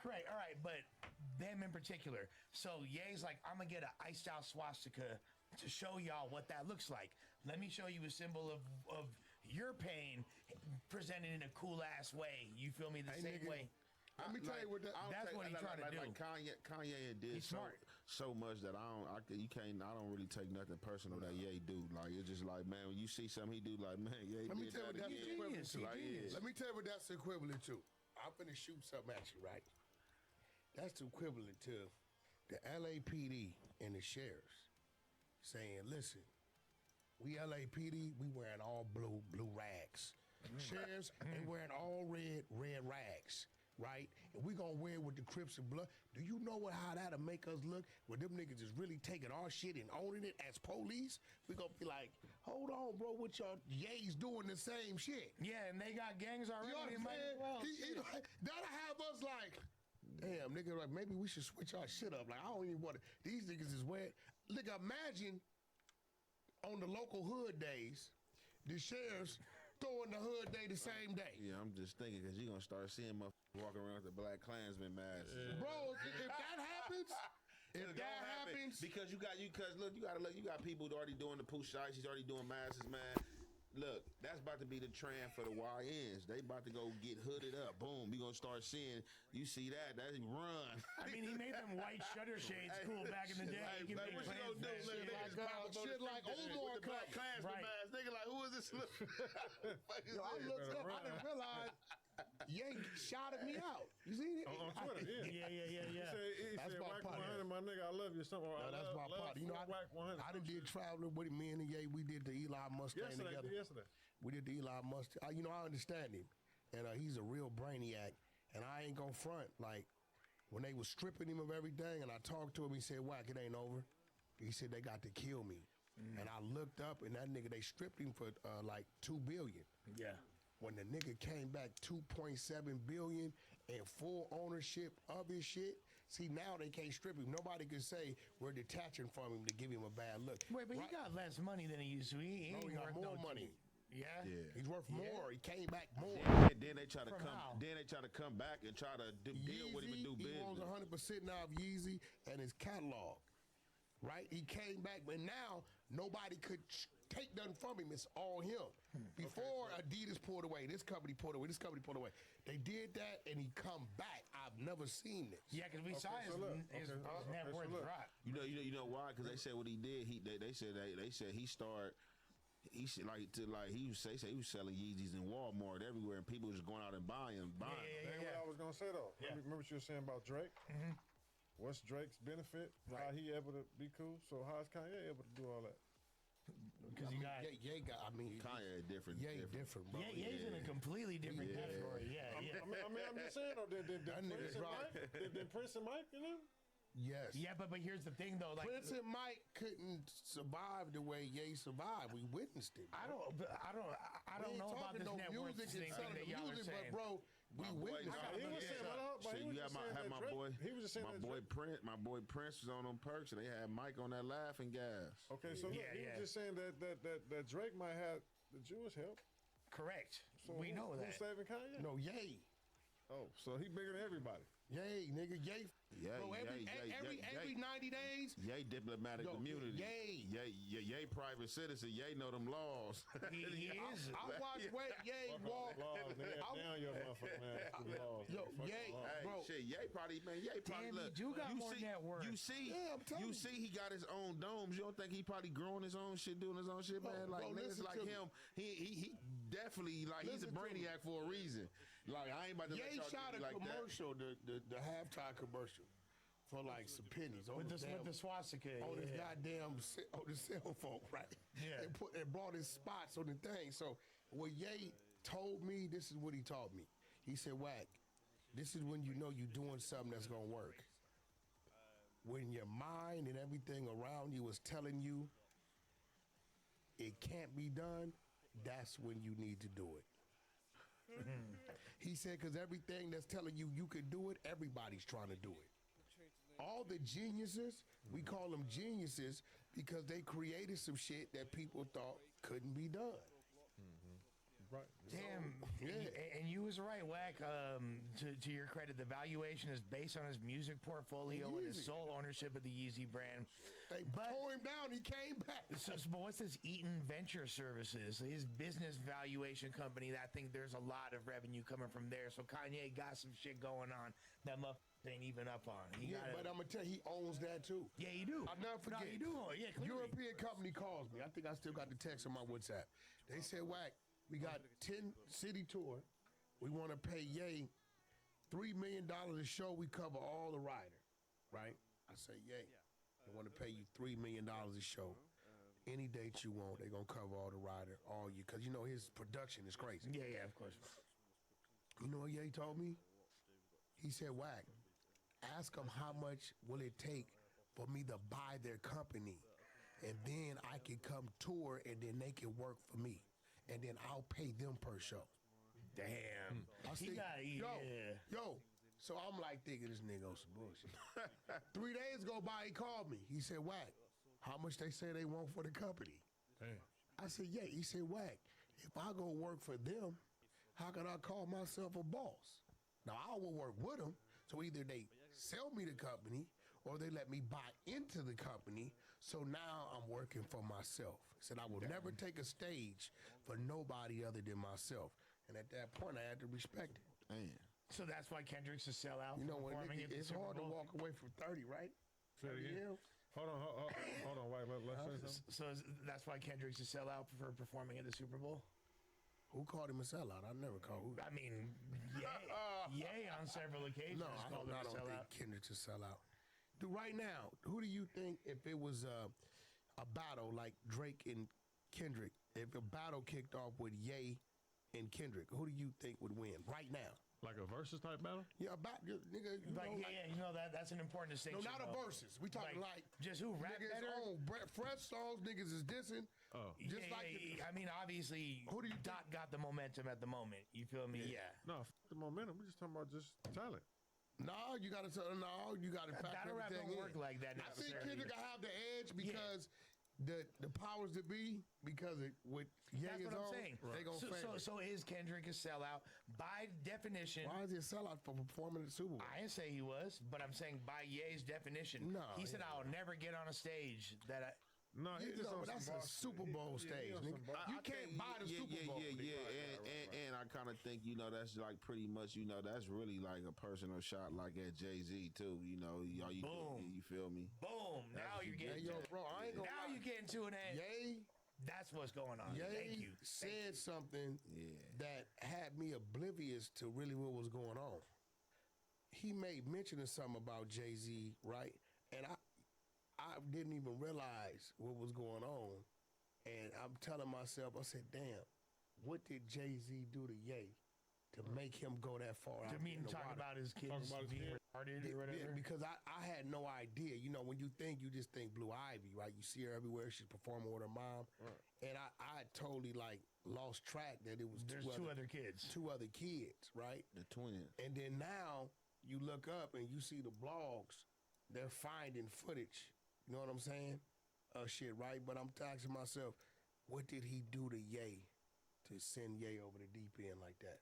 Do you know? I mean, I think there's several things in Ye's mind that I would say the first thing, if I were to guess, and y'all can correct me if y'all think I'm wrong, is when Jay distanced himself from Ye after the Taylor Swift outburst. That was a long time ago. Okay. What'd he say, nephew? Oh, yeah, but it really okay. So that's he's saying you could have used your influence for show that no. He said y'all see them doing all this and none of y'all stood up for me. No, that's for show it, but it go back as far as that. Okay, but I kind of think like with the Kardashian shit, like and see that and like I don't know their situation and like really want to disrespect nobody, but just from the outside looking in, like if I remember earlier, like and I was in jail seeing this shit, the tabloids was talking about this shit that Beyonce supposedly didn't like Kim K. And that's why Jay-Z was like dissing himself. So I'm pretty sure Jay-Z was kind of telling him like, hey, look, you know, my girl and play, you know, they really don't like to associate with what the Kardashians got going on. So at the time, Ye was head over heels for her. He was tripping over Kim Kardashian. Who the hell can tell him something about Kim K in the honeymoon stages? So how could you get mad at Jay and be like, oh, my brother didn't help me? I'm pretty sure that nigga Toddy tilted his hat like, hey, my nigga, bro. And you wasn't trying to hear do your thing, but I got to keep my household right too. Yeah, like because at this point, like what I'm gonna keep on, like, look, I can only tilt your hat so like a time or two, and after like you keep running back to baby, like you know what I'm saying, baby put you in jail. You know what I'm saying, you get right back out, you right back in the house with her. But we don't even know if that's true. But even if it is true, what the Jay-Z worry about who he fucking with? That make no sense. Like, no, he's saying his he was saying his wife had an issue, but what nephew saying over there is that when they was attacking him, he didn't help him fight that. Oh, okay. His resources. Jay didn't help him? Yeah, he didn't stand with. I think Jay kind of did master the art of, nigga, I'm staying out the way of everything, everybody. But this is like ain't fucking with this nothing. is after several other infractions and things that kind of like broke their relationship down. That's just the final straw. What do he you know need what I mean? Jay-Z for? Everybody needs somebody when you're in a situation where you getting attacked by the powers that be. You know what I'm saying? That's his big homie. If I look up, right, this real shit. And we got 8 bloggers firing at Ant. You're gonna step in and help. Right? And this how it works. So you step in and help him, be like, shit, I met the nigga Ant 600. I'm gonna go to Clubhouse and I'm gonna lock it down. We gonna help, right? Right. So he's saying like, nigga, I'm under attack. You can help me fight this shit, and you didn't. Did he ask for help? No, I don't know. See, that's what we don't know. He probably thought he just should have. But no, that's because Jay probably like, nigga, why you send You know what I'm saying? I don't He know. probably like, nigga, why you call? Hey, this the guy that did the Watch the That Throne should album be with kind of this supposed to personal. be When his you big homie. trying to tell somebody about a baby mama, that should be kind of personal. But that's his big. What he say? My big brother was Big's brother. That's supposed to be his. Jay-Z has mastered the art of nigga. He just does Jay-Z. Yeah, clearly. He don't. I think if he would have called him, he would have did something. He probably just expect him to jump in his flame. He probably would have gave him some advice. I don't think Jay-Z would have jumped out. He ain't finna say nothing publicly about nobody. He might have let him utilize a resource or two or something. I don't know, but he's not. Nigga, you are not gonna get Jay-Z. If it ain't Beyonce or them kids, he ain't speaking out about nothing to nobody. And I'm gonna bring it back to the Jews again, bro. Who Jay is with making his money with in the organizations with. What you think he gonna go against them because his little homie's fucking off saying some reckless shit? Y'all tripping, bro. Nah, I ran into Jay-Z like last year in Vegas at the Win. And that nigga was cool as a motherfucker. No, he cool. I should have got a picture with him. Jay-Z's probably the first artist that shocked me. He did something I didn't think he was gonna do. We was might have been All-Star Weekend. It's on the internet somewhere. We was all on the floor, and Jay-Z and Beyonce and the kids was coming through, right? So you know we all get up to get out the way. I'm not finna say nothing, right? That nigga got right here, stopped and turned to me and Whack, what's up? He said, Whack, what's up, He shook baby? my hand. And It's that day made me realize I must have been doing something right. Because I wasn't expecting that. You know what I'm saying? I was expecting him just to walk by. That nigga got right here in front of me, turned and Whack, what's up? Shook my hand. That day I said, well, shit, I must be doing something. I'm telling you, I can retire on that note. I'm in valet waiting for my. He pulled up in valet, hopped out the Rolls Royce. He said, "What's up?" I'm like, "Man, I probably could have got a picture." I'm like, "I don't want to with him ask for a picture because I don't never see him socializing." And his I album, wasn't trying to be on no groupie shit. his album 444. I don't know if you studied. That album will make you change your whole business portfolio, bro. He'll make you feel like a dumbass. You I'm like, off that damn. Bam, the OJ. He like Dumbo. He like, damn, I'm doing that shit. I like that more she me. You know what I'm saying? Yeah. And it's a good album to listen to if you just cheated on your bitch, if you want to know what to Family say. Feud, all that. Yeah, I ain't gonna even lie. I was You just definitely in got- that federal cell when that came out. I definitely downloaded that on the MP3 If you player. got caught cheating on your bitch, that's a cheat code to get out of that and get your credit up. That's an amazing Man, we've record. been here about 2.5 hours. Come on. We got Ed Hefe. All he give a fuck about is what the check said.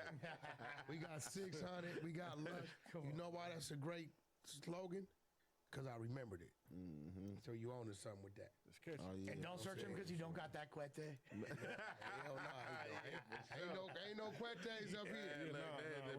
Brick Baby came up here with that goddamn water gun. I got mine. exactly. I got a permit for mine. So you know.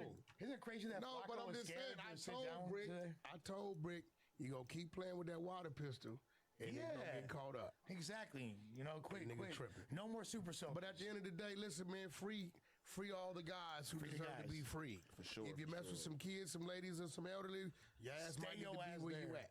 In the meantime, between time check and Hefe all day. What's your name of your channel? Man, y'all already know, man. The name of the channel is Young and Hefe, man. You know what I'm saying? Go ahead, check out Young and Hefe on YouTube. You know what I'm saying? You can hit me on the gram at young_and_Hefe. You know what I'm saying? You know, we were gonna drop the mixtape next month. You feel me? With the check say mixtape coming. You know what I'm saying? That's we got a lot of stuff in the works, merch coming, all that. And what's the name of the single? What I got a The few one you finna singles. drop? No, the Whack. Get you whacked. Y'all I'm know gonna keep it y'all already real. Wait, tapped I'm gonna in keep with it Get real. You Whacked. Hold on, bro. Listen, I'm gonna keep it real. Man, this ain't got nothing No, to do hold with on, Whack. nah, fuck all that. I heard the song. Nah, don't listen. I heard the song. He dissed the fuck out of me. See? And even after he dissed me, I chose to still sit out with him because it was some good music. So y'all go check out the single when it drops. So did y'all squash it? Wait, we I mean, because now what I'm gonna do now, because see, I can rap. Oh, yeah, I'm getting some get back. Hey, don't make me right. Don't make me right for Nigga, Whack, just know bro. you started this shit. You know what I'm saying? Don't make me right for Whack. Yeah, nigga. You know what I'm saying? Yeah, you know. Me and Geechee writing for Whack. Watch that. Yeah, you know what I'm saying? Okay, man, So at the end of the day, y'all go check that out. Quite naturally, y'all know y'all got my brother over here 600, and he got about 4-5 channels. I don't know where, nigga, what is your channel? 600, man. SIXHUNNET. No, you know what? No, I'm lying. That ain't even my channel. It's the number 6 HUNNET, and then I got It's 600 TV. But we all over, man. Just Google. There you go. We got Quite Nat, my main man. Yeah, Lush. you can find me at Flacco Scared, just sitting down and pod with whack.com. You feel me? I don't know what website. that's about. I don't know if you No, the nigga told Adam, he said I'm unpredictable. I'm like, damn, like, I thought we was cool. Like, Flacco, I thought you was my guy, man. Shit. In the meantime, check us out on the Adam and Wax Show. No Adam this week. It won't be no Adam next week. I got to see who I'm going to bring up here. We're going to figure it out. But until then, follow No Jumper. We got the No Jumper page back on Instagram. Those are all to you to get your promo up. Tap into the DMs on the No Jumper Instagram page. Still continue to follow No Jumper LA, and we out.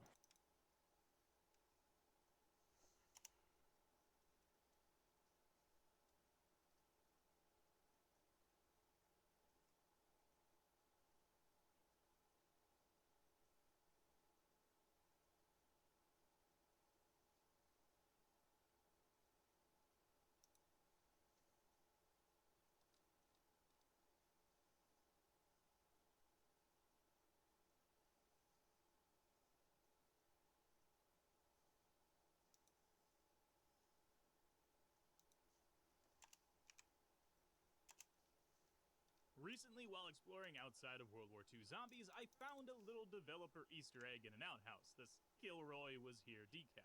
And having explored outside a lot of maps throughout Call of Duty, I found many little Easter eggs like this, and it got me thinking, why not make a video with all of them? And today, that is exactly what we're going to do. Hello everyone, and welcome to Outside Oddities. For our first Easter egg here, we're starting off with something somewhat simple, and that is these filing cabinets that can be found outside of the map of 5. As you can see, they're labeled top secret, medium secret, and low secret accordingly, which is pretty funny. And although it is sort of a small Easter egg, and obviously it can be seen very easily from multiple window locations in the map, I still think it is a pretty nice touch to something very small that most probably don't even know is here. And there's also this one cabinet that is just glowing for some reason, which is kind of strange. But besides our top, medium, and low secrets, there are these files here as well that say Damien got row on the label, which is kind of strange, and to this day, I still don't know what this means. I've always sort of thought that it was a developer Easter egg, and this asset can be found in other places in the game, and actually even carries on to Black Ops 2. Maybe one day we'll learn the truth, but for now, headed on to our next Easter egg, because here in the Black Ops 1 campaign, there is a really cool Easter egg on the mission numbers. This one is very well known, but I had to include it in here. After this little interrogation scene, if you throw all of your grenades down this hallway as fast as you can, turn around and then go over to this tape recorder, it should be open, and you'll be able to interact with it and pick up a tape. And then after going through the level just a little bit more, having a plane pass over you, and then jumping on over to another building,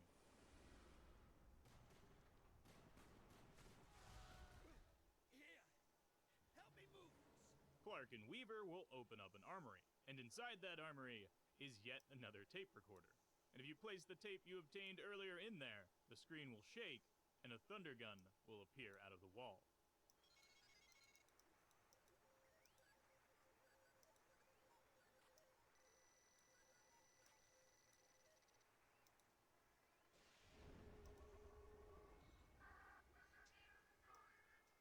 And of course, now you'll be able to use this thunder gun throughout the mission, which is insanely fun in its own right. But there's a little bit more to this Easter egg as well, because if we go outside the map and no clip through the ceiling, we'll see a lineup of weapons just sitting here outside the map. Everything from submachine guns, shotguns, and of course, even the thunder gun. I'm not exactly sure why these weapons are here. I suppose they're just doubles of the things that are used down there in the armory, and a lot of them look like guns that are used actually by the Spetsnaz throughout this mission. But either way, it is really cool to see these chilling out here, and of course this Easter egg in the campaign with the thunder gun is absolutely awesome. And it is inspired by an Easter egg all the way back in World at War.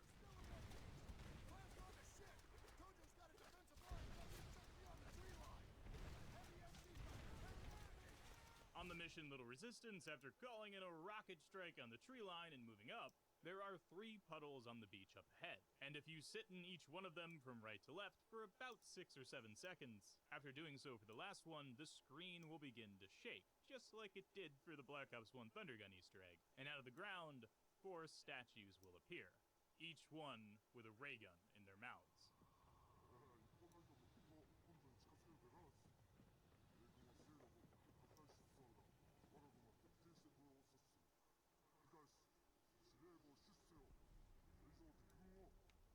And just like with the Thunder Gun Easter egg, you can pick it up, and now you're able to use it for the rest of the mission.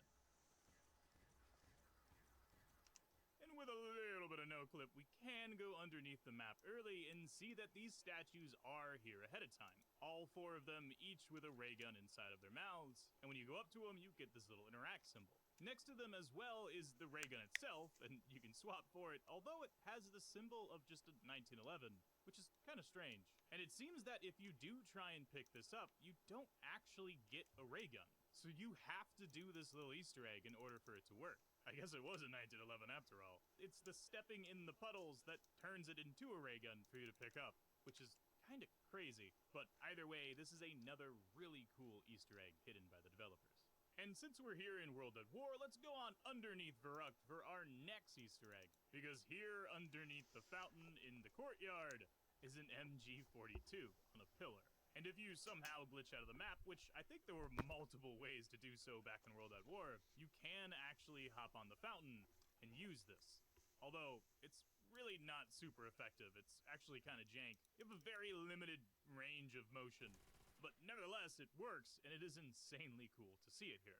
But this isn't really an Easter egg. It's kind of just left behind from development, probably something they were going to use at one point and then scrapped. But over on Black Ops 3's Revelations, the final map pack for the game, we can see an homage to this MG42 as a little Easter egg just sitting there outside of the map in the Verruck section. I really like this one, and I've always wanted a version of Verruck where this MG42 was usable. Or perhaps as a trap, I'm not exactly sure what the implementation was going to be, but either way, it was really cool to see the developers put this in here as a little hint to what was back in World at War. But while we're here in Black Ops 3 for our next Easter egg, just outside the map here on Gorod Krovi, we can find a sign here that says Richard Rodriguez. And it turns out that this is the name of a fan. He was the winner of the Black Ops 3 Be a Zombie contest that was held by Activision and Treyarch in collaboration with Omaze. What do you mean the shipment won't be here by Friday? I will rend the flesh from your bones! Hey, Eddie, we talked about this. You have to kill them with kindness. I guess Monday will be fine. And it's sort of one of those things that is just lost in time, I think, because I completely forgot about this. But I had to include it in a video like this. It's a really cool thing that the developers did. But heading on over to a completely different game now for our next Easter egg. Here on the mission No Russian in Modern Warfare 2, all the way back in 2009, if we no-clip under the ground here in Spawn, we'll find a hidden room. And on the floor is a Space Invaders logo. And although this little Easter egg room would probably never be found without mods, on PC it is entirely possible to take your vanilla version of Modern Warfare 2 and add no-clip to it. In fact, there actually is a secret code that you have to put into the files in order to make this work. All you have to do is open up your config file for the game, and under the last bind command, you have to type SATA there is a cal 1337, which is a pretty weird command to have, but with that typed in and another one that says monkey toy, and you need to set that one to 0, again, pretty strange. But when you do this, you can add binds to the end of the config file, which will allow you to find this little hidden room. It is a super cool Easter egg left behind by the developers, and I suppose a nod to those old Atari games. But now, heading on out of 2009 all the way to Black Ops 6 for our next Easter egg.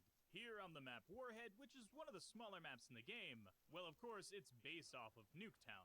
It takes place in the desert on the side of a massive crater, and if we look far outside of the map, there's multiple other Nuketowns around us. These low-poly Nuketowns are super cool to see, however, there's one of them that's a little bit more special than the rest of them. This one has a whole bunch of cameras as well as some bleachers, and it looks like the mannequins are shooting a bit of a film. And the reason all of this is here, well, it's because this is the actual Nuketown map that's used for multiplayer. And of course, what we're looking at here outside the map is a result of the mannequin Easter egg.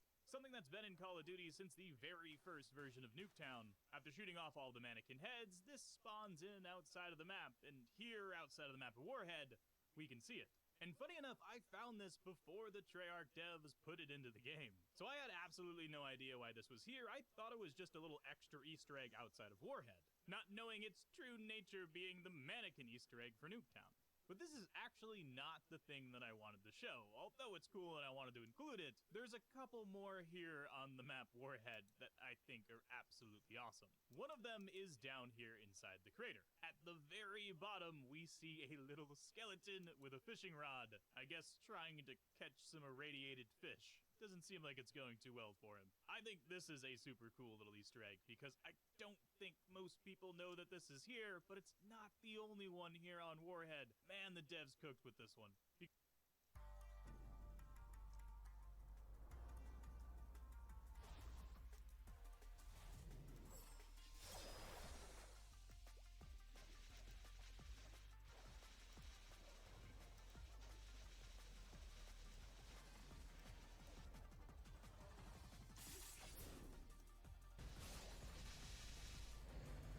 Because up above the map here inside of the truck, well, there is a squirrel eating a chicken wing, with what looks like a little Bucky's hat on and a soda next to him that has artwork from one of the fast food restaurants in game.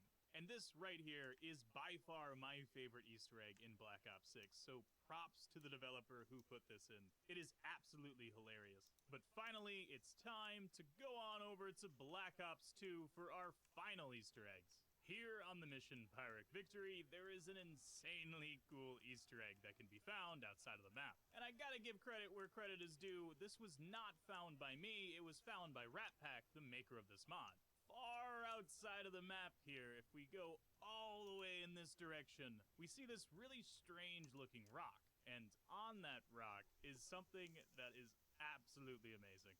As far as I can tell, this is a hint at the Lion King. And although this low poly model really has no detail to it, I'm pretty sure that's supposed to be Simba. And this is that rock from the movie. This Easter egg blew my mind when I found out about it, and props to Ratpack for finding it. He is also the maker of this mod that's allowing us to find it as well, so thank you to him for that too. Dude is absolutely awesome. Check out his GitHub in the description if you want to check this out yourself. I promise you it's real. It's actually here. Believe me, I never thought there'd be a Lion King Easter egg in Black Ops 2. But as it turns out, that is not the only movie-related Easter egg in this campaign. So it's time to head on over to the mission Karma for our final Easter egg. If we fly ourselves all the way down to the construction that's going on a few floors beneath us, we can find something insanely cool in one of these rooms. Just behind this door right here is a little R2-D2 hiding away in the closet. Another hint at a very famous movie sitting here in the Black Ops 2 campaign. Something I never would have thought was here if I didn't no-clip out and find it myself. And obviously, this is a reference to Star Wars. Although I'm not sure if it's a reference to a specific scene. Like if R2-D2 hid in a closet somewhere, I don't exactly remember. It's very obvious that they didn't want to model him too close to the actual R2-D2, and makes sense. It would be a shame to get a lawsuit over an Easter egg that's just hidden outside the map. I think it is absolutely awesome, and this is by far my favorite Easter egg in all of Call of Duty, at least that I've found so far. Let me know down in the comment section which one was your favorite, and I hope you guys enjoyed this video. And while you're at it, you might as well leave a like if you enjoyed this video. It helps me out a ton, and of course, make sure you're subscribed so you can come back for more. And if you want to watch more of my content, you can click one of the videos on your screen right now. But if not, I'll catch you guys in the next one. Stay awesome, and peace out. All eyes on us. We can't hide it when you this fly. You don't need no pilot. When you this guy, you gon' hit some sirens.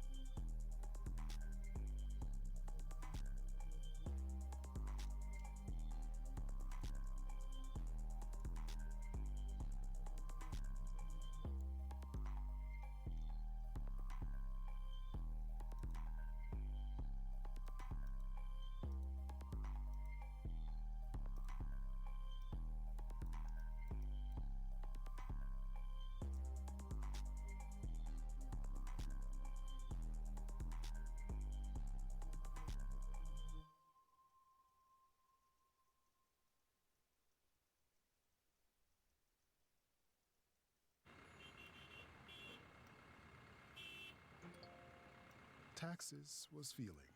So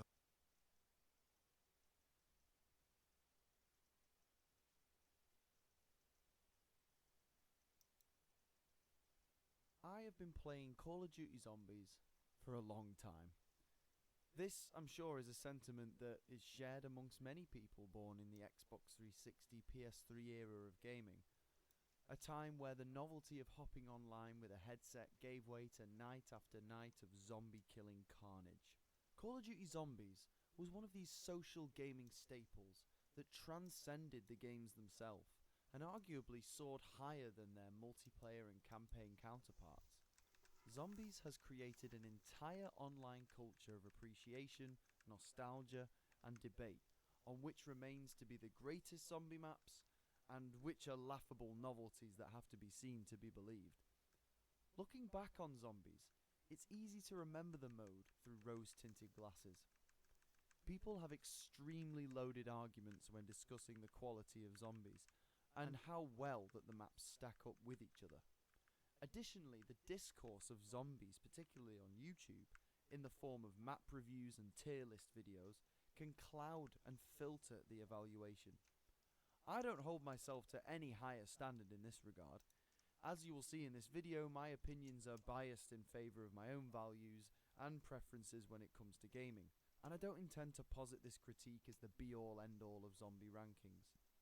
However, what I can do is offer a more rigorous form of analysis. What I intend to do in this video is to put these fan favourite maps under the scalpel and determine whether or not the great maps deserve to be called great, whether a bad map deserves to be called bad.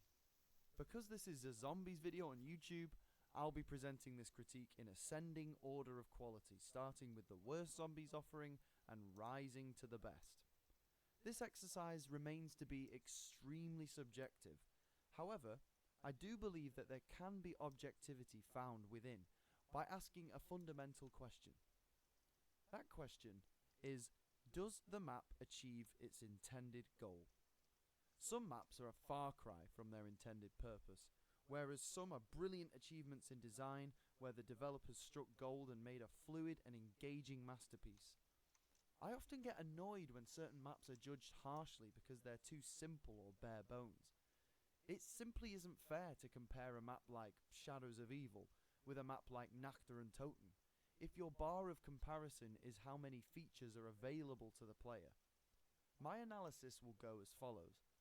How well does Shadows of Evil and Nachter and Toten achieve their intended design objectives? This criteria might cause alarm amongst you when you discover where I've placed certain maps. I will of course say that at the end of the day, this is my opinion, so please don't be disheartened if your favourite map is far down the list or not at number 1. Before we start the analysis, I want to outline some things first. What do I mean by classic zombies? Many YouTubers have stated a golden era of zombies, or maybe even a modern era of zombies. However, what actually is a classic zombies map? To me, it holds 2 criteria. The map falls between the release time of 2008 and 2019 and is distinctly a Treyarch offering. This means that we'll be covering all the maps from World at War and Black Ops 1 all the way to Black Ops 4. The Chaos maps will be included, as well as the Ether remasters in Black Ops 4. There will be no remakes or additional remasters, with the exception of one. More on that later. Exo Zombies, Infinite Warfare Zombies, and World War II Zombies will not be included. This stretch of maps, to me, remains to be the classic era of zombies. Anything post-Cold War I'll refer to as modern zombies, to which I'll be making a separate critique on. The classic era of zombies has a special place in history. Each map was a statement and progression of the mode. World at War was an era of additions to the building blocks of zombies, forming conventions that would stick in the mode for years to come. Black Ops 1 and 2 saw vast experimentation and a changeover in development styles, transitioning from chaotic fun to quest-based progression. Black Ops 3 saw the maturation of this quest formula, with production values reaching staggering heights. Black Ops 4 attempted to change core game mechanics, and, while stumbling, found its feet in a new story and a deeper explorative playstyle. Not to mention, Black Ops 4 remains to be a swan song to the Ethercast and a celebration of zombies' history, despite the maps being of mixed quality. The maps that followed Black Ops 4 in Cold War, Vanguard, Modern Warfare 3, and Black Ops 6 are different in terms of their objective. They're more vessels to level up weapons and max out rounds in a very competitive and arena-like atmosphere. The design philosophy of modern zombies differs from classic, as it doesn't pertain to the depth and mystery of the earlier maps. The multiplayerification of zombies has seen disappointment after disappointment, and is more of a test of how much endurance the COD Zombies community can put up with before admitting that the developers are simply putting in the least amount of effort for the highest gain. I do play these maps from time to time. However, there's just no comparison in returning to classic zombies. Whether it be running an entire Easter egg, reaching a high round, or simply trying to survive in that lonely bunker known as Nacta and Toten.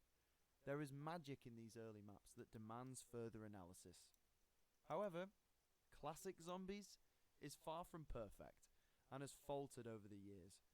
So, without further ado, here are my thoughts on classic zombies. Black Ops 2 launched with 4 survival maps. Bus Depot was a sparse and nightmarish challenge designed to test the player on their training skills. Town and Nuketown Zombies were more developed experiences that were simple, fun playgrounds for new players to grasp the mode and obtain a soft introduction to zombies mechanics. And then there's Farm, which appeals to nobody and is a complete waste of time. It's too easy for hardcore players, too tight for new players, casuals will get bored after 5 minutes since the zombie spawns are laughably slow, there aren't any training spots, nor camping spots, no new perks, wonder weapons, and no fun gimmicks. There just isn't anything. Just play another map. Why doesn't Alpha Omega work? It's a question that's seen me rewrite this paragraph for a third time, as my original analysis was short, undeveloped, and written in a tone of, ugh, do we have to talk about this map? I can't quite put my finger on why this map is so unappetizing, so hostile to any enjoyment. Surely I should be able to go on a lengthy rant of why I hate this map, but in the words of Todd in the Shadows, the worst map isn't the most bad, it's the least good. This map is like a disappointing meal that serves the purpose of nutrition, but might give you stomach pains the night after. For starters, I was already turned off by the map's premise. Who even asked for a Nuketown Zombies reimagining? Was this a map that was being sung to the rafters to be remastered? Where's the Nuketown remaster? Where is it? They cried. Oh wait, they didn't. This map was a huge disappointment for the second to last Ether map in the franchise. The penultimate experience to the story we'd all grown to love was a messy cavalcade of annoying layouts, reused assets, dreary round change music, uninspired wonder weapons, tedious side quests, and a backwards atmosphere that looks like a discount Fallout New Vegas. Maybe in another timeline, Treyarch nailed this map on its design, and Zombies was left with one last good Ether map before ending to the modern era. I fail to see this alternate universe. This genuinely feels like a rushed custom map, only to warrant 1, maybe even 2 playthroughs at most. There is no greater example of a map that represents the microcosmic tedium of the Zombies game mode more than Transit. The mechanics of the map almost serve as a detriment, not only to the flow of the game, but to the player's well-being and sanity. It's a real shame, because this map posits great ideas in practice, but failed in its execution due to the hardware limitations, and the lead developer of Jimmy Zielinski pushing his philosophy of chaos to its absolute limit. Take for example the premise of the map, a large expansive open world which the player is free to explore. The only catch is, that said exploration is punished with limited visibility and unrelenting attacks of denizens. Additionally, the map has one of the highest value damage wonder weapons that doesn't even take up a weapon slot. The only catch is the parts are disparately and carelessly tossed around the map, and the weapon will disappear if the player dares to have fun with it. Whilst playing the map, you start to imagine the possibility of maybe the map is bad because of the archaic item carrying system. Maybe it would have been better in Cold War's engine, or even Black Ops 3's engine. However, you start to realise that this map's fatal flaw is its lack of polish and due care and attention. Why is a breakable buildable the tool to access one of the most important aspects of the map, Pack-a-Punch? Why is there lava lakes in the most inconvenient places? Why is there a bus that seems to be working against you in regards to its timing and convenience? Why is the avocado boss fight so underwhelming? I admit the challenge of training in the diner with no jug to save for Galvanuckles, which are basically meta by the way, is a fun endeavour. However, it only caters to one specific build and one specific strategy. Any deviance from this strategy and you are in for a frustrating and nauseating experience. Any enjoyment of this map is on an ironic level. I really don't have much to say about Voyage of Despair. I would rather write a paragraph about the more interesting topic of this map's setting of the Titanic, which is this map's only really excelling feature. The detail of the boat with all the corridors and avenues, Easter eggs and nods to the existing ship is truly incredible. However, the aesthetics of the map might as well be window dressing, an interchangeable overlay to an otherwise dull experience. The zombies formula had been done to death in Black Ops 3, and in Black Ops 4, they attempt to replicate it with inferior difficulty scaling, a more convoluted progression system, and a regression in storytelling that puts Saturday morning cartoons ahead of it in terms of depth. Although the opening cutscene is impressive, Scarlet Rhodes is a boring shell of a protagonist, and the chaos story elements were delivered in such a confusing way. Underwhelming would be the best descriptor for this map, from the wonder weapon to the features of the atmosphere. The boss especially is the most forgettable aspect. Could you even remember the name of the boss? Because I couldn't. The map does contain some merits, such as the poop deck is a sufficient training spot, the swimming mechanic is neat, and the Pack-a-Punch quest is satisfying. However, high rounds on this map are plagued with alternative zombie types and an increased zombie speed, making stamina up in the modifier slot pretty much a necessity. If you're looking for an interesting zombies experience, don't come here. It isn't an exciting voyage, it's just a dull old people cruise. I find the existence of Tag der Toten to be immensely frustrating and melancholic, much like the feelings of the zombies community on the release of this map.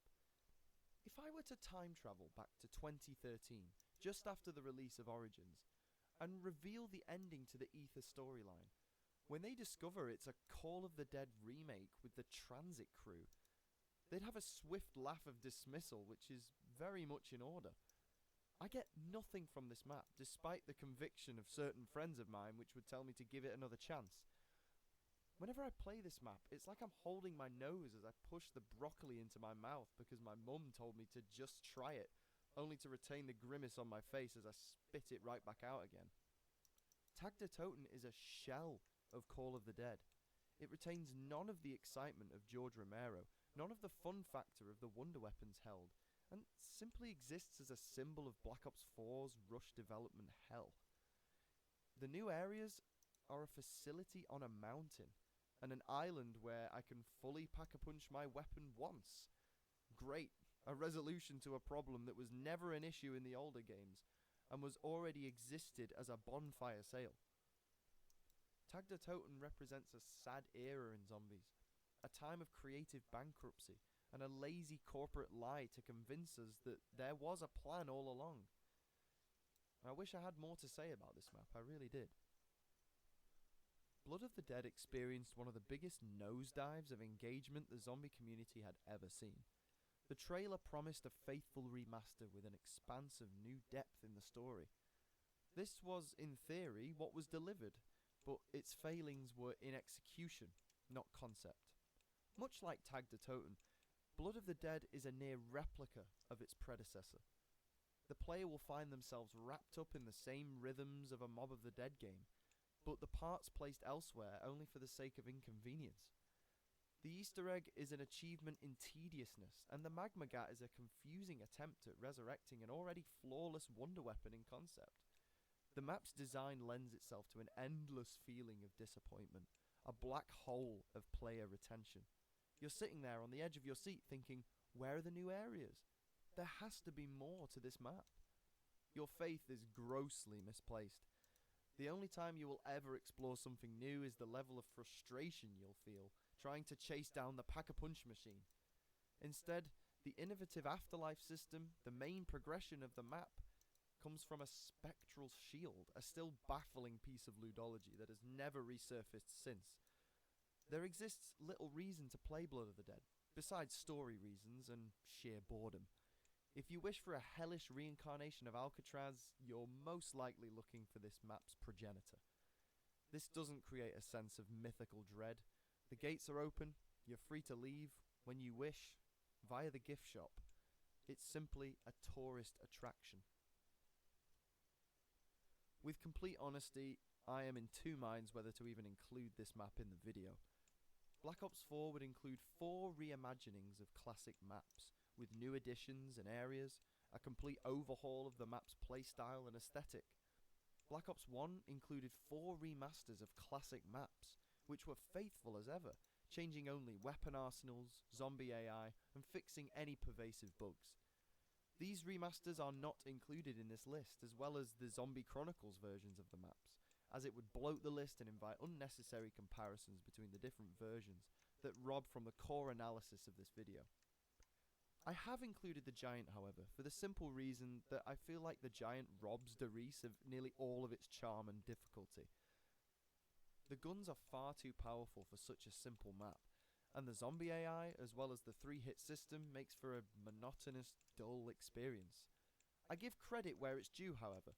The opening cutscene is incredible, but I hardly count that as being congruent to the map experience, since the map is so reified in favour of evoking nostalgia for Derice.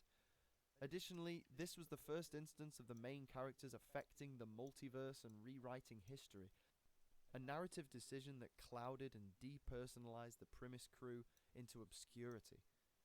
There is little that I gained from playing the Giant, and the experience was better represented all the way back in 2009, where the original horrors of Group 935 took place. The Giant feels like an empty husk, an end credits scene, where the zombies just happen to invade upon the characters for the game-to-narrative ludology to even make sense. There are defenders of this map, who argue of its atmosphere and hidden Easter eggs. I'm yet to see how it redeems the map from the core flaw of being too easy and just unappetizing.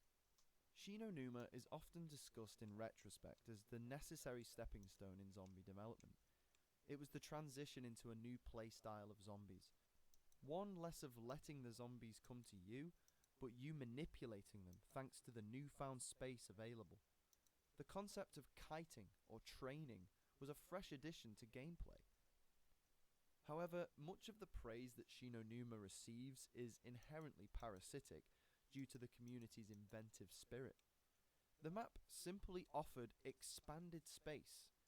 Perhaps the addition of the Wunderwaffe makes the map more admirable.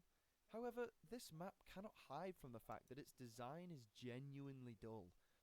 The mundanity of opening every building to reveal a perk is a chore that puts me off playing this map every time. The atmosphere is serviceable, yet failed to capture the horror that the previous map offered. This was a time where Zombies was a terrifying game mode. It was competing with the likes of Left 4 Dead, Jericho, and Dead Space. Zombies was the game you played whilst peeking out from behind your couch. It had yet to see the advancements into sci-fi, steampunk, and pure fantasy. This map remains to be the outlier, with the other 3 offering much more exciting alternatives for the era. It's not a bad map by any stretch of the imagination. Players can exploit the rustic mechanics of World at War to achieve staggering round numbers, with Shinonuma holding stupefying world records reaching the thousands. Again, however, the map's praise is built on what the players can exploit from it, rather than what the map can do for the player. It's an all take and no give. The map's description describes the maggot fly-ridden corpses that lurk around the bunkers.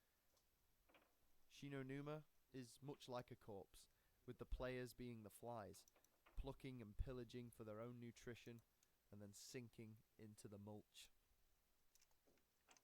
Revelations is where the franchise reached its referential peak. It is reliant so heavily on previous assets and ideas that the map is sometimes discounted as even being an original Ether map. Dr. Monty highlights via dialogue, the universe is practically held together with tape. This serves as a perfect metaphor for the development this map received. It's a rushed school report where the student copy and pastes material that his older siblings created when they did the assignment years ago. It's a mess. The map disappointed fans on release and confirmed their suspicions that Black Ops 3 was a downward slope of unoriginality. Even the map's weapons are borrowed from previous maps. The Apothecon Servant and Thundergun are fine. In fact, they are more than fine, and they are extremely powerful and offer the casual player opportunities to get to those high rounds. However, it's clear that the team's passion and creativity was strangled by deadlines and quotas put forth by the higher-ups at Activision. You can imagine the big boss saying, "Haven't you wrapped this silly space map up yet? We've got another game to make."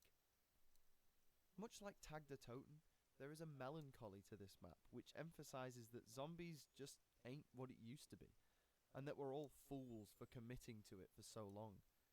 On the first playthrough, players will be overwhelmed with nostalgia as the maps are brought and collided with one another. But once this novelty wears off, however, they are forced to see the map as a whole. They are required to look beyond the mask of self-reference and discover what the map really uncovers. Such efforts are futile at best. What players are left with is a collection of easy training areas coupled with the most powerful arsenal a map has ever seen. The developers threw us a bone, and we just ate it up. Abbey Road is considered one of the best Beatles albums, alongside the other classics. The final track is called Her Majesty, and is a 23-second acoustic number about the then Queen of England. It serves its purpose perfectly, doesn't intrude, and is entirely itself. And I feel the same way about Bus Depot, which receives far too much criticism from the community, despite Nacht being pretty much the same map, just with more ambience. How can a map with a box, some war weapons, and a nice open area to practice training be so offensive to people? This map isn't trying to be anything more than it is. Simple. Yet its simplicity is part of the overwhelming challenge factor that this map can potentiate. This map is fucking difficult. Not Origins difficult, but more like Flappy Bird difficult, for anyone who remembers that. If you play this map, then you will become a better zombie player, hands down. You will become better at understanding pathing, manipulation, zombie speed, and ammo economy, better than any map ever could. The poverty of tools available means that it necessitates skill and movement over map knowledge and opening up a Mr. Roffle Waffles tutorial to acquire the godlike wonder weapon that makes you basically invincible. It's all on you. And it's thrilling, especially with multiple players. If you've fallen victim to the map tier lists that say that this map is too basic or too bare bones to be taken seriously, then grab yourself a ticket and enjoy the ride. Classified shines above any other Black Ops 4 remakes due to the fact that it's a lot more faithful to the original in a non-derivative way. It doesn't insist upon itself. It's the most casual experience found in Black Ops 4. The simple building mechanics and easy training areas are a welcome addition to the self-seriousness of the other Ether maps present in Black Ops 4. Unfortunately, this is kind of where the praise ends in terms of the map's qualities. The map is creative and fun, but doesn't offer anything past a casual experience that is better replicated on other maps. It's almost like the developers were going to make an expansive experience, but gave up halfway through. Classified's enjoyment has little to do with the map's features, and more of the design decisions of 5 that were implemented nearly a decade ago from the map's release. I enjoy training in the Pentagon, I enjoy descending in the elevators, I enjoy zipping around the map in teleporters. But does this sound familiar to you? Classified, much like the rest of the Black Ops 4 Ether maps, doesn't offer anything new. It's simply nothing more than a bonus experience. I have a distinct fondness for this map. And that's despite of the lack of features on offer. When Black Ops 2 released, the community was simply after more zombies from Black Ops 1. The quality of maps didn't really matter, as they later discovered in the case of Transit. People resurrected and started putting multiple hours into Town, Farm and Bus Depot. And then there was Nuketown, which I believe to be the second best survival map offering in Black Ops 2. The core survival gameplay in this map is at its strongest here. It is a true test of zombie players' skill.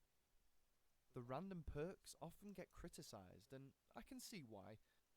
Players are often reliant on core game mechanics in order to create a streamlined experience of immersion. In Nuketown, however, these game mechanics are flipped on their head and allow for a much more challenging and engaging experience. Having to survive in a map with no jug until round 25, and having that be an intrinsic feature of the map and not a self-imposed challenge is bafflingly hilarious. Long gone are the days of this experimentation, and I miss it. I wish the Zombies team would make a Zombies map hard again. There's a staggering lack of difficulty in modern Zombies, and the spirit of Nuketown would ignite the Zombies community once more. All things considered, however, the spirit of Nuketown cannot save it from its lack of features and bare-bones nature. This is a map to be played sparingly. Its fission causes abnormal growths in ability, but too much radiation can be dangerous.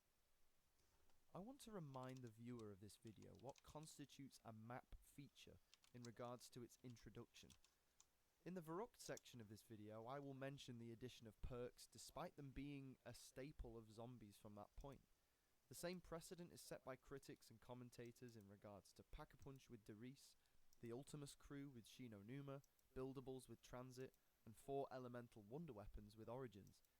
Many ranking videos have stated their merit for certain maps is based on what they introduced to the series. For example, Mob of the Dead brought brand new scope of story and cinema into Zombies. The series has necessary moments of growth, and the maps that signal those pivot points have always remained some of the greatest maps of all time. With all of this in mind, let me list the features that Nakda and Toten introduced to Zombies.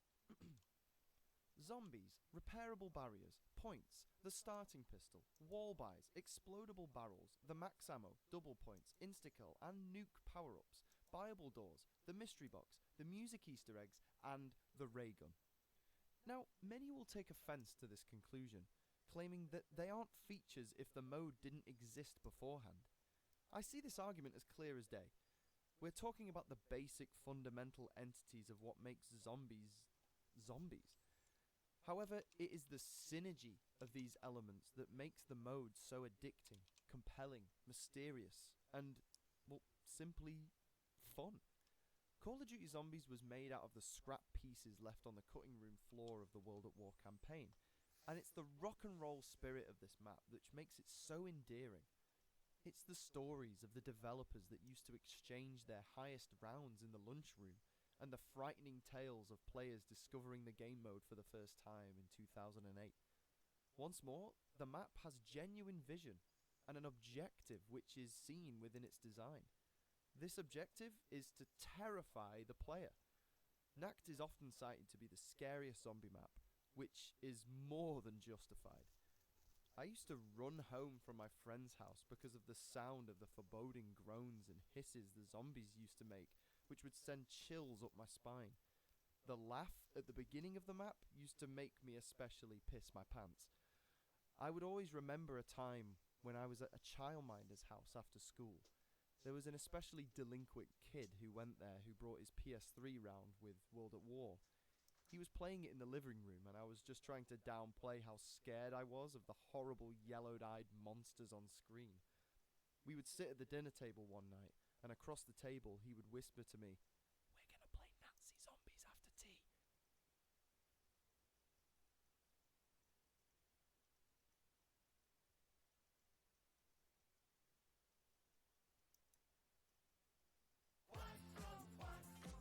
Make your dog a Quattro dog. There's no two ways about it. Shattered Vale is a great map. It is without a doubt Treyarch's greatest DLC map in Black Ops 6, and there's probably even somewhat of a justifiable argument to suggest it surpasses Terminus as the best map in the game, full stop. But there's a problem. A big problem. A problem so large that it may stop Shattered Vale from being remembered for the great map it is, or maybe even remembered at all. But to fully understand all of this, we need to go back to the start. Black Ops 6 Zombies launched with a lot of promise back in 2024, but in the eyes of many, it seemed that we sadly peaked far too early. I'd argue that the best Zombies games and experiences have ramped up and improved on themselves throughout their life cycles, with Black Ops 1 through 3 being crowning examples of this, whereas Black Ops 6 started off hot with Terminus, but then failed to really gather any significant momentum and hype with the fairly average release of Citadel de Mort and disappointing release of The Tomb. This is not entirely the fault of the map's releases. Broader issues and controversy across Call of Duty as a whole have also led to the mass decline in player counts. Regardless of the reason, however, the reality is that the community sentiment was not at its highest upon the release of Shattered Vale. Treyarch needed Shattered Vale to be a success, more than any map previously in Black Ops 6. A poor release or overall negative initial reception to the map really could have spelled complete disaster for Black Ops 6 Zombies. But disaster hasn't struck. Not yet.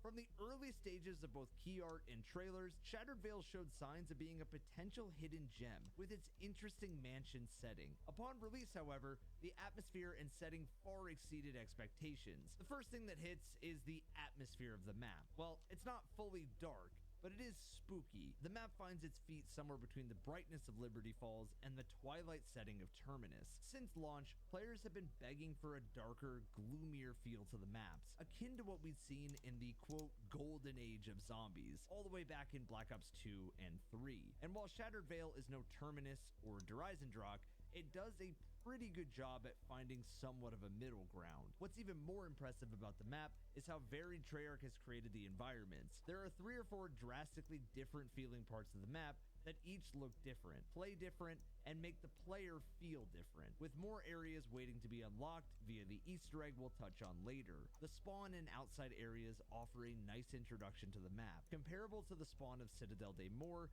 that guides players towards the spectacle of seeing this huge mansion from the outside. Once inside the mansion, the gameplay completely flips on its head, offering a brighter, warmer environment with tight and narrow hallways, creating an experience that is the polar opposite of what you face outside. The layout of the mansion itself isn't super straightforward either, and can almost feel mazy-like, proving to be a legitimately difficult environment to fight in as the quantity of zombies increases. It really feels as if the mansion improved on some of the failings of the castle in CDM, as the castle really offered no challenge, and players could survive with little to no issue inside. The mansion's interior, however, is very much that part of the map that players will look to avoid in Shattered Vale, as it's often a death trap. But as we'll soon learn, Treyarch designed things in a way that would force players inside more often than they would truly like. The final part of the base map would be the SAM AI room and its supply tunnel section that go with it, which provided a nice surprise to the community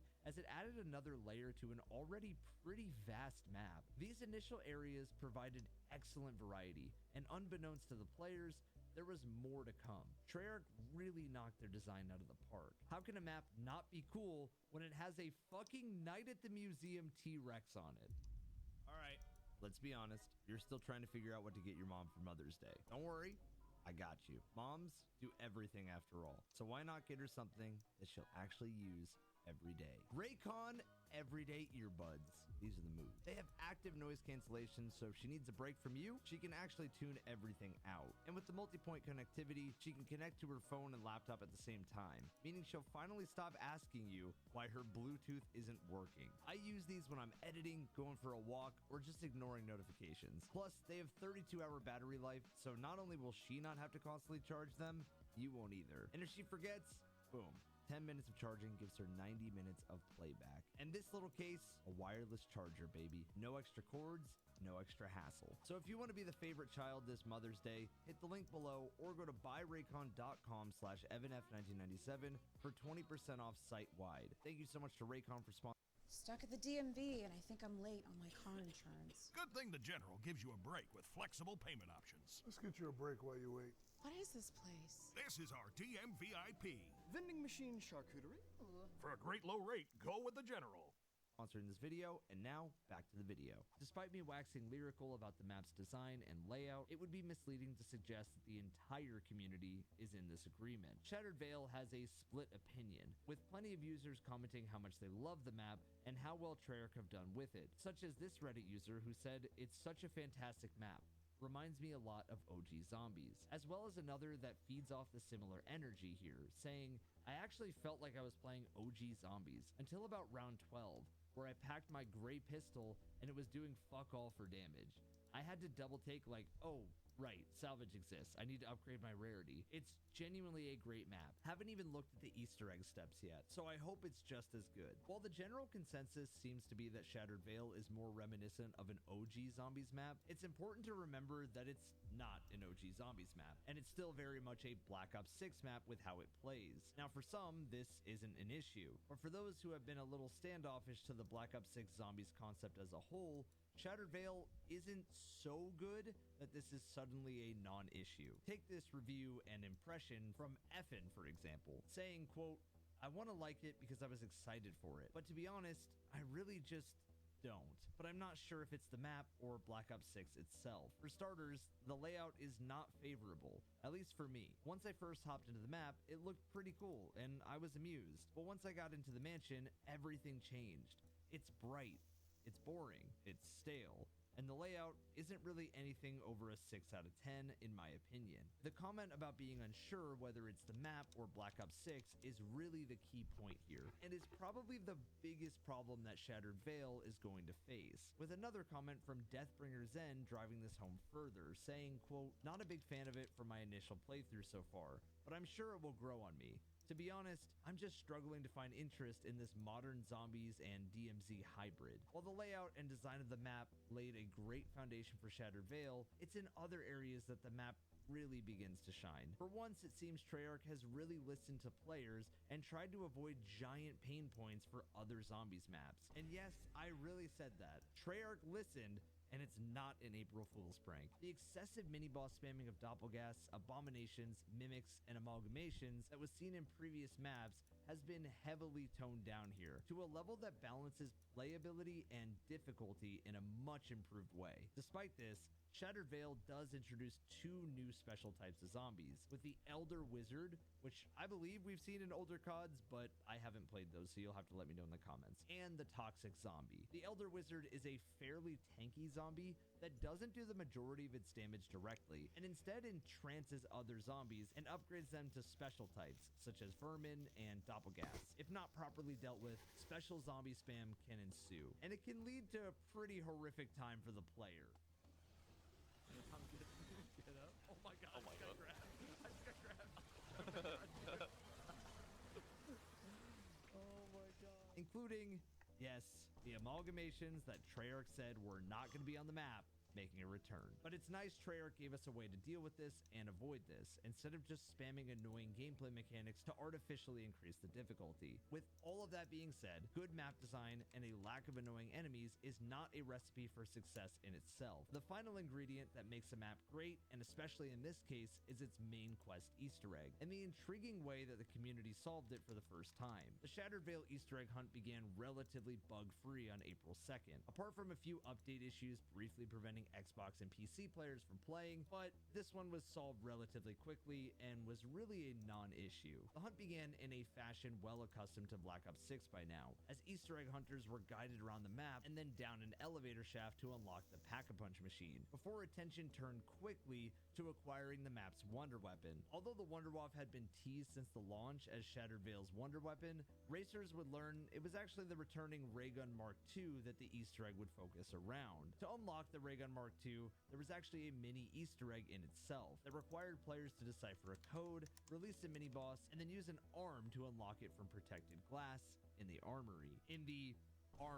Yeah, I just got the pun too. An arm in the armory. Oh my god, Treyarch. But for lots of the Easter egg hunters on Twitch and YouTube, this period of discovery was completely skipped with the Wonder Bar Gobblegum. This is one of the few gripes I have with Treyarch in this map, as I personally believe that the Wonder Bar Gobblegum should be disabled until the Easter egg is beaten for the first time. If Treyarch is going to continue with these linear style Easter eggs that start with acquiring and upgrading the Wonder Weapon, it makes no sense to have a Gobblegum that can entirely...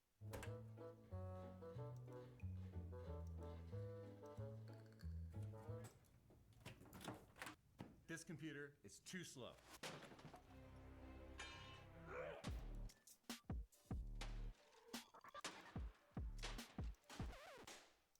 entirely skip this initial step. In reality, it's quite a small issue, as the majority of people won't be using Wonder Bar gums anyway, but I do think it does take away from the initial hype and spectacle of the Easter egg hunt. I covered the entire Easter egg with my co-host CB Gray on our Zombie Zone stream, and we tracked Mr. Raffle Waffles first to make progress on the Mark II upgrade, after he shot large blue crystals around the map and got an empty canister to drop from one. Milo placed this machine near Speed Cola, and suddenly two sparky blue abominations spawned in, although it was unclear why, with some teams incorrectly assuming that they needed to just be killed. Eventually, some teams noticed that when the abomination lightning struck the rocks, they would glow blue, and when the mini-boss ran into the rocks, they would begin to float. Once all the rocks were floating, a fairly challenging defense step would start, in which hordes of vermin would spawn, alongside the standard zombies, and sometimes even one of the evil Kamek zombie wizards. The step actually offered a fairly significant challenge to teams, especially if they had not waited until the end of a round. Unlike in other defense steps, vermin attacking the objective would set back the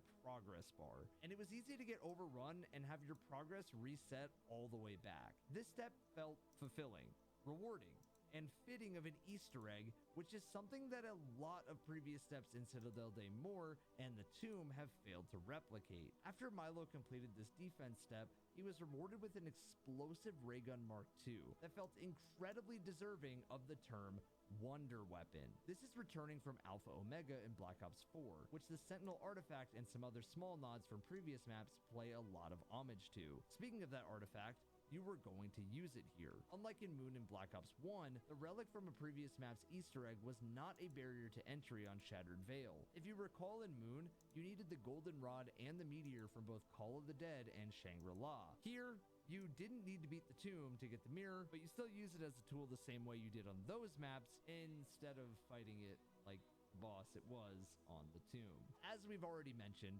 Shattered Veil is a huge map, but during the Easter egg, it became even bigger than we first realized, with the Spooky Mansion fittingly having an array of secret rooms and passageways to open and discover. One of these secret rooms was in the main entrance hall near the T-Rex skeleton. After solving a brief Simon Says puzzle, this would reveal a speakeasy, in which there was a framed photo of a man who looked oddly similar to Jack Black, or more commonly known as Steve from the Minecraft movie. Racers used the ray gun in this room to charge this picture frame and jump through the created portal to another secret room, in which there was a man, like most Call of Duty players, who was looking for a hard drink to take the edge off. This voice line was actually quite sneaky and misleading from Treyarch, leading a large number of Easter egg hunting teams to frantically search the map, expecting to find some sort of bottle or drink quest item to give the ghostly man. I get to hear him again. I'm thirsty. Give me a drink. Thirsty. Give me a slug of the hard stuff. None of that wine. None of that wine stuff. I want the whiskey glass found in exactly this part of the map. In reality, players would have to find a bell, place it on the bar, ring the bell next to a brain-rotted zombie, who would then turn into a bartender and serve you a drink. This step is so misleading, and despite casting the hunt on Zombie Zone, I'm still unsure how anyone actually cracked this, and I love how unique and fitting this step is from Treyarch. After Racers had given Steve from Minecraft his potion, a shielded lockdown with a mini-boss fight would start. Although, with upgraded weapons, this was really no challenge at all, and I'd love to see a little more difficulty injected into this step, like we saw with the Vermin defense step earlier. This approach of finding the canister, fill the canister, charge the painting, complete the ritual, would repeat 2 more times. While I'm normally against rinse and repeat Easter egg steps, these steps actually had their own unique twists and quirks that felt much more akin to the elemental upgrades of wonder weapons seen previously. The canisters were acquired through some fun challenges. Noticing one through a window near double tap while using a Gersh device that was conveniently on the ground to pick up. The other was in a tube that called for teams to throw tomahawks at a pipe, which Noah J did pull off. It's important that I note that double tap made its first return since Black Ops 3, a perk that the fanbase had desperately missed and fits like a glove to this augment system. Aside from the amazing perk machine that it has, which I would love to see zombies experiment more with, it was also nice to have another injection of OG zombies, with random part spawns from some of the Easter egg items. While this can be annoying for repeat playthroughs, it does add some variety into earlier runs and the hunt itself, instead of just reading like a guide or following what a streamer had done. Another secret room had a mirror Zelda-like puzzle. This was showing a stone worm. Well, your hair's gone through quite the journey itself, hasn't it? A lot of trial and error with styles. My mom, she's who I originally believed to be the boss of this map. When we were watching along, Noah, Pizza, Freckleston, and Chopper were trying to figure out the crystal room, and in doing so, had so many zombies around them because they thought they needed the wizard to turn the zombies into doppelgas. Doing that was wrong. All they had to do in reality, as Noah discovered, was punch the crystal with the beam on a statue. But it was funny to watch them overcomplicate things. Well, I hope if you have nightmares about the doppelgas, I have some bad news if you want to play this map. With all 3 ray guns crafted and all 3 rituals completed, players sensed that a boss fight was imminent, although it was unclear what the boss would actually be. It took just under 4 hours to reach this point, and although I'd love to see a hunt with the scale of Origins or Revelations again, I'm aware that it seems Treyarch isn't really going down that path anymore. I'm not knocking Shattered Veil for being a shorter hunt, but instead giving it praise. Look, I would love a long Easter egg, but if the reason for an Easter egg going so long is because there isn't feedback between puzzle and the player, then it's a frustrating puzzle. Treyarch clearly has a goal of incorporating puzzles, but the only difference in Shattered Veils is that you can hear your characters speak when something goes wrong. You might see a light illuminating an oddly placed object, and you get a notification when something is picked up. These are quality of life features, not modern day problems. I think that Shattered Veil, had it not given feedback at all, would have been a day-long hunt in the old CODs. And that's because, well, the map is pretty dang mysterious. With all that being said, by far the coolest part of the map is its boss fight and cutscenes. I don't think anyone expected this to happen. Bro, what is going on? Here we go, guys. Everybody lock in. Oh my god, it is T-Rex. It is T-Rex. Oh. It's T-Rex. Oh. T-Rex. CBS It's not the worm. It's T-Rex. TBS Oh. T-Rex. TBS T-Rex. Oh. Oh. Oh my god. Oh. Oh my god. Oh my god. It's the T-Rex. I really don't think anyone expected the T-Rex to come alive and become the boss, and some of the best gaming moments are those in which players are the most surprised. Ironically, the fight was easier than the spooky mirror on the tomb, mainly due to the fact that it was a pretty old-fashioned just shoot the boss until he dies kind of fight. Once again, this isn't a criticism of the map, and once again, it is a compliment to it. This fight was filled with thrashing, gnashing, tail whipping, and it felt like a fun but suitable challenge, with the giant boss chasing you around being genuinely terrifying. The entire arena had the radioactive zombies, and the Z-Rex only took crit damage from certain spots, a lot like Patient 13 in that way. This wasn't nearly as difficult as Patient 13, but man, what a spectacle, and here is the moment that the Easter egg was completed for the very first time. Get out of the poison. He's really, really weak. He's trying to get out. The Z-Rex is going crazy. Miyazaki, We're put so your poison close. swamps away. Come on. Oh. They get their team And back up. they This should be are it. Dead. Maybe. Wait, Evan, wait. That's a world. There it is, Main world's quest complete. first main quest quest. complete. I think that's the world's first. We got a cutscene to watch. What a fight. For all the good that Shattered Veil does in its design and Easter egg, its biggest failure is existing within Black Ops 6 and modern day zombies. The layout and design are great and reminiscent of an OG style. The upgraded ray guns are unique and provided some much needed elemental flair, and the Easter egg story and cutscenes are pretty awesome with an incredibly cool final boss payoff. I have really no doubt that had this map launched within the climate and how the player base was feeling of the old days of Black Ops Zombies, it would have gone on to be remembered as an all-time classic. But instead, I fear that Shattered Veil will become nothing more than that Black Ops 6 map with the T-Rex boss. That wasn't as bad as the rest, and somewhat of a hidden gem, much like the fate that Dead of the Night suffered. And that's really a shame.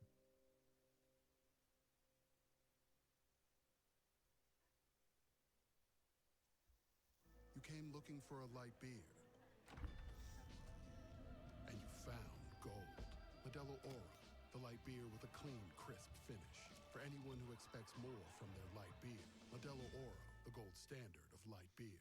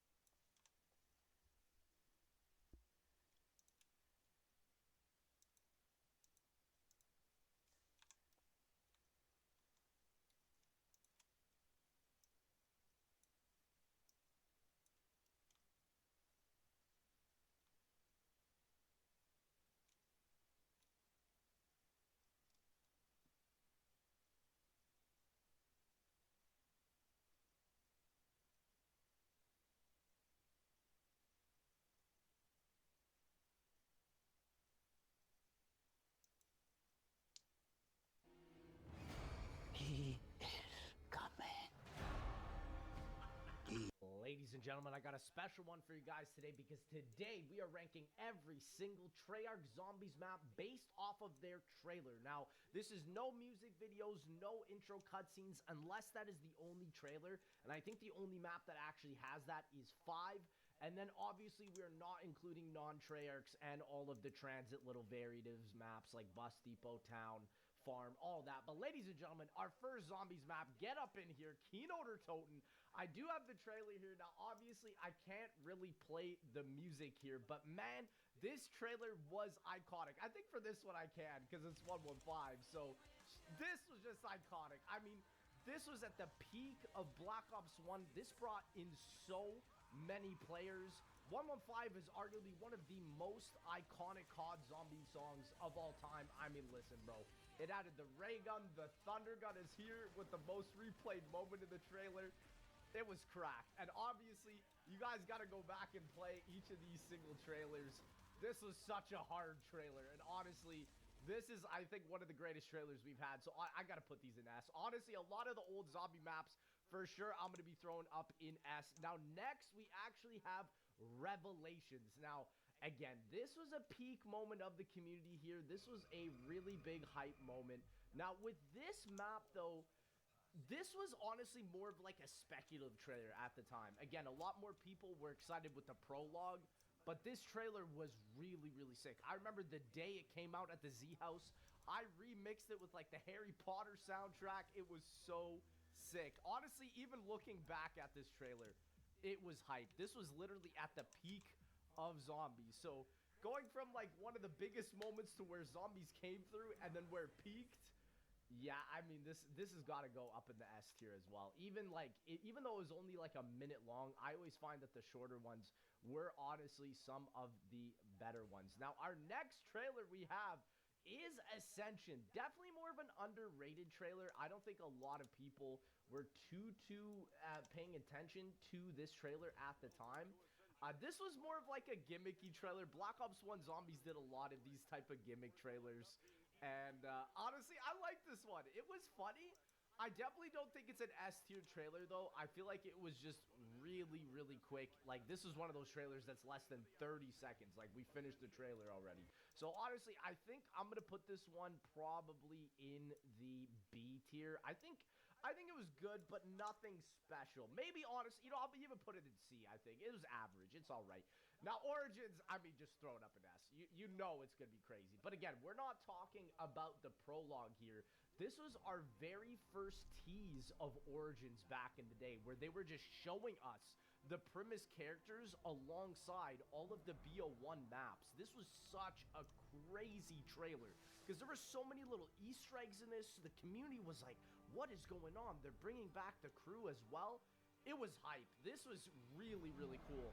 And then obviously at the end, where they all raise their heads, this is one of the most iconic poses in all of Call of Duty Zombies. And then this found footage, it's goated. S tier. Or every trailer from Origins is S tier, to be honest. Now, ladies and gentlemen, you saw what the next one is.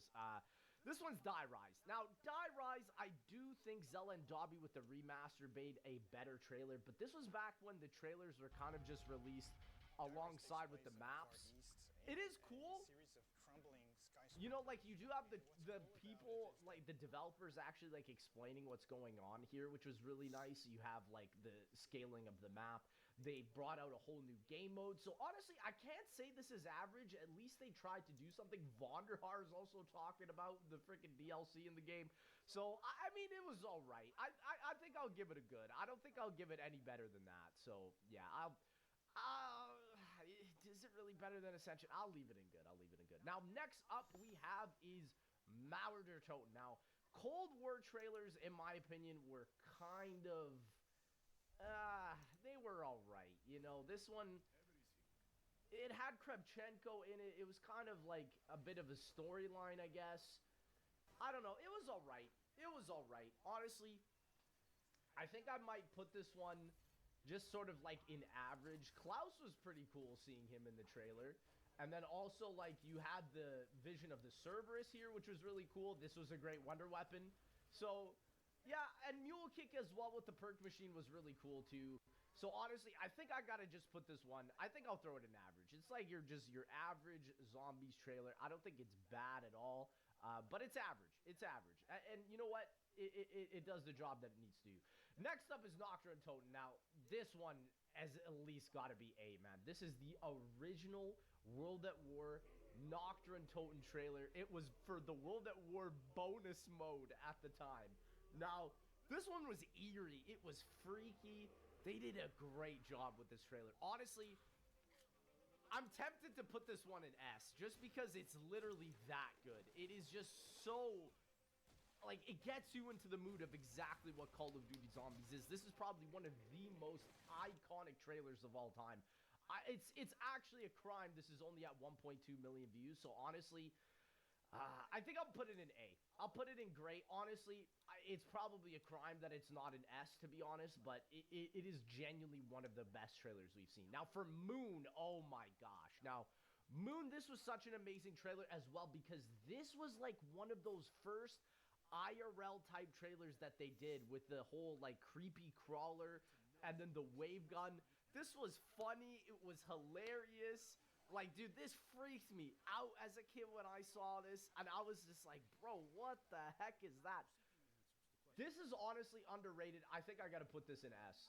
Yeah, if you have not seen this Resurrection trailer, definitely make sure to go check it out. And it was all just to show off Moon, man. Such a goated trailer, honestly. And also, they were bringing back all of these maps as well. I mean, Black Ops 1 cooked, man. Honestly, I think I gotta put Black Ops 1 in S for that one. So Moon, S tier as well. It was just so goated. Voyage of Despair. Now, Voyage was kind of tough because for what I remember, most people just remember the intro. Because, yeah, they literally played 9 first, and then they played Voyage. Not many people remember this trailer, to be honest. So, honestly, it was cool. It was a great trailer to sort of introduce Scarlet Rhodes into the map. There were some really good gameplay shots. But honestly, I don't think I remember anything too memorable out of it. It did get the community hype. Seeing the Brecci is the most replay moment here is kind of funny. Again, good moments. It is kind of tied in with the 9 trailer here, so I think I'll just leave it in good. I think just because of the fact that they tied it in with another map was just kind of showed that it was all right. You know, it was a good trailer, though. It was a good trailer. Now, Outbreak from Cold War. Now, to be honest, I think a lot of people were kind of mixed from this trailer. It was a little bit, like, in the middle from this trailer. Again, this was when they put, like, a bunch of the stuff in the first 5 seconds here. Not really much that was happening in this trailer. I felt like it was just, like, showing off a lot of the multiplayer stuff. And it was kind of lackluster, in my honest opinion. It was kind of difficult to even tell what the game mode was about. And I don't really like when zombie trailers do that. They were, like, really misleading in that regard.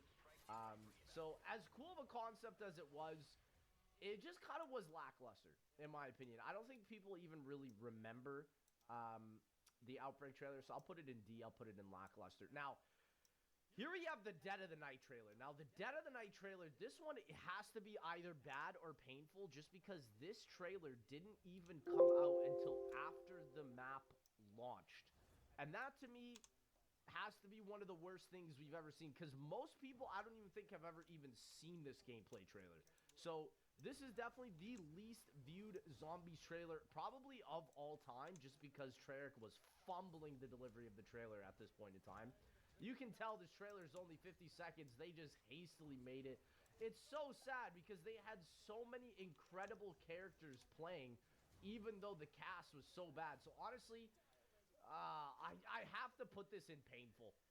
It's worse than bad. It genuinely is just painful to go back and watch. Now, Rise of Drac, brother, throw that thing up in S. Listen, I remember going to Treyarch during the DE trailer. This is one of probably the most iconic zombie trailers that they have ever made. This is probably just as iconic as, like, the Shadows of Evil trailer. Seeing this at Treyarch as well for the first time was so freaking sick.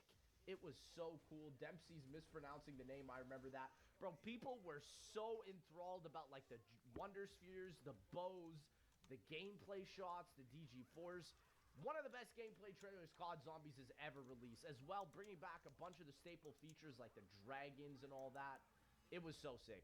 Great gameplay trailer. So amazing. Honestly, has to be in S. Now, Doris, honestly, another one that we have to throw in S. I'm sorry. Doris is just one of the most iconic trailers. We're talking about the Beauty of Annihilation trailer.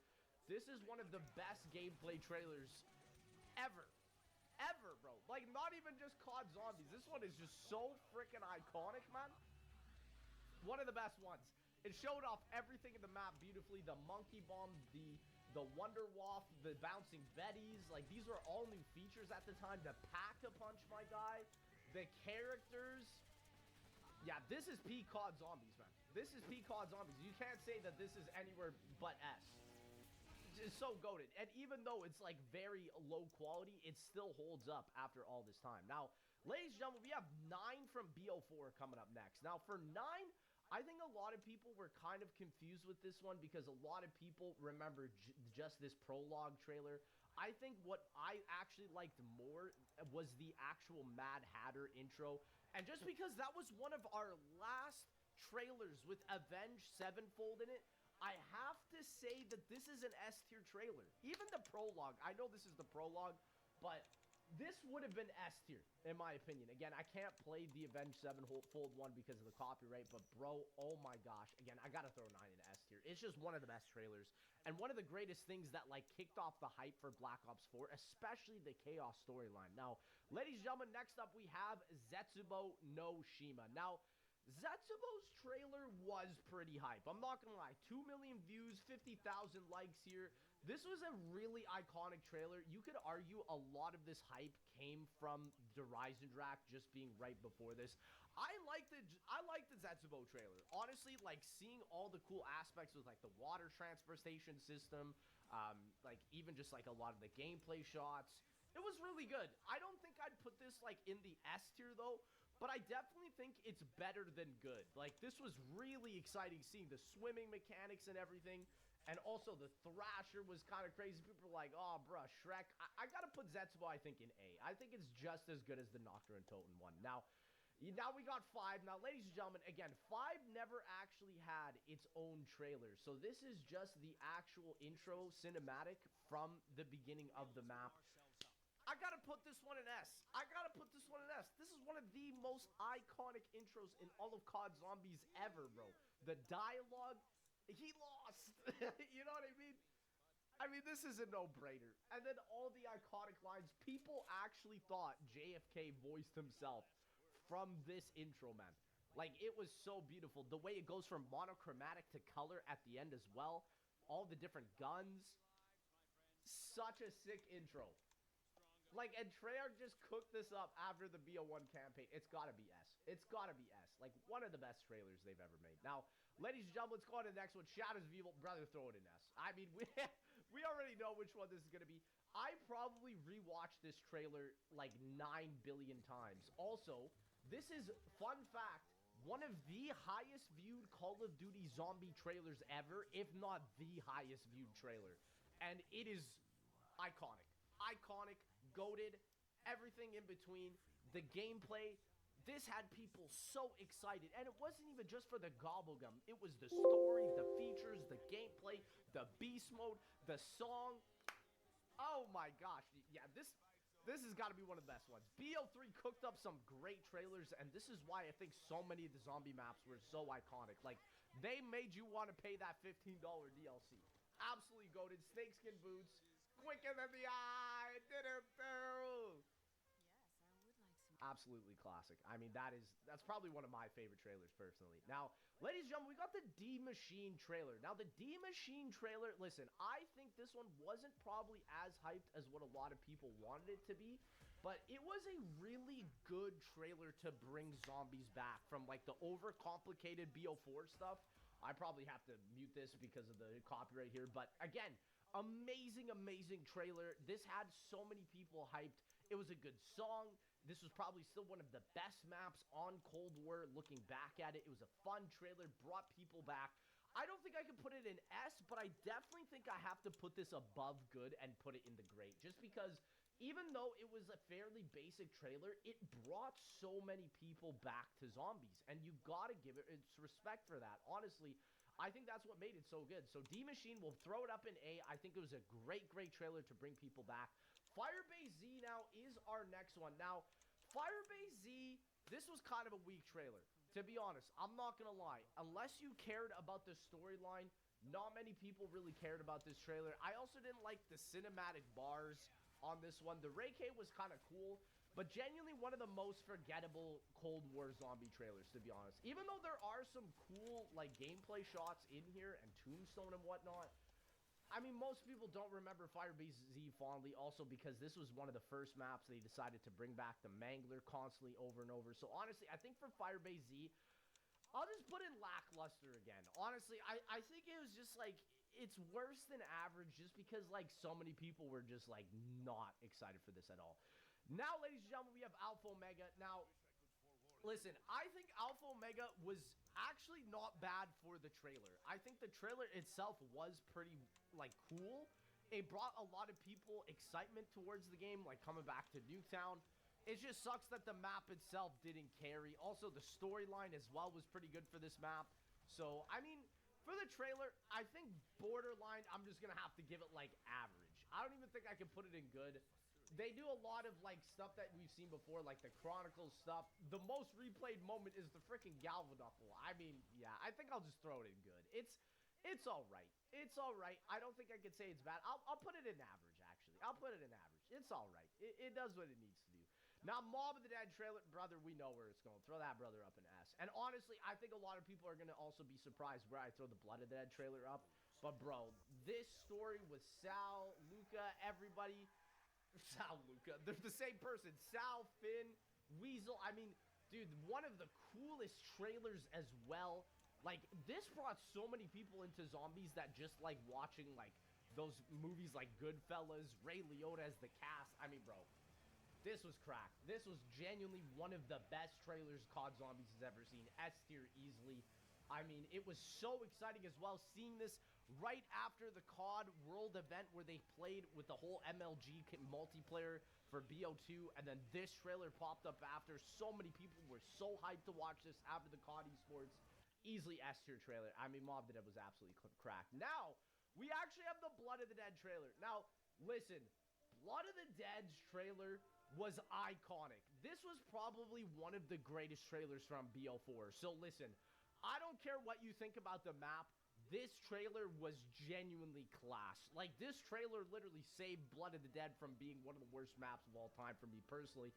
Honestly, I gotta put Blood of the Dead trailer up in S. I'm not even gonna say it's great. I think it's even better than A. It's S, bro. This had the community going crazy with all the theories, all the different gameplay shots. It was so high quality. Like, look at all these custom animations where they're taking out Brutus. It was amazing. Like, what Blood of the Dead delivered in was not the gameplay, but 100% the story. And the trailer definitely added it to that. So, you know what? Blood of the Dead, this is the one and only time I'm throwing that brother up in S tier, bro. For real, one of the best trailers we have ever seen. Now, Shino Numa. Okay, now this was a great trailer just because these back in the day with the World at War trailers, this was the trailer with the one song. It was amazing. I mean, listen, I would be a fool to not put this near the top. I personally don't think that this is near perfect, though. I think that this was just, like, A tier. Great trailer. Like, even though I love it, so many iconic moments from this trailer. Amazing music video as well. Perfectly highlighting, like, the eeriness of Shinonuma. I gotta throw it up in A tier. Honestly, an amazing, amazing trailer. I think some people might be upset about that, but honestly, it's one of the greatest trailers we've had for sure. Without a doubt. Now, honestly, one of the trailers I did want to throw up in here, I won't even watch it, but let's just talk about it. Zombies in Spaceland, genuinely, in my opinion, S tier trailer. But I won't count it because, again, this is only Treyarch's here. So, ladies and gentlemen, now we have one of the most popular trailers as well here, being the gameplay reveal for Transit. I mean, look at the viewership on this. 9.4 million views. I will never forget my grade 8 self just watching this in class. This was one of the craziest trailers as well, with the Carry On song in the back. It was class. Listen, and then also, like, the way you made it feel like an adventure going through. I gotta throw this one in S. I believe this is still the most popular COD Zombies trailer to ever exist.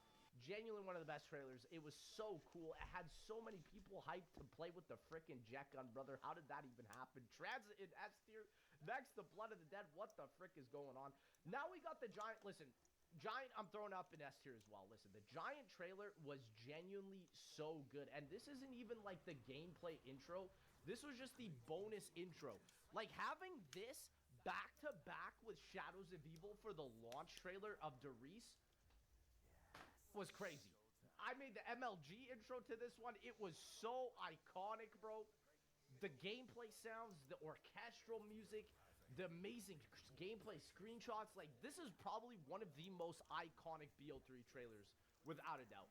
It's an S tier. S tier. Again, the story, everything. It is actually criminal. This doesn't even have 2 million views. It was so freaking good. My goodness. Now, Buried. This, I think, is where a lot of people are going to be shocked. Now, literally, I have a Mr. Dowling JD video here pulled up for Buried, because this is, again, where they literally just threw it in with, like, a multiplayer trailer. So, I'm going to be honest, man, even though Buried is one of my favorite maps, I feel like this map didn't really have, like, a lot of hype outside of the Raygun Mark II being a thing, and also it coming directly after Mob of the Dead. Subscribe for more zombies, Mr. Dalek JD.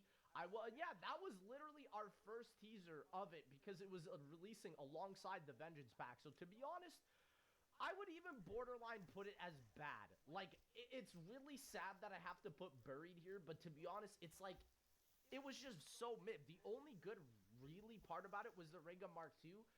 And I know maybe I'm being too harsh and I should put it in lackluster, but honestly, I'll throw it in bad, because genuinely, I don't think it was that great. Now, ladies and gentlemen, we have Togged or Toten. Now, this was kind of a mixed period for a lot of zombie fans. I think this was quite a short trailer. A lot of people were kind of upset after Alpha Omega with this map. The hype really, in my opinion, also wasn't here, especially because this was the finale of Ether.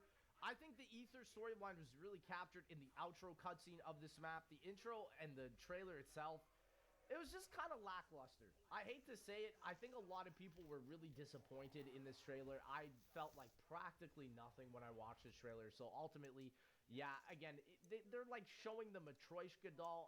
I'll throw it in lackluster. Honestly, I know some people might even say it's borderline bad. Honestly, no, I'm going to throw it in painful. I'm going to throw it in painful, because that's exactly how I felt. Maybe I'm too harsh on that, but honestly, it's just like going from the highs of BO4 with like the 9 trailer and stuff, which was just so cool. It was just tough to go back down. And even Voyage's trailer was really good too here, man. So honestly, yeah, I'll put Tog in lackluster. I don't think it's painful. I think the only real painful trailer has to be Dead of the Night, because it just didn't even come out at the time. Call of the Dead, brother, throw that one up in S tier. I already know that this is one of the best trailers here. This was so cool. Our first celebrity cast. It looked like a George Romero trailer. It was so sick. Like, this is a one-of-a-kind, unique trailer. This brought, honestly, so much hype back into the Black Ops DLC. I feel like Ascension didn't really have the hype that Call of the Dead brought in. This was so freaking sick. The gameplay, music, it was beautiful. The cast, goated. And then especially caught for that, absolutely remastered it and made it absolutely amazing. Gotta be up there for real. It's absolutely one of the best. Now, Ancient Evil here. This is, I think, where some people weren't really going too ham. I mean, again, this trailer didn't even get 1 million views. I feel like a lot of people were kind of falling off the hype after Dead of the Night. It's genuinely so sad that this trailer came after Dead of the Night, because this map was so good. I feel like the trailer also didn't really do this map enough justice. You know, like, it was a great map, but the trailer is kind of like too focused on the story. The map itself, the way it was highlighted, though, I have to say was absolutely incredible. So honestly, I'm tempted. We have nearly 300 beaches in Puerto Rico. To throw this up even in great, but I don't even think it deserves great. I don't even think it deserves good.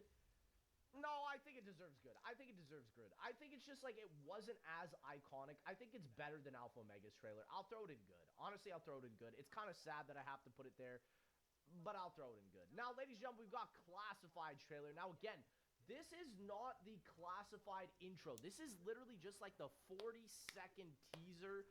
I think this got a lot of people hyped, even though I think a lot more people were confused. They're like, why is 5 coming back?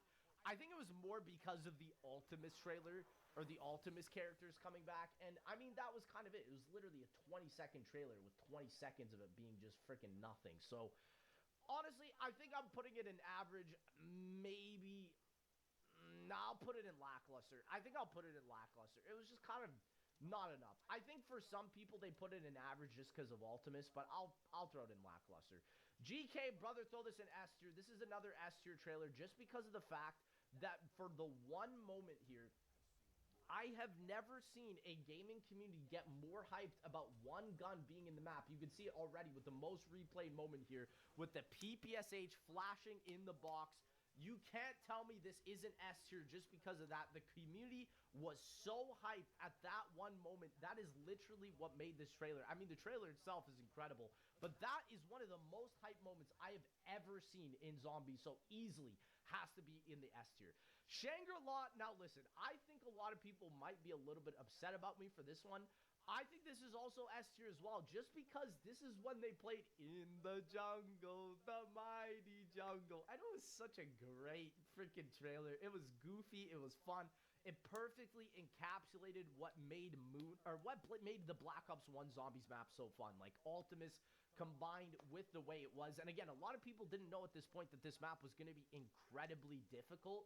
And so that's why I'm just like, man, easily one of my favorite trailers in Zombies. I think it's not as iconic as it should be. It's just such a goofy, fun trailer. They showed off the Eclipse mode really well. They showed off the Easter egg really subtly. It was incredible. What an incredible trailer.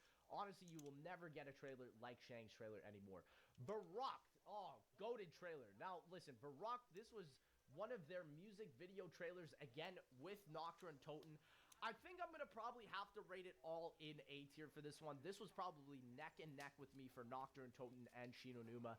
It was really Derice's trailer with Beauty of Annihilation that I think just escalated Zombies into that S tier. Again, also with Keynote or Toten as well. It was just some of the most iconic trailers. I feel like World at War definitely has its niche fan base, but for sure, it was Black Ops 1 that escalated the trailer game so much more. Because, I mean, you can just see it in the gameplay footage. It just kind of looks like a regular mode, but the zombies and the eeriness and the way Treyarch crafted it was really excellent. So, honestly, I think I'm going to have to throw Verrucked, Shinonuma, and Nocturne and Toten all in the same A tier for the great tier. Now, for our last two trailers here, we have Forsaken and Nuketown.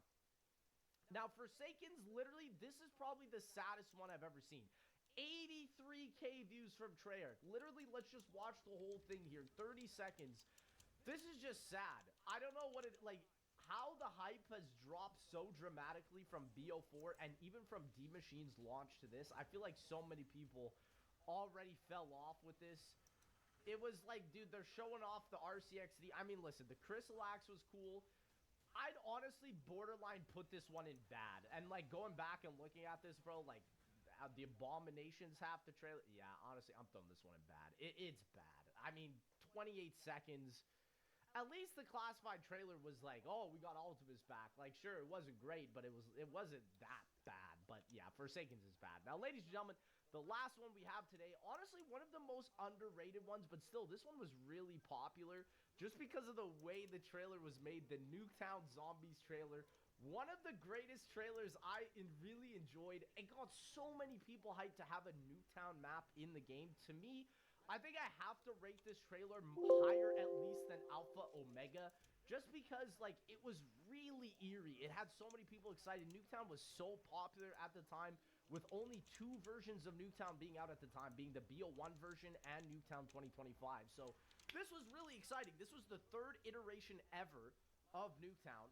And so, honestly, I felt more hype watching this than the Alpha Omega trailer, which is, I mean, it's kind of sad. Also, I mean, Alpha Omega was just Blackout assets. It was just Battle Royale, so a lot of people weren't really hyped about that. This trailer was goofy, man. BO1 and BO2 had some of the most goofiest trailers. The zombies like, huh?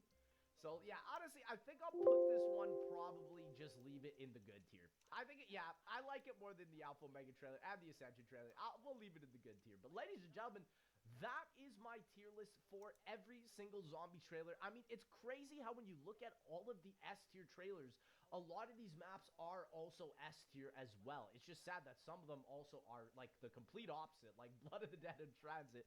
But ladies and gentlemen, if you did enjoy this video, please make sure to like, comment, subscribe, and I'll see y'all in that next one. Zeller Tire Auto Center, close to home with locations all over Western Connecticut. Brake repairs, oil changes, maintenance, and more. Our experienced technicians get the job done fast. ZellerTire.com, Connecticut's best tire prices online. Insert your cargo items.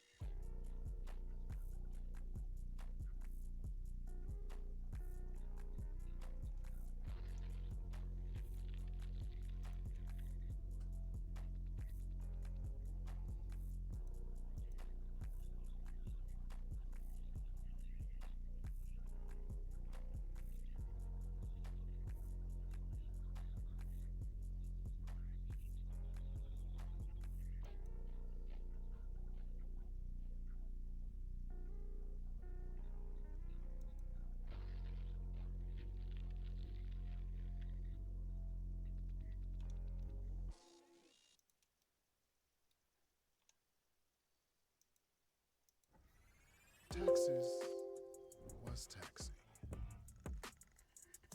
Now taxes is relaxing when you file for free. I can file for free? TurboTax Free Edition, 37.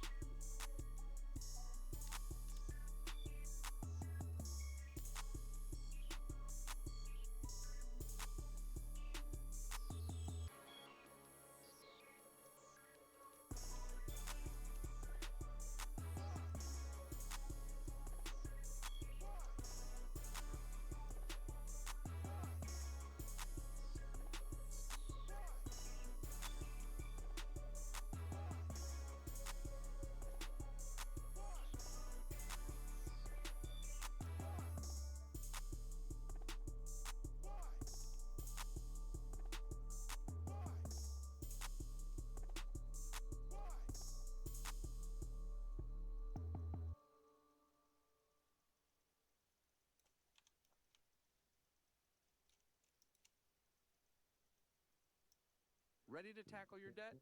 We can help. A Stretch Financial Wellness Vision subscription can help you visualize your debt picture.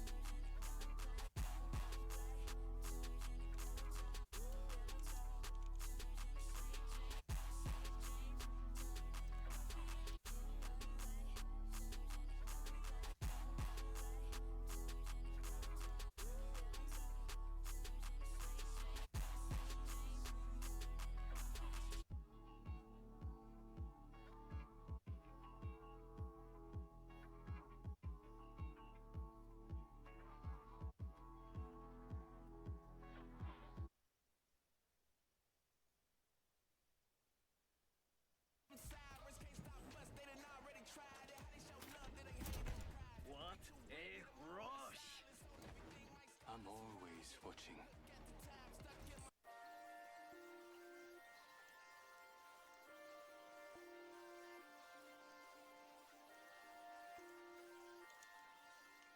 Benji got us the molly.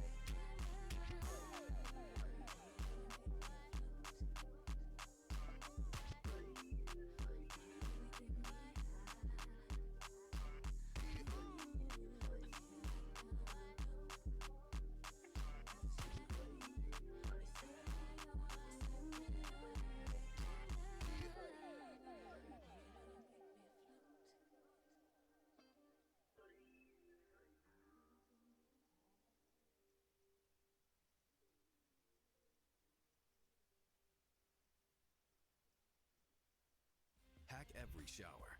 Strengthen and nourish your skin with the new Dove Men Body Wash.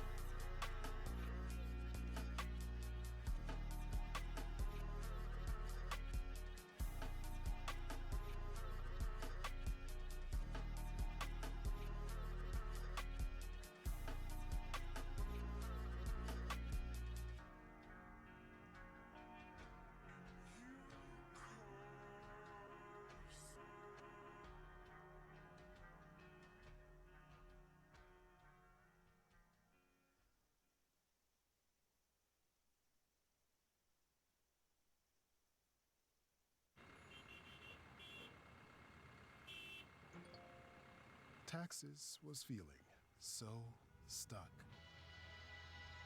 Now Taxes is having a TurboTax expert who does your taxes from start to finish. While you check in anytime and get the most money back on your time.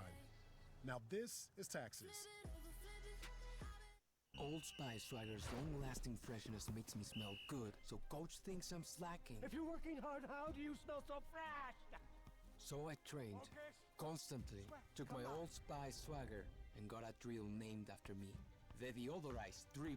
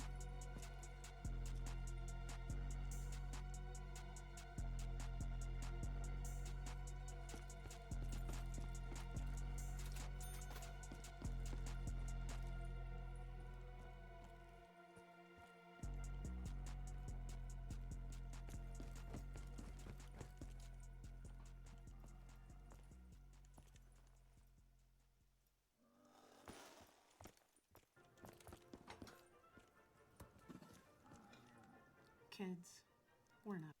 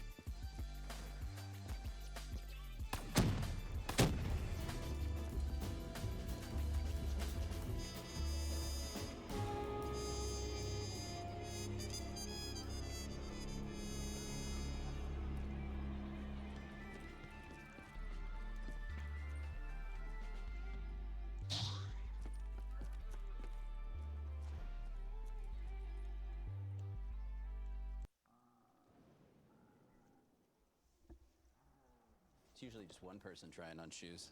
Discover doubles your cash back at the end of your first year, so I'm gonna use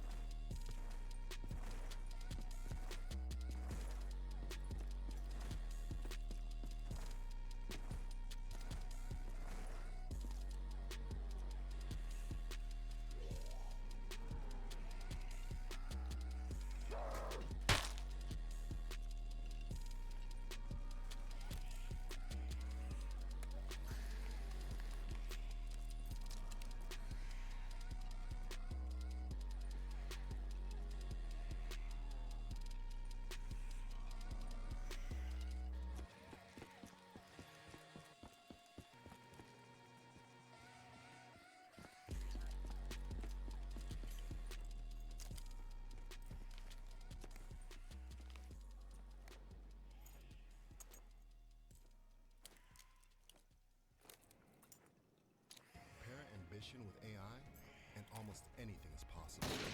Make your most ambitious ideas into your greatest successes with hybrid cloud AI.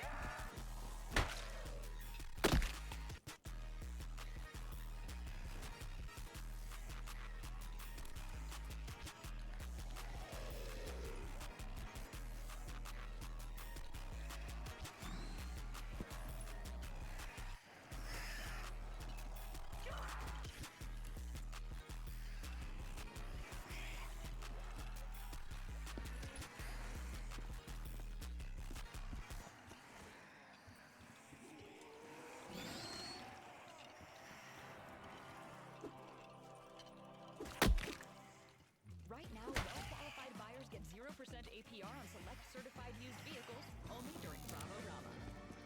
Car Bravo. Feel the... I wish...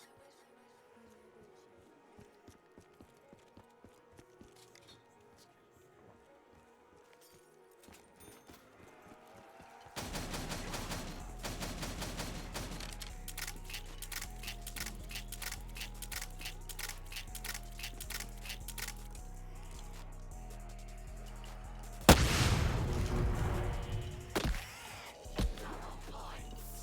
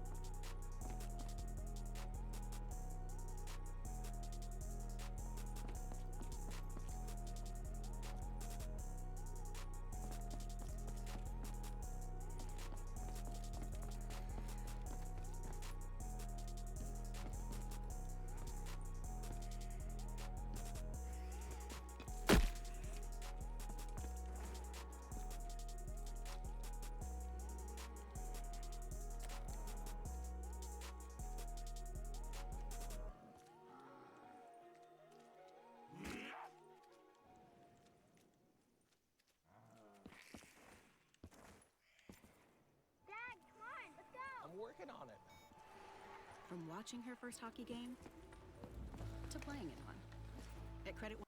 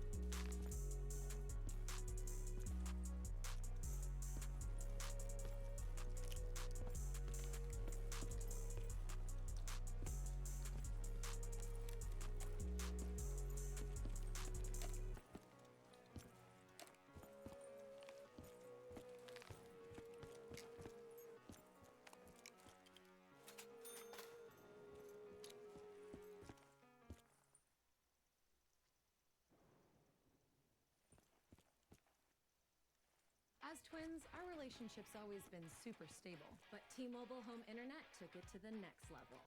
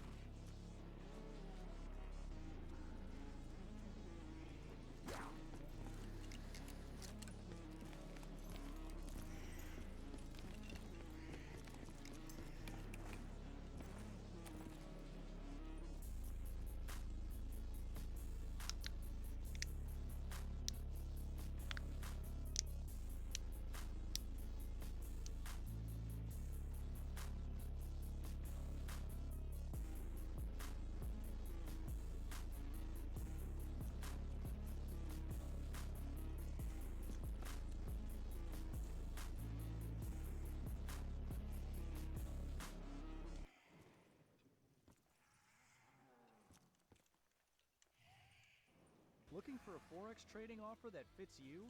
Earn a cash bonus for trading Eurodollar, Aussie, and more than 70 qualifying pairs. Join the #1 broker in Forex.